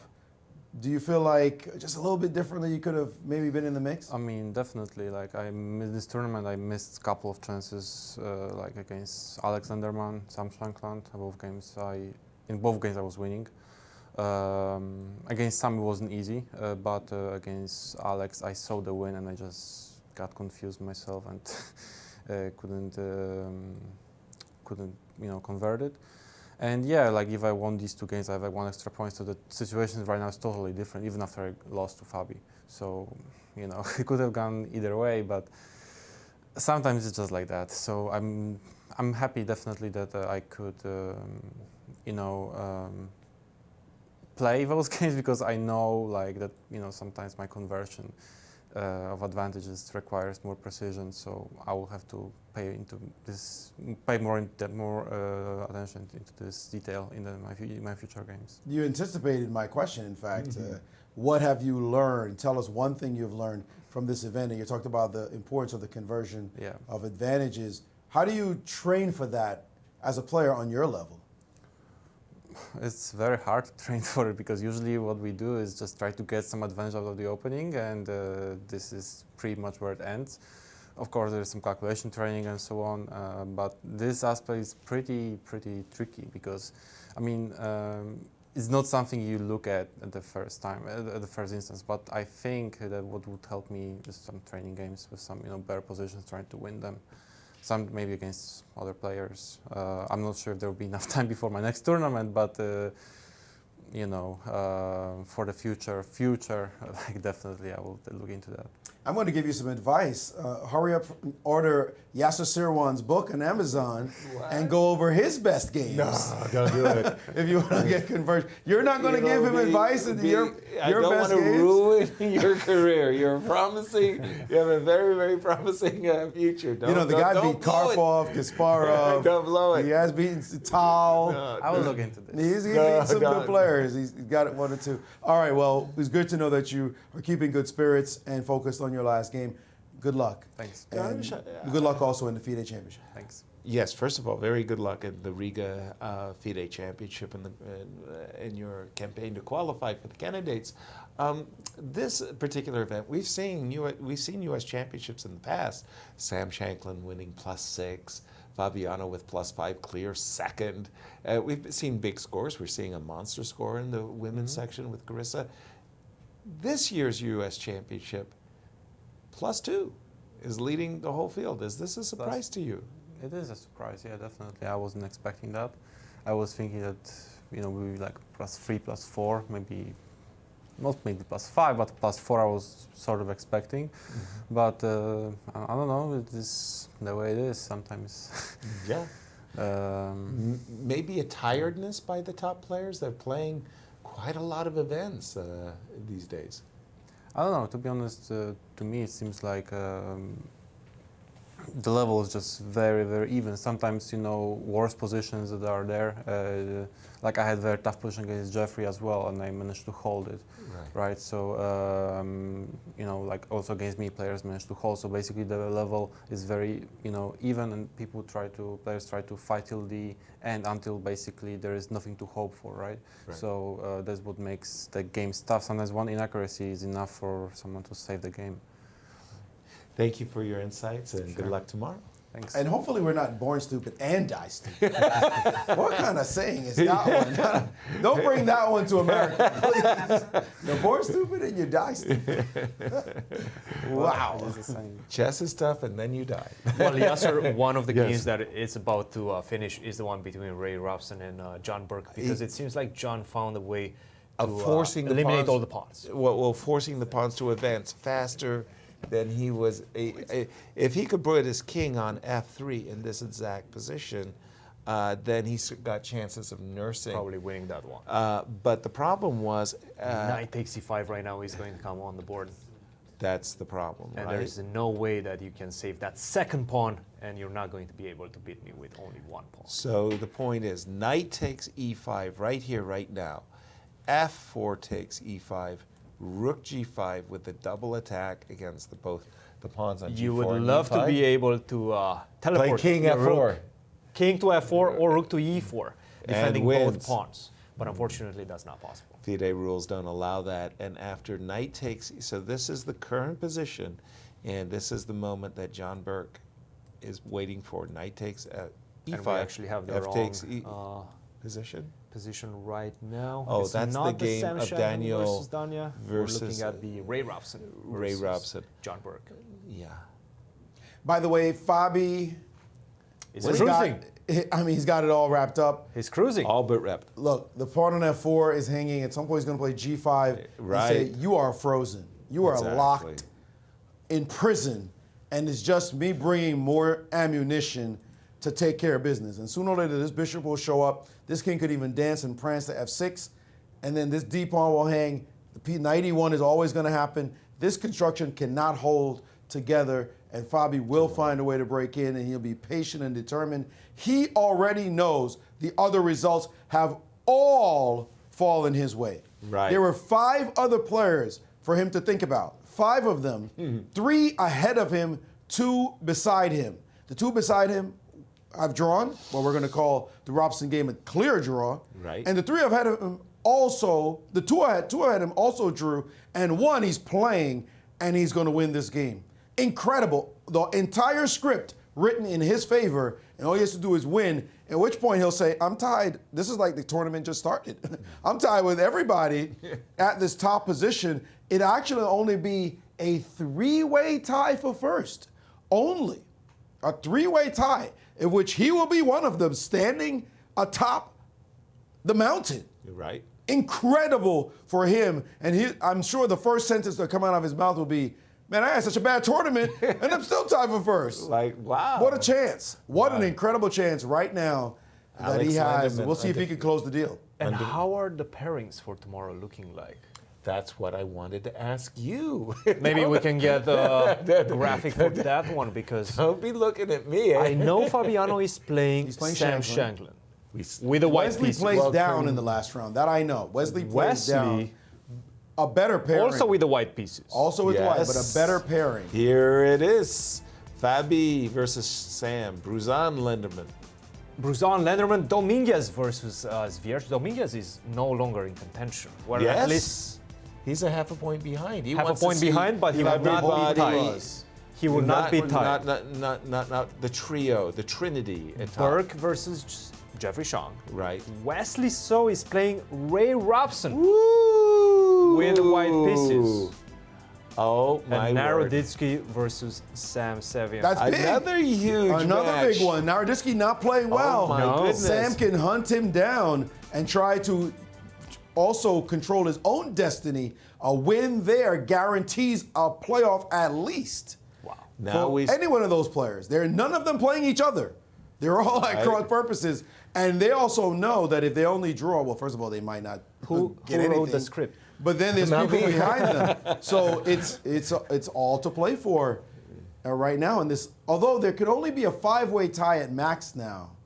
Five-way tie. Ray is playing with Wesley. Yep. Right. Wow, very, very eventful penultimate round, but we need a break. We will take a short break, don't go anywhere, and we'll come back with the final moments of these games. Penultimate round.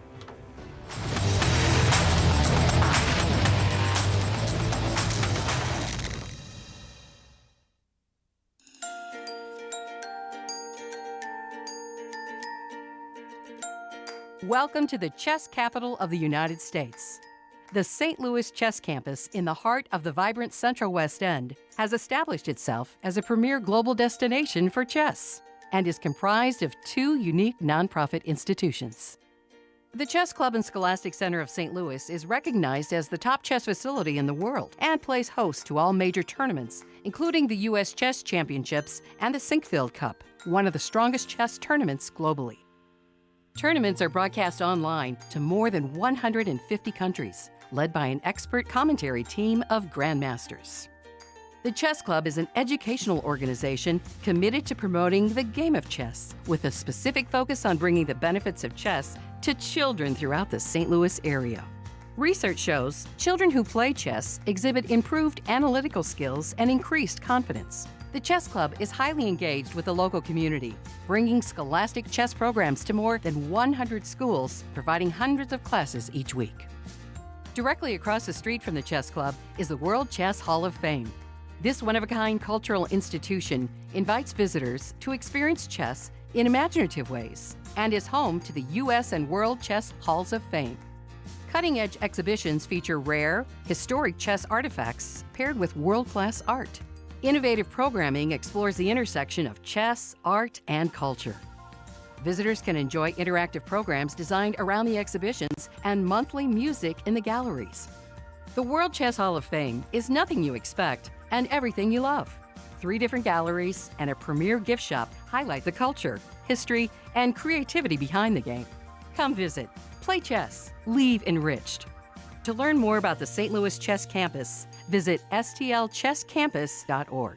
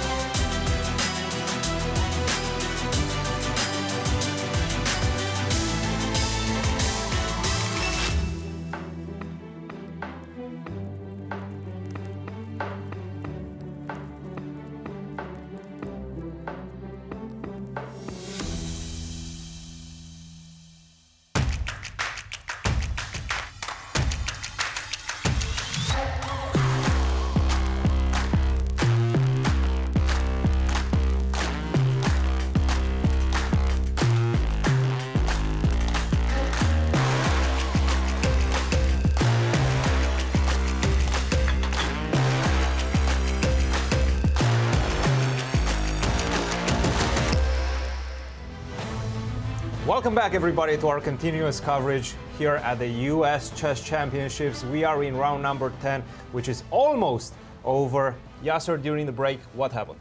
Some dramatic results, and here we go. As a draw was reached between Ray Robson and John Burke. But look at Sam Shankland and Naroditsky. Sam Shankland won his game against Naroditsky, and we have only one game pending.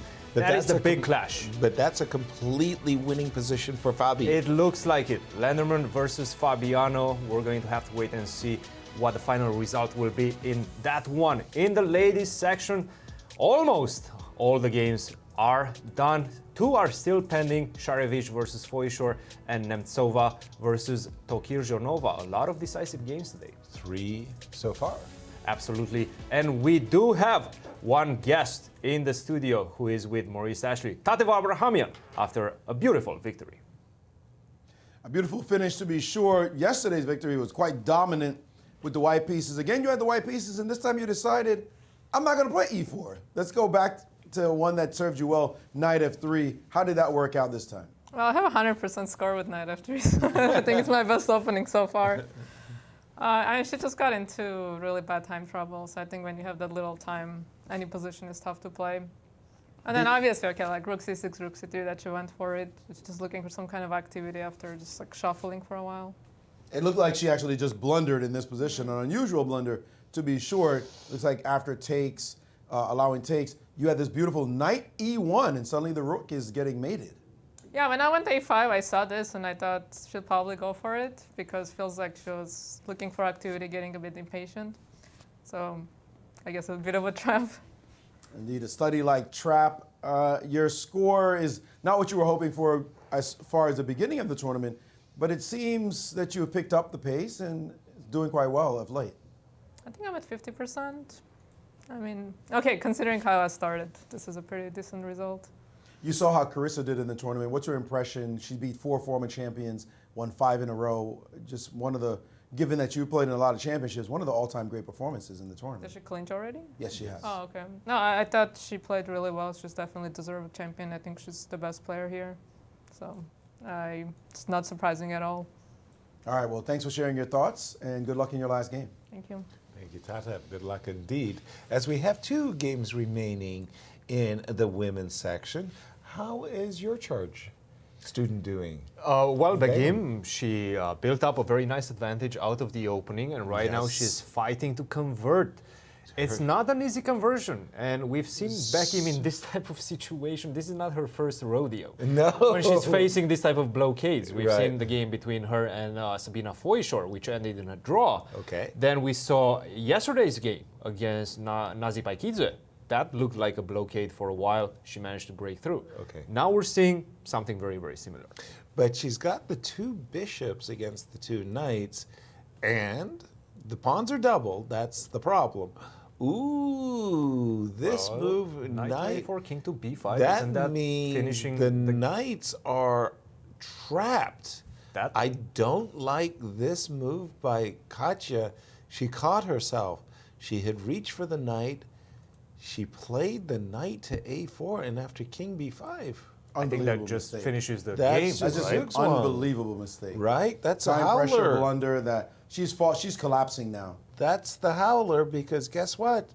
Bishop f8, once that move appears on the board, a piece drops. Well, you can go knight to king to d4, threatening the move knight to c3, but now I just pick up the f4 the pawn next drops. pawn. No, that's bishop that's takes f4, finished. and that's it. You're going to give me a check, I'm going to drop back, but now it's a completely different story. I have an extra pawn. Free pawn for no reason. That is definitely and she's going for it. Incredible blunder. Oh, made my life word. super easy. She had the lead, then she lost the lead with only a draw, but still had a good result. Then she lost the game, and now it's the wheels have come off the bus. And tomorrow she's facing Carissa Yip with the black pieces. Which Carissa might just give her a gift of a draw in that situation, or Carissa might say, no draw. I don't see why she would do that. No, she does. She would not need to.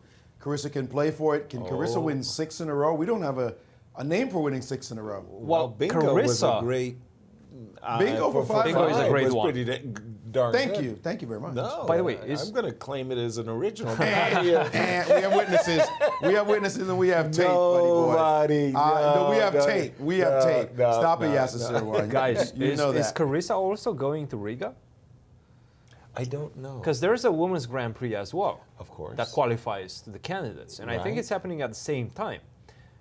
She would probably be the representative for the U.S. I'd love to see her represent. I'm just wondering how that will affect So if her that's the school case, studies. well, of course, the school studies is one thing, but this is an opportunity to qualify for the candidates tournament. It's a big opportunity. I understand. And But she we're can- missing Jennifer Yu because We she's are. in Harvard.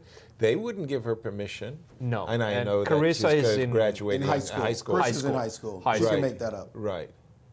Okay. And if Online Carissa, classes. Well, ask by the way, her. if Carissa doesn't get accepted to some top school as a result of missing too many classes, I'm sure there's one place called Mizzou, coached by one Christian Chirila. We have the who will Carissa have Yip a dormitory. scholarship waiting. There's a dormitory room right to that now school. being outfitted with the best electronic You're my best computers. recruiter, Maurice. Nice. This is an important win for It is the indeed. prize money, for the podium standings. Absolutely. And, Well, for- if she Could be wins tied for this second. one, Tohir will almost be tied with Be tied for second. tied for second, guarantees a placement on the podium, and then tomorrow she will be fighting for the second place. against who? Cervantes. Well, she'll have at least third, and she'll look for second. And she's playing Wow, very for well. her debut. She's rolling for her debut. Fantastic performance. Pretty impressive. Now And we there see you Bishop go. takes Katja has E5. dropped Oh, the sorry, F4 that's a check. pawn. Yeah, she's dropped the F4 pawn. Oh, come on, because you can't fight these bishops. Guys, let's go Exactly. back to Fabiano's game. That's because this one winning. is over. Easily winning now. This one is over. Well, it's talking about easily winning. I mean, this is total domination. This was the kind of position I thought. I was amazed when the computer was saying that there was some ways for Alex to defend. I don't see anything other than, just look at these three pieces. Was this Boom, rook B to boom. B1 the only move? Did he have anything other than that? Any other I'd options? be shocked if there was anything myself. I'm just saying knight e5. I think Now that's- bishop f7 is on the board, plays focusing on that, itself. lasering that pawn on d5. Well, you want to play f3, but there is this slight accident that the king happens to be on the same f file. So this move, bishop f7, as a prelude to playing the move f3, that's going to cause resignation. It's all she wrote at this yeah, point. that is just ouch. Wow, what a dramatic game this was, though. My This was goodness. extraordinary. The fact that we got a chance to breathe was really important because we would have had a heart attack if they just kept going. It was such an exciting game, and it shows. And he made that mistake, that critical mistake where he missed rook to b3, and he's given Fabi this chance. By the way, he's been thinking for a long time. So only down to 6 minutes and 37 seconds is Lenderman, and 6:56 for Fabi. His only chance, Lenderman, is somehow Fabi lets the time slip away completely, but his moves are so strong. Fabi now at 7:20, thanks to the 30-second increment. Black's position is so strong, so dominating, so every which way. Queen d4 played. That's also Given the tournament situation, the resurgence of Fabiano Caruana, incredible. Remarkable. this felt like one of the most tense games that I've called in a long time. I agree. I mean, This reminds us exactly and of the that one is Sinquefield Cup over. one. This one is over as well. I mean, I'm thinking of the Shaq Mamidarov Richard Versus Rapport. Rapport. That was the game that Maurice referenced as one of And the what most were the exciting. stakes for that one? Everything. It was a Sinkfield.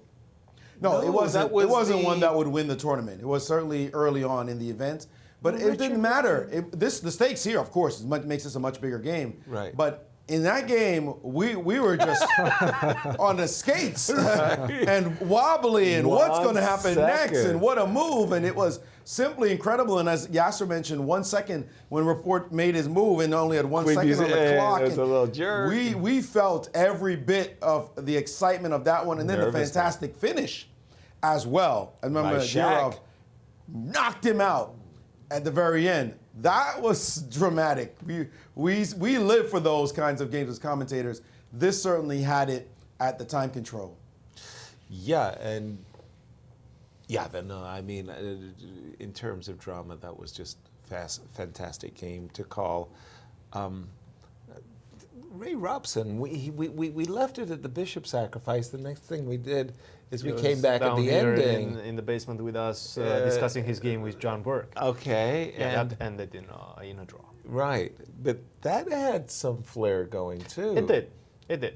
And of course, it was Ray who infused that with piece that, sacrifice in it was the position. sacrificing pawn on b2 to provoke the piece Take on calculating h6, it all. calculating all of that. It felt like a very tense game as well. He he didn't manage to break through. Wow.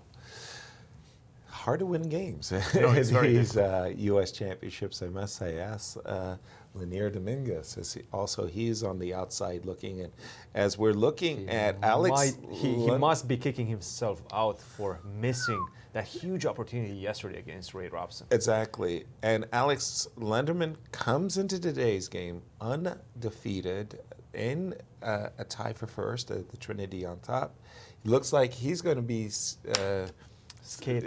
changing places, trading places. That was the word. Still has a chance. Trading places. Still has a chance. Really? If he loses this game, he's only half a point out of first. But he's going to play with the black pieces. But he's going to have... I'm not... Hey! Against, why are you trying to rain on his parade? Go, All I'm saying is he still has a chance. Right. He will be with the black pieces. There will be a gaggle of players, By the way, players. Who is he ahead of playing him. against? Lanier, right? Is it Lanier? If he has Lanier with black, he can forget about it. You were just making the case for it. No more case. No more case.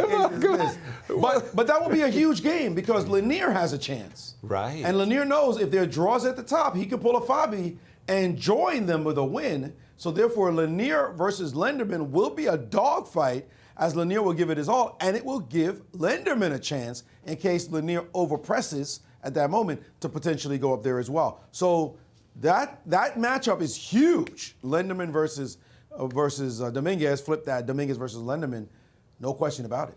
But we do have a guest in the studio who is with Maurice Gulrukh Begim Tohirjanova after a beautiful victory in her clash with Katerina Nemtsova. Yes, and congratulations on that victory. You've won a few games in a row. Is it 3 in a row now? 3 in a row. So you're pulling a mini Carissa. But as you know, she has won the tournament with her performance. But this is a big win for you that guarantees you at least a tie for third no matter what happens. How do you feel about the way the game transpired? Actually, it's good, I guess. And overall, I played a good tournament and good game so far. So, I mean, we came here to win the tournament, of course. That's why I'm not that happy with my performance because I know that I could do much better according to positions as well. So it's still fine. I'm glad that I could at least win a couple of games in the end. Your position in the opening, she seemed to just come after you with some original play with C3. You started with knight D7 in the opening, and then she played this idea with C3 and took on D5 with the queen instead of taking with the knight on C3. Were you surprised at that moment, the way she was playing? Yeah, actually C3 was surprising, and I didn't check this line with C3, and during the game I realized, oh my god, I missed this move. Like, I didn't check it, but in general, black should be fine. I didn't see any problems. Maybe for me, it would be a little bit better to play knight DB8 instead of knight C5. I would just be pawn up there without any counterplay, I guess. But my position. The engine loves your move, knight C5. But my position would be so passive. That's why I really didn't want to go there.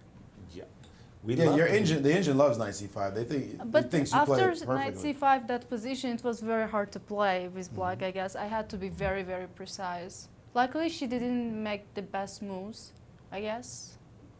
All these moves the engine loves, by the way. Your retreating moves were perfect and precise, as you mentioned.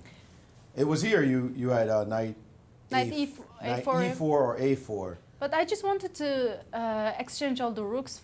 That's why I put rook D7 first. I thought, okay, she's going to play A4, and I'm playing knight A4. I thought this version is better, but then I realized that she has to take on D7 and play rook B1. Maybe it would be a little bit better for her.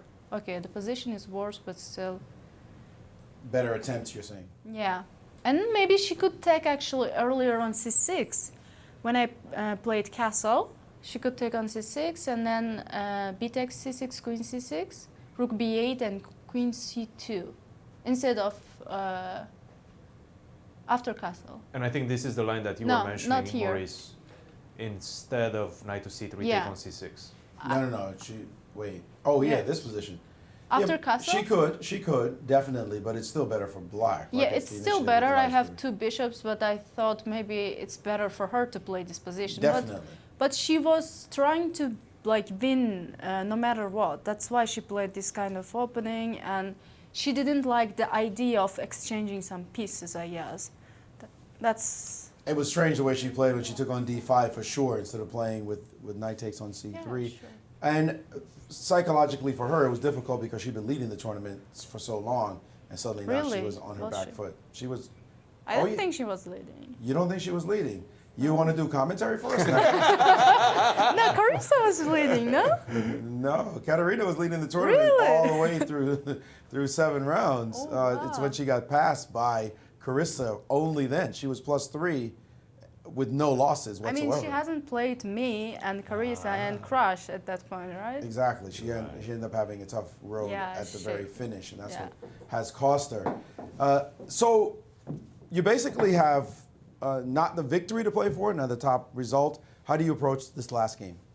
I'm just gonna do my best, and that's all as usual. I really enjoy playing, and it's an amazing opportunity because I have school, and I don't have that much time to play chess, so I have been enjoying whole tournament, and I hope that I will play a good game tomorrow as well. All right. Well, good luck with that Thank one. you. We'll see you tomorrow. Thank you. Very good luck. Good and luck. Congratulations. And we're going to return to the Fabi game because it's That so one is about to all finish. important. Is it really? It What is. has happened when we left it? We were right here. We saw the move queen d4. Alex played rook d1, doing his best to make Fabi's life as difficult Bishop as takes possible. d5 right Knight, now, finishes the game. d3, He rook plays d2. King g7, okay. Taking it King slow. g7. I kind of like that move, actually. But bishop takes d5, you thought was even more thought it cynical? was competitive as well. Okay, I understand what he wants to do. So he wants to take on d5. Why take didn't he on do it d5. originally? And he didn't do it originally because he was calculating bishop takes d5, bishop takes d5, queen d5, king g1. Okay. And now I would assume he wants to have the move rook to g3 on tap. With the king on f8, you can just simply take with a queen on g3. How embarrassing would that be? The rook, the pawn being pinned to the king. And right now, Alex therefore- goes for h4, trying to open up the position, create some sort of counter chances on that side. He had only 55 seconds left, by the way. He had to just make a move, did Alex, when he played h4. Fabi was see. over 5 minutes on his clock. So down to 125 is Linderman after this move. And Fabi with 5 minutes plus. Of course, the game has no stop time at all, no stopping number of moves. It's not like it's 20 moves in 30 minutes. It's the rest of the game that they're playing on increment right now. But Fabi has complete control. h4 really doesn't do anything to slow down the momentum that Black has developed. So we'll see. Fabi is just making sure before he takes his pawn on d5. As Alex knows, he's in dire straits. And again, Fabi has how much time? 4 minutes and 40 seconds. Okay. Now, you know, winning technique and everything like that, and I love that pawn on d5, I truly do. But now that the pawn is on g4 all alone, and the h-file is potentially coming open, I like getting my knight back to e5. I love getting my knight back to e5 so I can take the pawn on g4.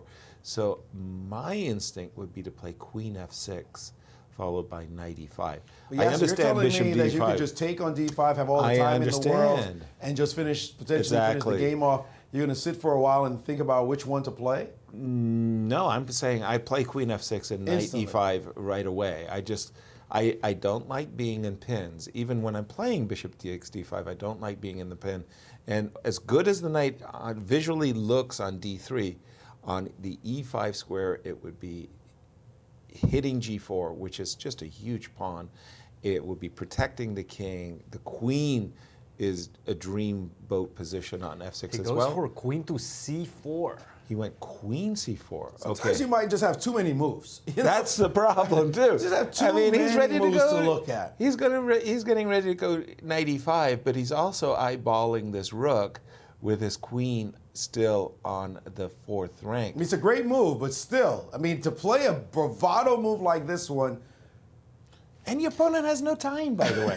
I mean, that just makes it worse and worse for White's White. White's plan at that point White has would no- only be rook to a2 and try to get the rook to the 7th rank and potentially create some sort But of bishop problem. takes d5 protects the square. You were there. Yep. You were there. Yep. So I'm just saying that if I go queen back and you go rook a2 and I go knight e5 and you put your rook on a7, you had been there a moment ago, and g4. I was. Yeah, so G4 there is is a teeny helping tiny with trick of your variation, though. Oh, sorry. Is to take on g5 and then take on d3.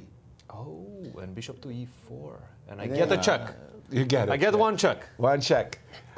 Double rooks on the board. This is getting a little bit more complicated. Well, I mean, it's looking. I mean, when you double your rooks on the d file as white in this position, you know something's wrong, right? I mean, the rooks don't belong doubled on the d file. Knight e5. The move knight to e1 right now. You're seeing knight e1. I just want to target that bishop on g2 and then take on d5. I'm feeling a little uncomfortable. I'm Can I playing tell you knight that? e5. Knight to e5, he played Come it. on, this is the boss move. This Yeah, I is get you. I over. get you. I just want to make sure he gets the job done. Only He's your because he's pick. my pick. Maurice, Maurice is actually a very honest man. He'll tell you, why do you like to play? I picked that guy. What are you talking about? All right, just keep it up. Oh, boy. And there's H- capture, gain 30 seconds. And by but the way, you'll see a once quick again, capture. he lifted up the H pawn and then he took the As pawn did on Fabi. G5, as did Fabi. So it seems. Fabi doesn't do that in blitz, by the way. He goes HG5. Of course, he takes it right. Right. He might, especially 1 minute blitz. And this is the problem. By the way, the rook's on d5 on the closed d file, looking pathetic. The knight eyeballing the e5 g4 pawn. Pardon me once again. It's resigns. As long as you're down a queen, black feels good. You're That's down a one queen. way of putting it. I mean, you're down a queen. You can do whatever are you like. down a queen. You're down a queen. Yeah. And your queen has no prospects on the H file. No, it does not. Rook d4, had to make a move, attack something as big as a queen. Why not? And by the way, queen back goes back to c3. And thank you for putting your rook. Oh, by the way, How queen about e2. queen e2? Queen e2, queen takes g4. Why not? Oh, of course. That queen e2. I mean, I was just thinking that sometimes when you're It's an impossible position for white. Exactly. You guys were saying that queen c3. He's playing without his queen. He's playing without all of his pieces. Right. Well, he's got 2 rooks dancing around. That are doing absolutely nothing. That's the whole They're just problem. defensive. No, it's That's just too the good. whole problem. That It's- wasn't the most accurate move, by the way, Queen c3. by Fabi, but it will be good enough. There is a random rook sack on f4 possible right now. Right. Going down material, and Fabi can just trade all the pieces off and go into an easily winning position. So that may be what we see. Is down to 19 seconds, and it's just so hopeless that what are you supposed to do? 13 and ticking, and Alex just can't believe it that he is at this stage of the game. 6 seconds, 5, and he's about to move his queen, and he's put it on g1. Queen to g1. Yikes. Yikes. I'm trying to figure out what trap he might be setting, and I don't see where's the trap. That's a challenge. There is no trap. This one would be interesting if he could somehow move his bishop out of the way. Just simply knight takes g4. And get an attack on this knight on g4 all the way to the king. No. Knight takes But g4. Fabi doesn't believe it. Fabi said, I'm taking it. I don't see where your bishop goes By the because way, rook I'm h3 check. also looking at rook Rook h3. h3. Rook h3 check is just too strong. It sure There's no is. defense. There's no against way that. to move the bishop out of the way to get there. You have to go queen to f1 at this point. Ooh, but yeah. Well, what can I say to that? No, this is over. And it's been over. 1 d2. And by the way, is it time for rook h3? So rook d2 wants to cover with that rook on h2 after rook to h3. Has a clear idea in mind, but there has to be a tactic right now. Well, yes, no question about it. There definitely has to be a tactic right now. What about Rook G3 right now? Oh, that's easy. Just to have a little fun. That looks great. Tie everybody down. So let's just see, if you don't mind, I just want to have a look-see. Rook H3. Again, I mentioned it a time ago, a kind of a Benoni player's dream that sometimes in these endings, your king makes a quick walk to the E5 square, and so how do you finish me off exactly. in that situation? Exactly. Yes, sir. Yes, sir. May I, since that one looks like it'll still be work. Yes, what sir. about Rook E8? Oof. Just completely embarrassing. That's now you're talking. You know those are my favorite moves. That is a nice move because you've got queen coming to G3, you got rook coming to H8. That's a nice move. Just, again, how do you finish this off? I'll take the queen in that case. In that case, rook takes queen looks that's pretty good. Promising. That's a finisher that Maurice gives has you been a talent. An extra boost of energy going into tomorrow's round. Exactly. That felt like the Gatorade. Reminiscent of King H2 that Fabiano played against John Burke. Almost the same. Okay. It's time to resign. I like the rookie. You know, those are my, it's my time to favorite resign. type of moves. It's time to resign. And he played it. Woo! I know my boy Fabi finding the serious Brooklyn moves. in the house. Yes, indeed. Thank you very much. Brooklyn in the house. That's right, Brooklyn. He played Queen C8 with the same idea. Okay. No. Wait a minute, but I had the queen guarding the E3 square. Right. And G3 and everything. Fabi. Oh, man. But this is... That's pretty good, though. That one looks pretty good, too. That's a pretty good move. That one looks pretty good, too. Let's see you defend against Jeffrey Young, that beautiful Queen H8. You guys are going to come around to my retreating moves that we're talking about.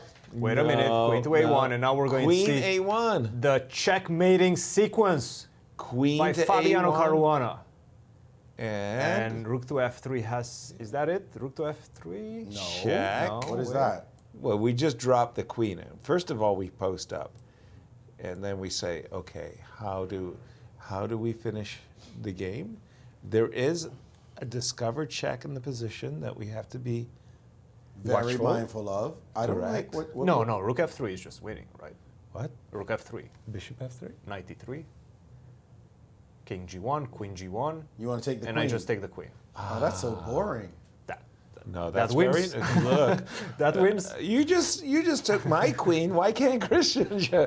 He went for it. Yep. Yeah, might as well. I mean, there goes the lady. And by the way, I'm coming back for more Queen F1, and he's done it. Rook F3. Fabi sees it, and he's gonna machine like. And he's got Knight Go E3 after it. on the board too. Why did the engine just do something crazy? I must be joking. Right? It's wrong. Joking. It's got to be wrong. Queen to G1 is on the board, King to E2, and after the queen falls, we're going to see a resignation. There's no way that's equal. There's no way. The queen takes queen, and that should be all she wrote. What to do here? You're down been- piece and 2 pawns, and resignation. I've got a theory. It's been such a dramatic game that the engine's heart stopped. That's my theory, and I'm sticking with it. That could be it. Fabiano Caruana is back. Wow. Amazing. He was dead. He was -1. He had lost 2 games in a row, Miracle. 6 rounds in. How is it that he is standing atop the leaderboard with 2 other players right now? Incredible. And the first defeat of Alexander Lindemann in the tournament by anyone. Wow. It took Fabi to win 2 in a row to make the comeback real. Oh boy. Wow. Look at the Trio at the top. Going into the final championship round, we have Fabiano Caruana, Wesley So, and Sam Sevian. Wesley is almost like a prophet. He said this tournament is going to be won with +3. Are we going to see that tomorrow? Right now, these players are at +2. I used to call them the Holy Trinity, the Hikaru Nakamura, Wesley So, Fabiano at the top of American chess. Sam Sevian taking the role of Hikaru as a trio at the top. Lanier Dominguez blowing his win yesterday and only drawing today, couldn't join Against this Ray pack. Robson. And Ray Robson could not win his game either. Against so John Burke. we have 3 players at the top. Well, we expected 2 of those faces. Yes. We didn't think +2 would be it, though, going into the last round. It has not been the case in recent U.S. championships. But Fabi is back. He's surging. He's playing the best chess of anyone right now. Maybe not perfect chess, but the most enterprising and certainly the most clutch. Ooh. He had to win. And out of the last 4 games, he's 3.5 half. That's playing like a boss. Yeah. That's saying, I need to come back. And he's done so. And the rest of the players, they're not showing anything special. None of them showing anything special like he is right now. He's surging. And I think Wesley's going, darn it. Oh, dear. Why did he have to show up? 1 more game left in this. 1 game remaining. Anna is down a pawn against Sabina, but she's got everything perfect for a draw because her king will be heading over to the edge file. An easy draw. And I think the players will start looking for a repetition, although we have seen Sabina play on and on and on and on. Sabina will be playing in this a number of her games. So we could be here a while, guys, but I just have to say, as you were saying, Maurice, it's amazing. A big shout out to Fabi. It seems when his back is really against the wall and he absolutely has to produce. He was down. He was down. He was in the distance. Burned completely. Exactly. Ashes. Ashes to ashes. And he Rose like a phoenix. rose like a phoenix. Wow. No, Rook H4 here is a good move. Anything. Rook That H4, doesn't Rook blunder H4 the could rook. have ended it, though. Give her a chance to She trade. wasn't going to take that rook. She was going to play till the end. I think She she would've already played knows. check. Look, I think H5. Sabina is ready to take the draw. She just played H5. Check. There's Lots of checks is the way to go now. Nothing to do, and here's check number 1. Correct. I think we're going to see this game end very soon. She's not going to pretend. No. This penultimate round, I mean, a big shout out to the players. They gave us everything we wanted in And there we terms go. of an We're getting the eventful- repetition here. And a great shout out to Carissa, who at 18 years young is our new U.S. Women's Champion, a coveted title for the ladies, and just great. This has been great. Also, I want to. We're going to do it all and thank everybody on the show, but I think that the coverage that we managed to achieve with the video, all the audio work, all the graphic work has been world class. Just world class. I mean, you guys should be calling the World Championship. Well, we will be thanking the producer and everybody involved in the production of this. And there is chess the show handshake tomorrow. as the penultimate round is in It's the done. history books. That is it. Wow. Wow. A round, Yasser, Fabiano, know. Caruana, essaying the King's Indian defense. It worked seems like like a charm. that's his opening. Whenever he needs a victory, clutch victory, He's got going a to go number. to that one. Yeah, he's got The a number. Benoni. The Benoni. He loves the Benoni. Right. King's Indian defense. Even some crazy Slavs I've seen him play with, like it was a game from the Singfo Cup with Livona Roni and some really, really double-edged Slav. He's got a wide repertoire. And let's give credit where credit is due. Alex Lenderman, after allowing Fabiano to take on c3, which was definitely not the right decision, he defended like a monster. Fought back with Queen c2, Rook a3. Wrap up our show. Well, we gotta wait for Fabi. Oh, well, Fabi Fabi is well, I was going to say. Wait. Let's take a look at the final results. Let's for the look at the final results. You We open. have Wesley So, Sam Sevian, and Fabiano Caruana tied at the lead. We have Lanier Dominguez, Alex Lenderman, and Ray Robson. All of them tied with in an fourth outside position. chance as Half well. a point behind. That's Outside chance. Not a lot of points. They will want to see and tomorrow the pairings. It's all important because our 3 leaders, the group behind our 3 leaders want to see draws. And by the way, we were saying that Dominguez is playing Lenderman. That's not the case. Dominguez will be playing Darius Vierch, Caruana versus Shankland, and Apologies. Wesley So versus Ray Robson, Naroditsky versus Sam Sevian, John Burke versus Jeffrey Shang, and Bruzon versus Lenderman. And we see two of those leaders playing with the white pieces, Fabiano and Wesley. So Sam Sevian with the black pieces, but he is playing Naroditsky, who is struggling in this event. Absolutely. 4 points and the women's final results for round 10, or the current standings, I should say. Well, we have a champion. Yes, we do. Carissa Yip is our 2021 US Women's Chess Champion. Irina Krush and Gulruch Begim Tohirjonova still fighting for those placements on the podium, second and third position. Katerina Nemtsova still within striking distance to the two ladies. And wow. What are our women's pairings for tomorrow? As you mentioned, they're fighting for the podium. Absolutely. We have Megan Lee versus Anna Sharovich, Irina Krush versus Tatev Abrahamian, Tohirjonova versus Cervantes, Carissa Yip against Katerina Nemtsova, Zetansky versus Paikidze, and Sabina Foyshor versus Ashrita Eswara. All right, very, very nice. Well, we do have a guest yes, here with us. He's with Maurice Ashley, Fabiano Caruana, the man of the hour. Indeed, the world number 2, showing why he is such a boss, winning on demand. Fabi, at one point in this tournament, you were at -1, and honestly, there was dirt being put on the coffin. Now, somehow, you have just surged back into a tie for first. Could you have imagined this scenario just 4 rounds ago? No, I was not thinking about being in first place or playing for first place after I lost 2 games in a row. But before today's game, I was optimistic because it felt like the trend was kind of improving in my tournament. I mean, I really thought that this is maybe not a must-win, but pretty close to a must-win game. Because, okay, I mean, counting on tomorrow, my fate isn't in my hands even if I win tomorrow and draw this game. And that's why I played the King's Indian. But it was a crazy game. I didn't expect it to go this way. It was, maybe at some point I was sure I was losing. At some point I was sure I was winning too, like much earlier on. Then I thought I messed it up and I was like very close to losing. And then after the time control, I thought I'm for sure winning, but it was still super difficult to keep it under control. Yeah, we needed the heart defibrillator for Yasser, this one. Me too. Let's go to the moment you had when you played Rook takes on C3. If you can bring that up, Yasser, please. I got it. Rook C3, you seem to pause at this point. It's a point where we were thinking, Fabi's just going to sack.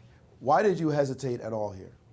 Did I think for so... It wasn't that long, but we just thought you'd be just eager to imbalance the position with Rook C3. Well, the thing is, Rook C3 looks like a no-brainer, but he did play Knight F3 the move before. He invited me to do this, and he had other moves like Queen B3 or something. I thought that was his first intention.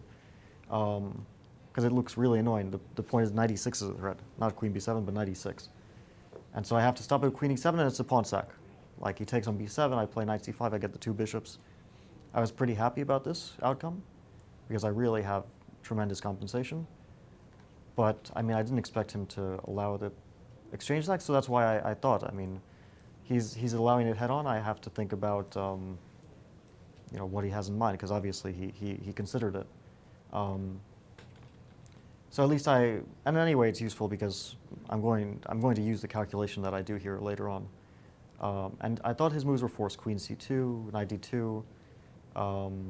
I wasn't sure about my moves, but I thought, I mean, I have so many options. I should kind of keep the pace of it because he was playing quite quickly. And so then you played B5, and all heck broke loose right here when you played Knight to D3, Queen B1 not being the best defense. Yeah. No. Right here, you must have just thought, okay, I'm rocking and rolling. Yeah, well, when I played Knight D3, I had this Knight B4 in mind. He has other moves, but Queen B1 is a very logical one. Because he doesn't care about F2, he just wants to take on B5, and all my pieces will be hanging.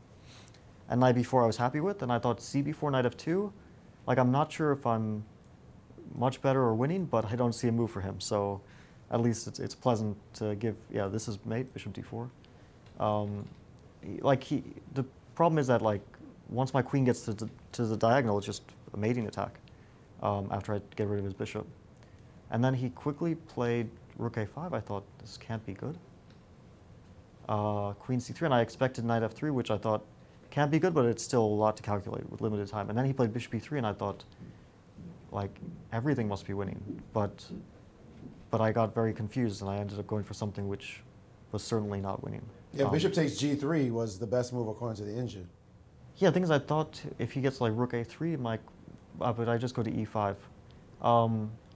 Yeah, this was probably very simple, and I should have not, not overthought it and just played a simple move. But I really thought bishop e4 might just be winning on the spot because of f4, and then after g4, I didn't see anything. Right, now he was suddenly back in the struggle. Yeah, and then I was also getting low on time, so I thought, yeah, like after queen g1, which I missed, I was suddenly worried that I'm like almost losing, which I see the bar now, it says it's not the case, but it's a bit scary because knight f3, I mean, I'm also getting under attack, and Yes. I don't have like an obvious next move. So I was happy to find this king f8, h6, because h6 was really important. I need to stop knight g5. Here the engine, after h6, gave g5. Yeah, I wasn't, oh, well, the move I was happy with is a mistake, I see. To start with, I thought h5 is not like a bad out. Now my king gets under. Now your king is trapped, I think. Yeah, maybe rook b7 now because suddenly my king can't escape like it could in the game with king f6. But I think we were both a bit too short on time to figure out the position. Right, exactly. Now it got just super sharp.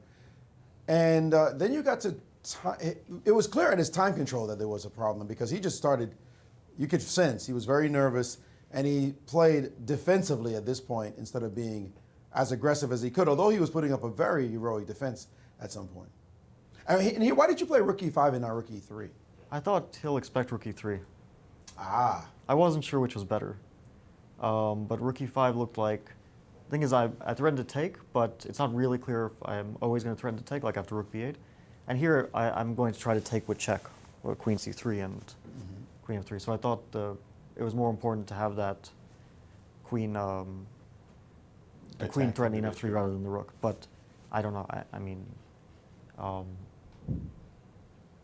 for sure we were making mistakes. Right. Yeah, rook e3 was stupid because I should have played knight d3 and then we get the game, which is probably winning for black. Yes, Exactly. we were very surprised you didn't play. Were you worried he might guess the move knight d3 at this point? Or why did you that play wasn't rook it. It's just that after rook e3, I thought maybe, I wasn't sure if knight d3, rook f1, rook e3 was really very good for black. It's only after time control that I realized he has almost no moves. So I thought maybe after rook f1 there was like rook takes f3, which doesn't quite work out, and queen d5. I think that one, he has this queen g2 move. Maybe rook b4 is also a draw. Queen g2 might just be winning, so that's a bit of an issue. A bit of an issue. Nicely put. A British understatement. No, maybe not. Maybe knight d3. Maybe I keep it together. But anyway, this is not what I want. Right, exactly. And it was only after time control did he finally make the blunder, which was... Yeah, he played this so quickly, but the queen is bad on g2 because it runs into knight e1. Right. I think he was thinking that after like queen c3 he could move his bishop somewhere. Bishop e4, but then rook he has no squares for his bishop because rook h3 and queen h3 knight f2 wins. Which is maybe not even necessary, but I think that was the only explanation I had for why he played it so quickly.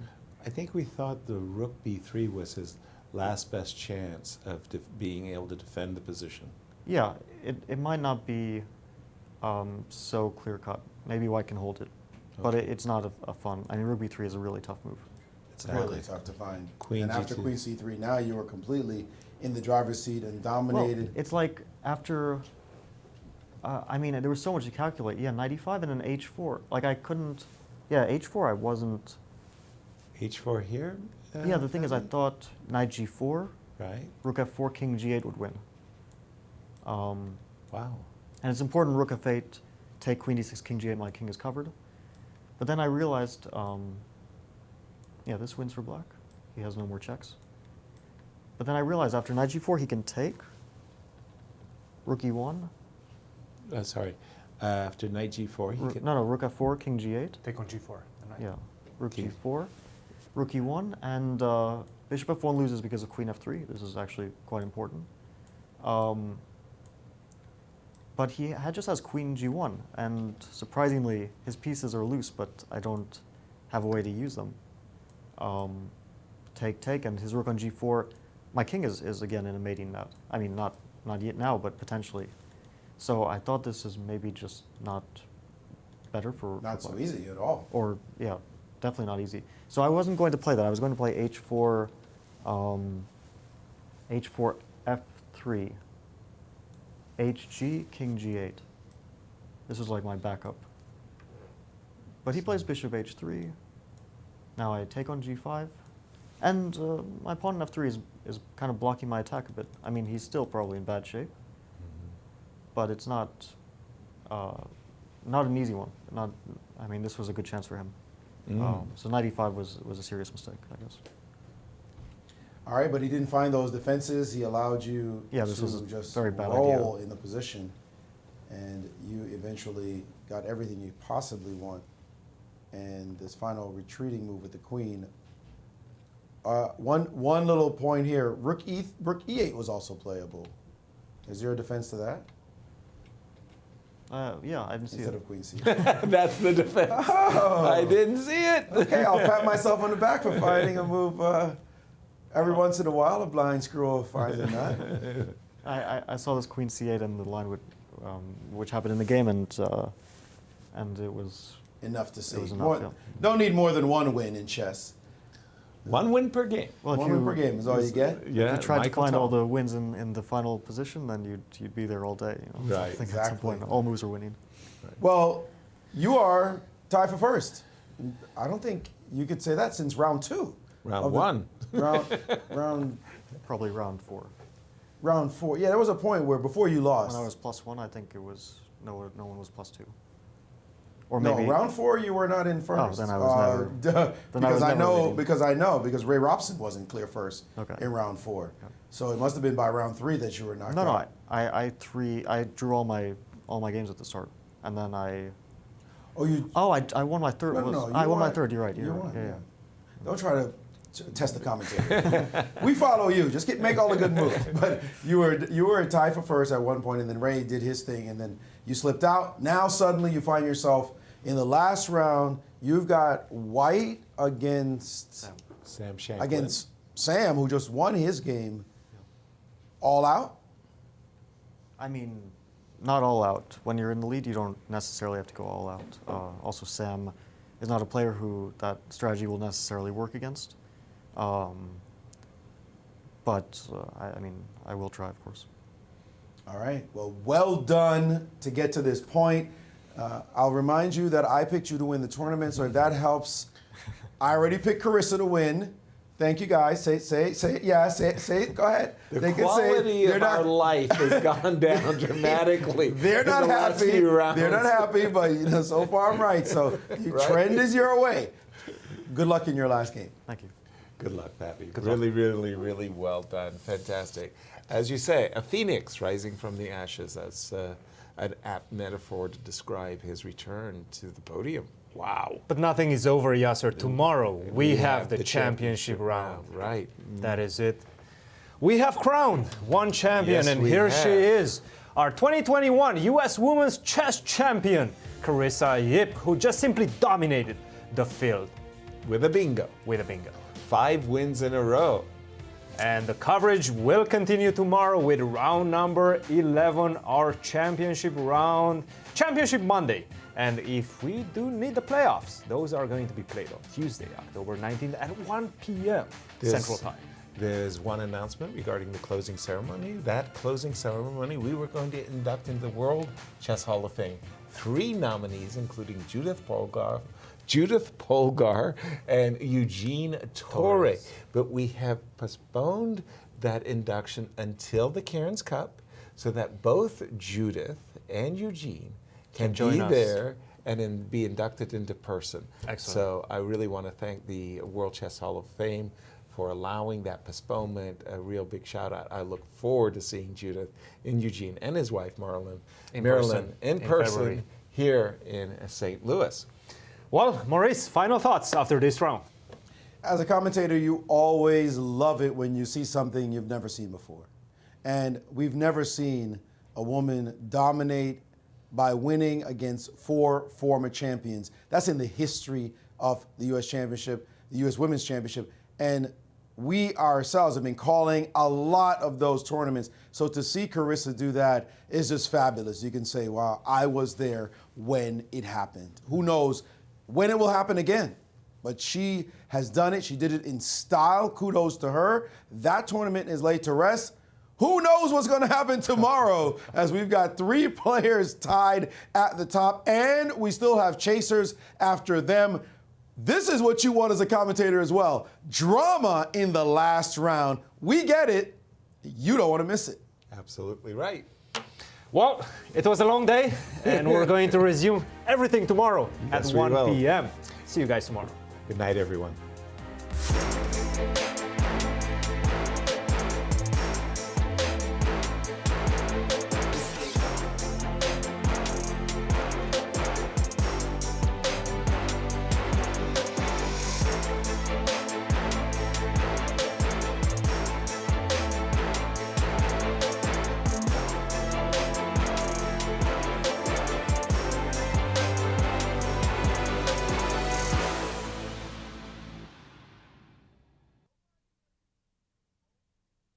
This has been a presentation of the St. Louis Chess Club. Any reproduction or distribution of this content without the express written consent of the St. Louis Chess Club is prohibited.